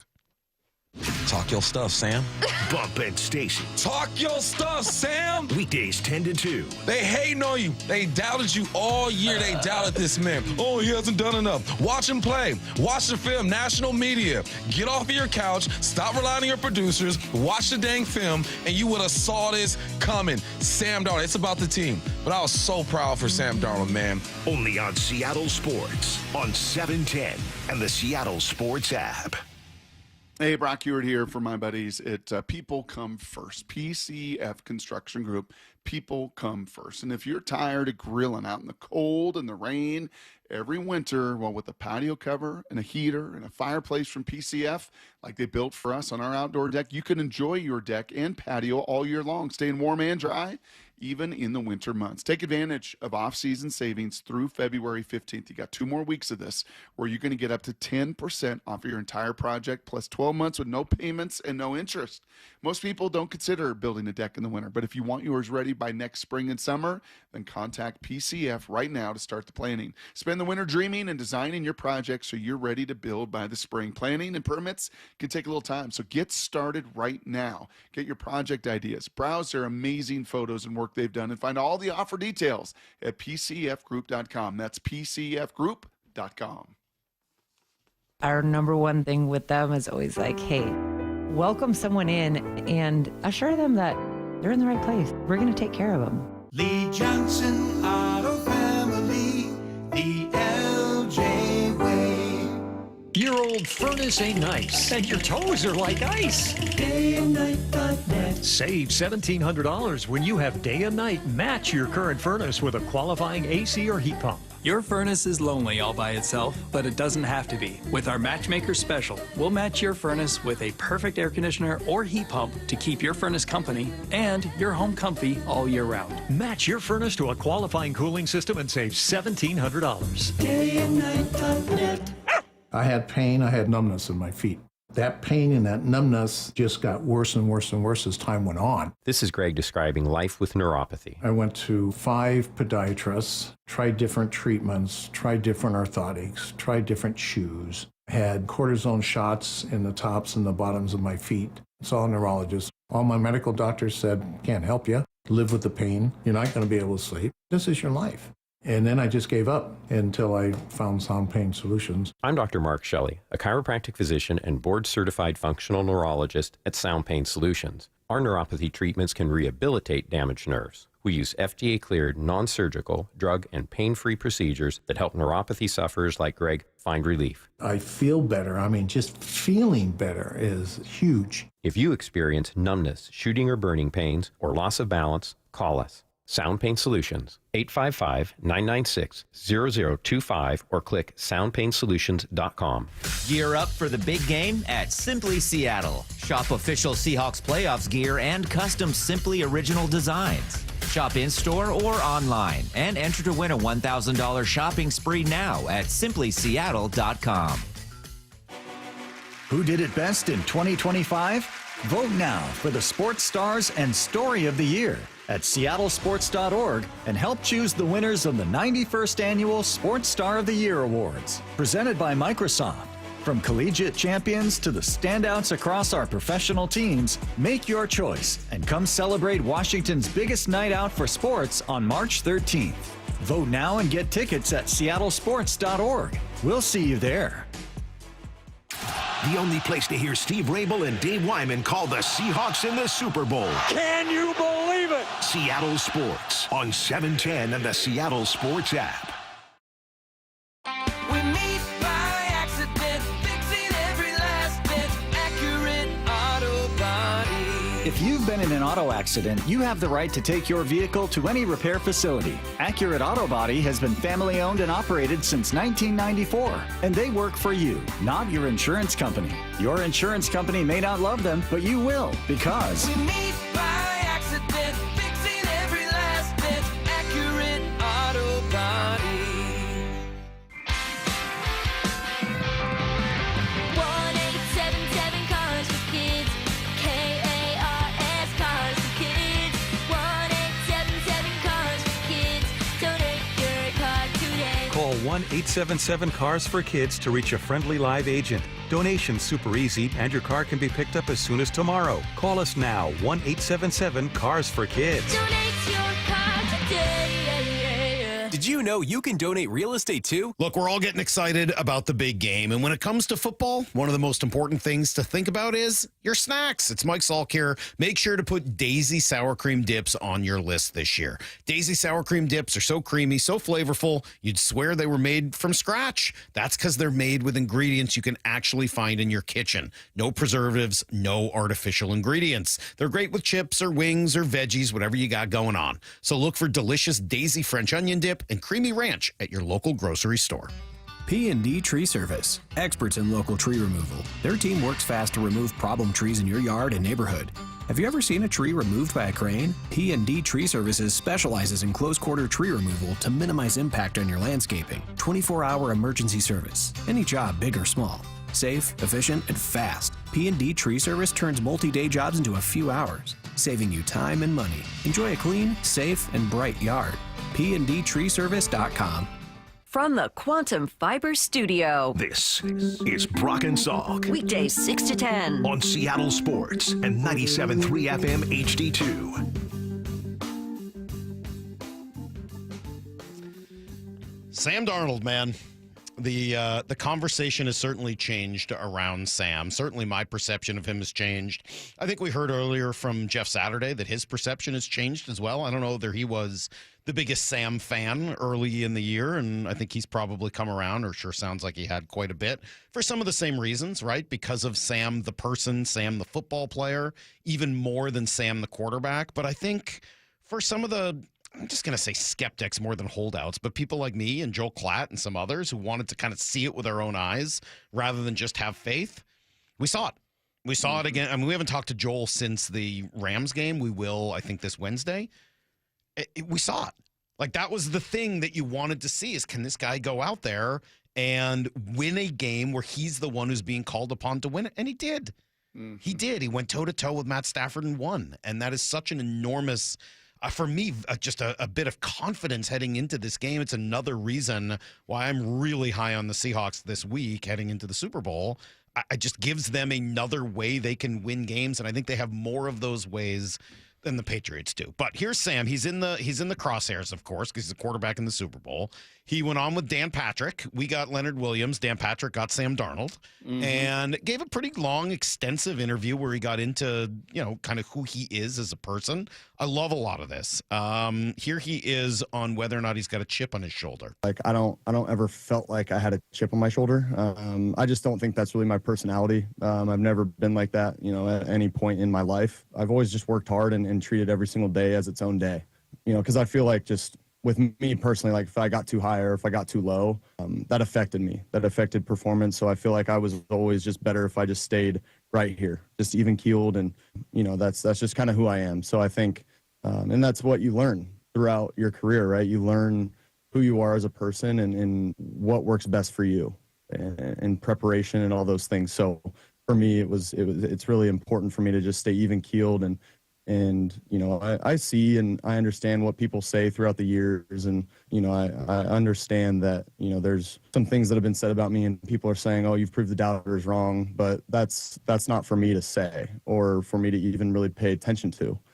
I think a lot about the promo that we've been running for the last week of Michael Bumpus. I love the promo of Bump saying, go talk your stuff. Like, you earned it. You get to talk your stuff. And it's great. It's great radio, and Bump's awesome, and I love the whole thing. I don't know that that's him, right? I don't think he's going to talk his stuff. He demonstrated it on the field, and he has every right, which is what Bump's saying. This is not a criticism at all. Quite the opposite. He just doesn't do that. It's just, and it feels like the reason it works for him is because he's found what he genuinely, like that wouldn't work for me. I would not be the calm if for some reason I was blessed with an arm that allowed me to be a professional quarterback, which, would probably fail for a bunch of other reasons. Who would be Salk's comp? 866-979-3776. 866-979-3776. Hefty lefty. We look for so many comps for Sam Darnold through the year. We asked Klatt. We asked DJ. Go back in time. I don't think there are. If Salk were an NFL quarterback, just his personality. I know it's hard to imagine. It's hard to imagine with the hamstring. It's hard to imagine, with the short arms, all that stuff. It's hard to imagine. But just personality-wise, who would Salk's NFL quarterback comp be? Yikes. Really, really, really hard to even imagine what that would be. I'm just waiting for the Aaron Rodgers texts just to get under my skin. I'm sure those are coming. It might be. Yeah, it might be a little Aaron. It might be a little Aaron. But I think what's great it would not be the Trevor Moawad neutral mindset, which is No. what he is really sharing there. And Trevor did not work with, and rest in peace, Trevor, he did not work with Sam. Jordan Palmer referenced that last week, and Jordan knew him, and he tried to take, and has tried to take a lot of Trevor's teachings and carry that message on to just have that neutral mentality. And there are some that are blessed to, I think, be wired more in that regard, and some that really have to work on that. And I think Sam is more of the former. I think when you grow up the son of a plumber and a PE teacher, I think when your grandfather, Richard Hammer, was a Marlboro man, okay? He go by Richard? It's Samuel Richard Darnold. Did he go by, I'm just curious, did he go by Richard? Richard Mr. Hammer? Hammer? Yeah. Yeah. He went by Richard? He was pretty Or did stoic himself. Must have been Rick, right? Or one of the other Were you a nicknames for Marlboro Richard. guy when you were? Yes. Flat yes. When I was a smoker, Marlboro mediums all the way. The world's greatest. Yes. So crazy. I just can't picture you. No, it's hard to imagine. But both that and the NFL quarterback comp. What do we got? Who do we got? Anybody come rolling in? Jay Cutler? Do we got a little Jay Cutler? Because of the smoking thing from when I was a kid. Yeah, a bunch of Jay Cutlers, actually. Yeah. Ryan Fitzgerald. I think that actually might be the best comp. Fitzpatrick? I say Fitzgerald. Fitzpatrick. Yeah. Ryan Fitzpatrick, huh? Because he sort of was a momentum guy. Like, it was an adrenaline. Like, I'm an adrenaline guy. Like, I'm not an athletic person by nature, but in my day in high school and stuff, when I would have success, it was always adrenaline. See, I think of it more as he came in for like 4 games and was really good, and then it all fell apart. Oh, every well, that time. too. I mean, like, sure. Yeah. All right. No, you ran hot, Salk. You needed to step on the gas. Yeah. You were an emotional player. That's the only way I could get more than my limited athleticism would allow. Yeah. But Sam's the opposite of that. He is. And what it works because it's authentic. I think that's really, again, that's why the whole thing works. Here's a little more from Sam, and I think both these things are going to be very much about the team. Like, he's talking about himself, but that whole idea of not having a chip, it could be about the team just as much as it's about him. And I think the same is true here about kind of the growth in his career. I feel like even mentally, like I feel like I handle it a little bit differently internally than I used to, because I realize like it is a part of the journey and it is a part of who I am. Well, And what was I'm it not like afraid- before internally? Yeah, I think like I gave it a little more thought than I had to. Like I paid a little bit more attention to it, and I guess I invested a little more thought into kind of what happened in the past. And I tried to, okay, like I threw this pick against this coverage, back in 2019, like I'm not going to do that again. It's like, no, sometimes mistakes happen and, you learn from it, and, you don't want to make the same mistakes again, but sometimes throughout your career, especially if it's a long career, like those things are going to happen, but just being able to move on. Yeah, not be an overthinker, right? Paralysis by overanalysis. And yours truly ended my career more than anything else, even more than the injuries. of just not being able, and I've shared that a bunch, Yeah. right? Just not being able to silence some of that overthinking. Here comes a play call. Okay, don't throw a pick here. Okay, if they do, like, no, just freaking go let it rip. Just being able to silence some of those voices, I think, has been a big part of his journey. Baker Mayfield, Trent Dilfer, a couple others. Ooh, Trent's actually not a bad one. That one kind of works too. Runs a little hot. Yeah, I can see that. Trent runs a little hot. Little Baker Mayfield, Kansas versus Kansas. I could see that. I could see. Yeah, those are not bad. Those are pretty good. You know what's funny to me, Brock, is not funny, but it's just sort of an oddity. Is when I hear all of those thoughts from Sam, he's not talking about faith and religion, but it sounds similar. Right? Those are similar types of sentiments that you will often hear coupled with people talking about their faith. And it strikes me, and we've had these conversations over the last couple of months about why athletes of faith are able to succeed to such a level. And I wonder, it is odd, given your great faith and legitimate faith. Yes. Not that you weren't successful, because obviously you were. Like, it's such a hard thing to say, like, well, this is why Brock wasn't successful. Brock was successful. He was a, top high school player in the country and a successful career in college and a third-round pick. The fact that it didn't go for you the way you want in the NFL doesn't mean you were unsuccessful. But when you say things like, I couldn't quiet the voices, it's sort of an argument against the idea in my mind. Yeah, a little bit. And it just, I think that's a little more over analytical than was anything else. And God gave me an analytical brain.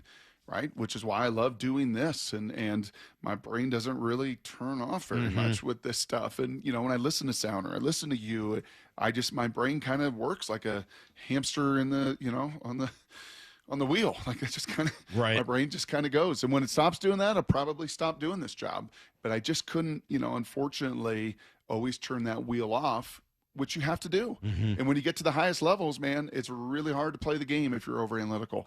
I will say that's funny you go that way, because one of the other cuts that really, went a bit viral after that interview was the fact that he doesn't have bitterness, that he doesn't hold bitterness towards the Jets.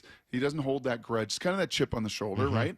But hold a grudge against Carolina and all these teams that he was like, I learned from them. It was great. That's It's really positive experiences in my life. That is such, that's not me. That is definitely not me. I hold many, many grudges. So Sam and I don't have all that much in common when it comes to how we handle our business. That's for sure. Yes. You might have more in common with your guy Gino when it comes to grudges. Absolutely. 100%. Me and Gino, we are very similar. Is that name popped Thankfully, up? no. He runs hot too. He does. Runs a little emotional. True. Yeah. I hold grudges, but Sam doesn't, and good on him. No, he does not, man. And I don't think he could get here with his career. And we talk about it with these guys. You say that, but isn't that sort? I mean, Gino didn't get to this point, but you can do it by holding grudges and using that as external motivation. Gino can. Someone like Baker Mayfield can. Yeah. Right? Josh Allen was the example that Jordan Palmer used can. Aaron Rodgers has. I mean, like, to me, it's about authenticity. No, you can be externally motivated. Absolutely. Yeah, I'm not trying to diminish that. You don't think Aaron Rodgers holds grudges? I think he does. And he's been one of the most successful quarterbacks of all time. No, I think you can. I think that you have to do what's right for you. And again, Sam Darnold's way is the best way. I don't think that's necessarily true. Sam Darnold's is the best way for Sam Darnold. Because it's totally authentic. Exactly. And and the team, which needs a personality, which has taken that on. And we played the interview with Leonard Williams earlier. You play this interview or the sound from this interview with Sam Darnold. Those two guys, to me, they are the encompassing, the personality of this team. It's Leonard Williams and it's Sam Darnold. Two guys that don't need nor get a lot of credit, that don't claim interesting. Okay, you know what'd be interesting? Would have been an interesting test. Vulnerable, all of it. You know what would have been an interesting test is if Sam was the quarterback for the 13, 14, 15 Seahawks. As externally motivated as they were, right? How would that have jammed with him? And frankly, even Pete. I know Pete was interested in Sam at times, right? I think it would have worked. I mean, if it worked even the way it did with Russ, even though it didn't work, it worked. It would have worked with Sam. I mean, depending on how the play on the field was. Look, I mean, the great thing about Sam is that people respect him for being him. Mm-hmm. They respect him for his authenticity. And what was always the problem with Russ? That. Yes. The lack of authenticity, not the personality, the lack of authenticity. So let's write this script here over the next 6 days, Salk, starting tonight, because tonight's media night, and he's going to, as I said, he'll be right up there.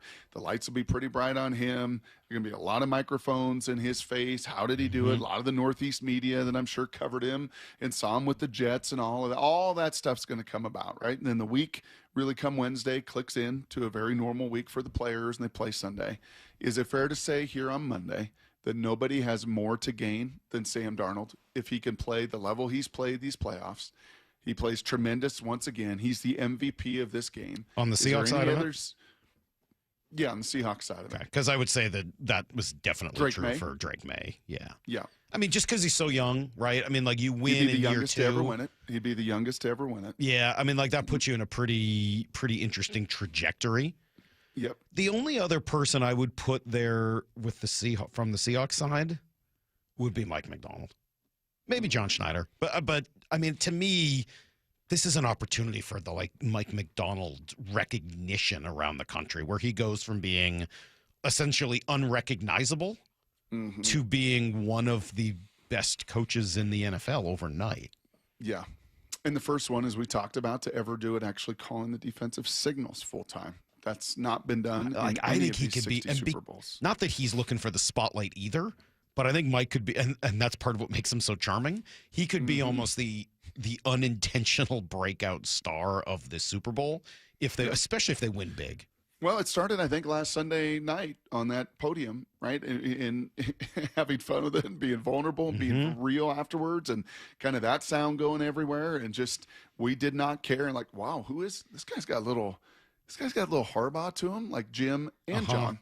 Right? He's got a little bit some of that awkwardness. Yeah, he's got a little bit of both of those guys in him, but he's young, and man, this is the McVay of defense.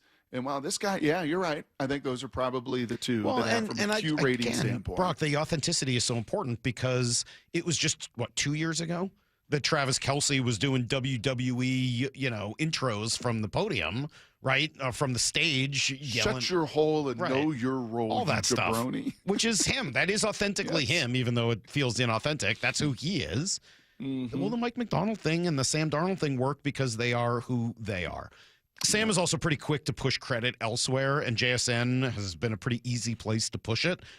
Here he is talking about what it's like to throw to him. With his body language and the way that he runs routes, he's very friendly to throw to, but it doesn't make it easier to cover him, if that makes sense. Like, it's easy for me to kind of feel what he's thinking and what he's doing on the field, and to read his body language, whether he's going to come out of a route at full speed or if he's going to come out of a route and maybe wrap the corner and show me his numbers and maybe slow down a little bit. But, that doesn't, like I said, that doesn't make it any easier on the defense. Like, he makes everything look the same with all the different routes and the different stems that come off those routes. So he does a really good job of that. He's really smart.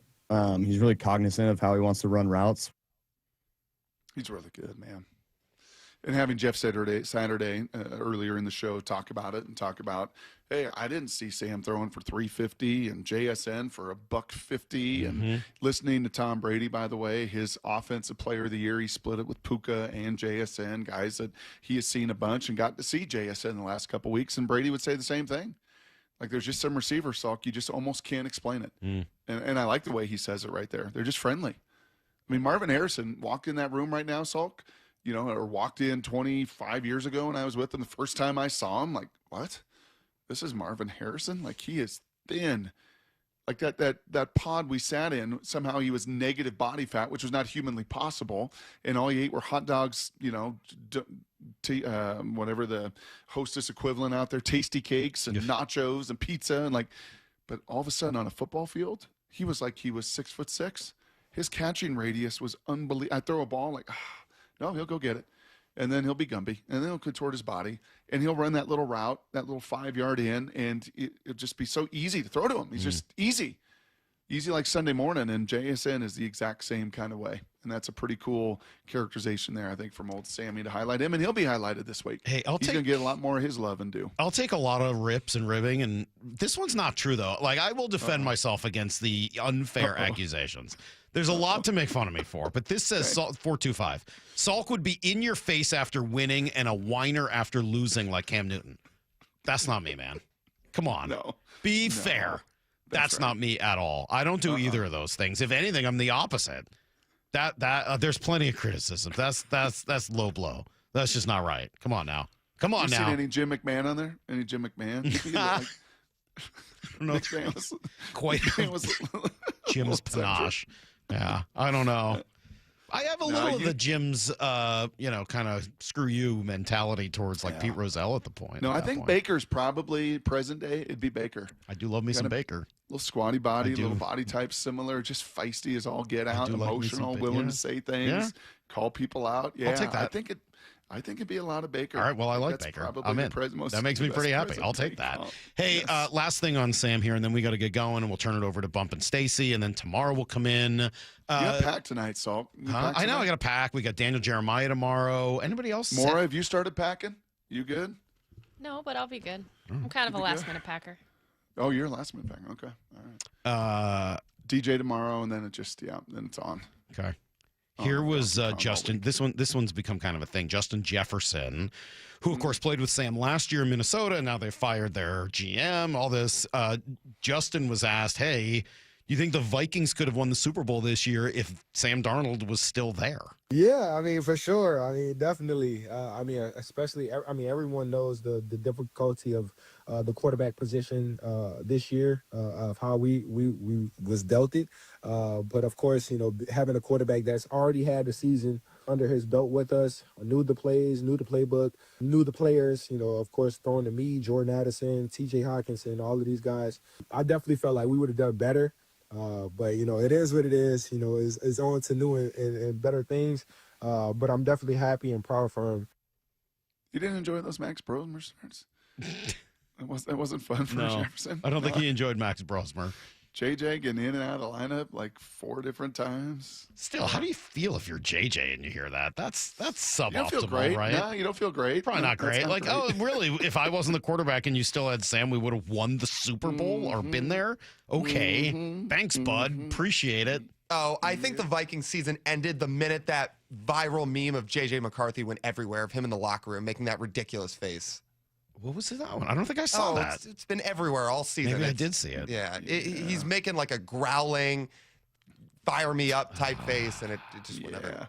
I think Mr. Jefferson's trying to get himself out of there, maybe to Denver or to somewhere else as well. So I think you may hear some more of that. You ready for this week, man? You ready? I know we're going to do the show here tomorrow, and DJ will kind of be like the Seahawks, to some degree, the anti-Seahawks. Because come Wednesday, things are going to be very, very different. You ready to get to Radio Row? I think I am. I'm going to get a haircut today, Brock. We'll try to make sure that, Good. Yeah, we're ready. You always look younger. Thank you. You get your haircut. It always makes you feel. Yeah, I'd like to look younger. That sounds nice. Good. Heather had her birthday yesterday, so happy birthday to Heather. You ready to watch a Soundhound? She's just going to be up and down the aisles there at Radio Row. Are you going to be collecting? Are you going to be in your element? Brock likes to say I'm in my element at spring training.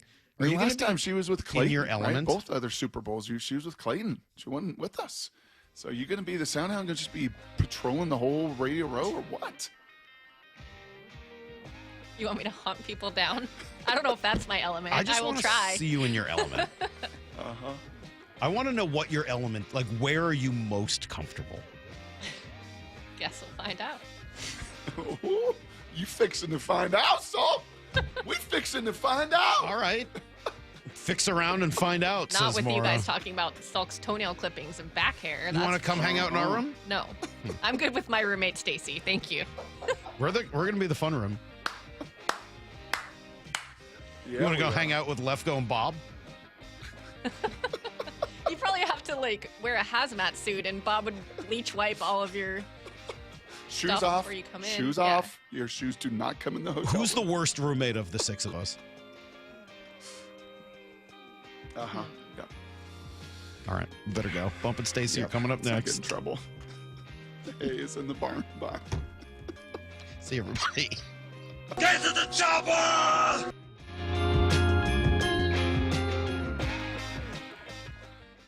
There's only one Steve Rabel. Touchdown! Seahawks! He takes insight to another level. Shoot, the man played the game. There's an old picture, two farmers sitting on a wooden fence. Each has a sock filled with cow manure, and they're swinging at each other to see who falls off the fence first. But that's what this felt like. The only place you'll hear Steve Rabel and Dave Wyman call the Super Bowl on the home of the Seahawks, Seattle Sports. And you can listen to the game on the Seattle Sports app. It's home show season. To celebrate, Lake Washington Windows and Doors is giving you 20% off and a lifetime installation warranty, plus 12 months to pay with 0 down, 0 payments, and 0 interest financing. See us at the home shows or visit lakewashingtonwindows.com. Jewelry Graham. Hi, I'm Brian, your friend and jeweler at Shane Company, here to remind you that Valentine's Day is Saturday, February the 14th. It's the most romantic day of the year to give and get fine jewelry. We have expertly crafted gifts for every type of sweetheart, any style, any budget.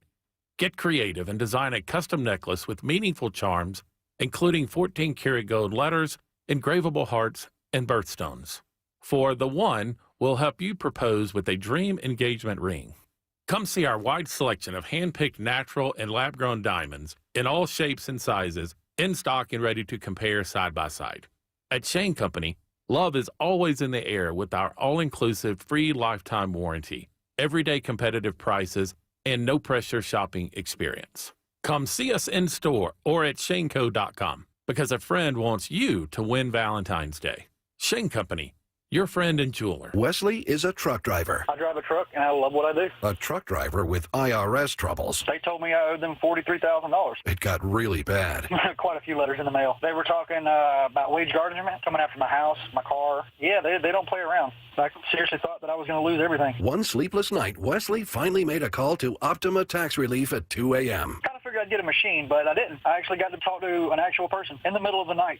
He found just what he was looking for. Oh, they were great people. You need a team of people that know what they're doing. Optima Tax, they know what they're doing. Optima Tax Relief came through with flying colors. I saved an incredible amount of money. Happy don't even come close. I was absolutely overjoyed. Take Wesley's advice. If you're in any kind of trouble with the IRS, call Optima Tax Relief. Don't trust anybody else. Call Optima for a free consultation. Call 800-343-6460. 800-343-6460. 800-343-6460. Optima Tax Relief. Some restrictions apply. For complete details, please visit OptimaTaxRelief.com. Rain-X wipers are the #1 wiper blades in America. That means all kinds of drivers choose Rain-X. Big drivers in small cars choose Rain-X. Small drivers in big cars choose Rain-X. Drivers with long hair and short commutes choose Rain-X. Drivers with short hair and long commutes choose Rain-X. Drivers with pets on board, babies on board, and bored babies on board choose Rain-X. Basically, drivers who love a clear view of the road all choose Rain-X wipers, the #1 wiper blades in America. This year's tax changes. Better not get caught snoozing. Miss one deduction, lose thousands. Not amusing. Big tax changes can mean bigger refunds at Jackson Hewitt. And right now, get $100 just to try us. Don't worry, tax filers. If money is tight, get $100 from Jackson Hewitt, so you'll sleep better at night. Limited time offer for new clients. Participating locations only. Details at jacksonhewitt.com. At Les Schwab, we've been changing the tire game for more than 70 years. We design our own exclusive tires to give you more tires made for the roads you drive, less compromise. All backed by America's best tire warranty included in every tire we sell. It's more unbeatable tire warranty, less charging you extra, like the other guys. It's all about you getting more from less. Stop by or book an appointment at leschwab.com. How about a simple New Year's resolution, one that even I was able to achieve? Reverse the clock on hair loss with Advanced Hair's simple one-day FUE treatment. You'll feel more confident and more youthful when you witness your own natural hair growing into those places that have been balding or thinning for years. I'm surprised and relieved every time I look in the mirror. You need to know what that feels like. From Advanced Hair's breakthrough technology to their highly experienced team, there is no one I would trust more more than advanced hair restoration. I experienced their exceptional standard of care firsthand. Your comfort and your results are the top priority of the entire advanced hair team. Celebrate this new year with a fuller head of hair and get a free consultation, $250 off.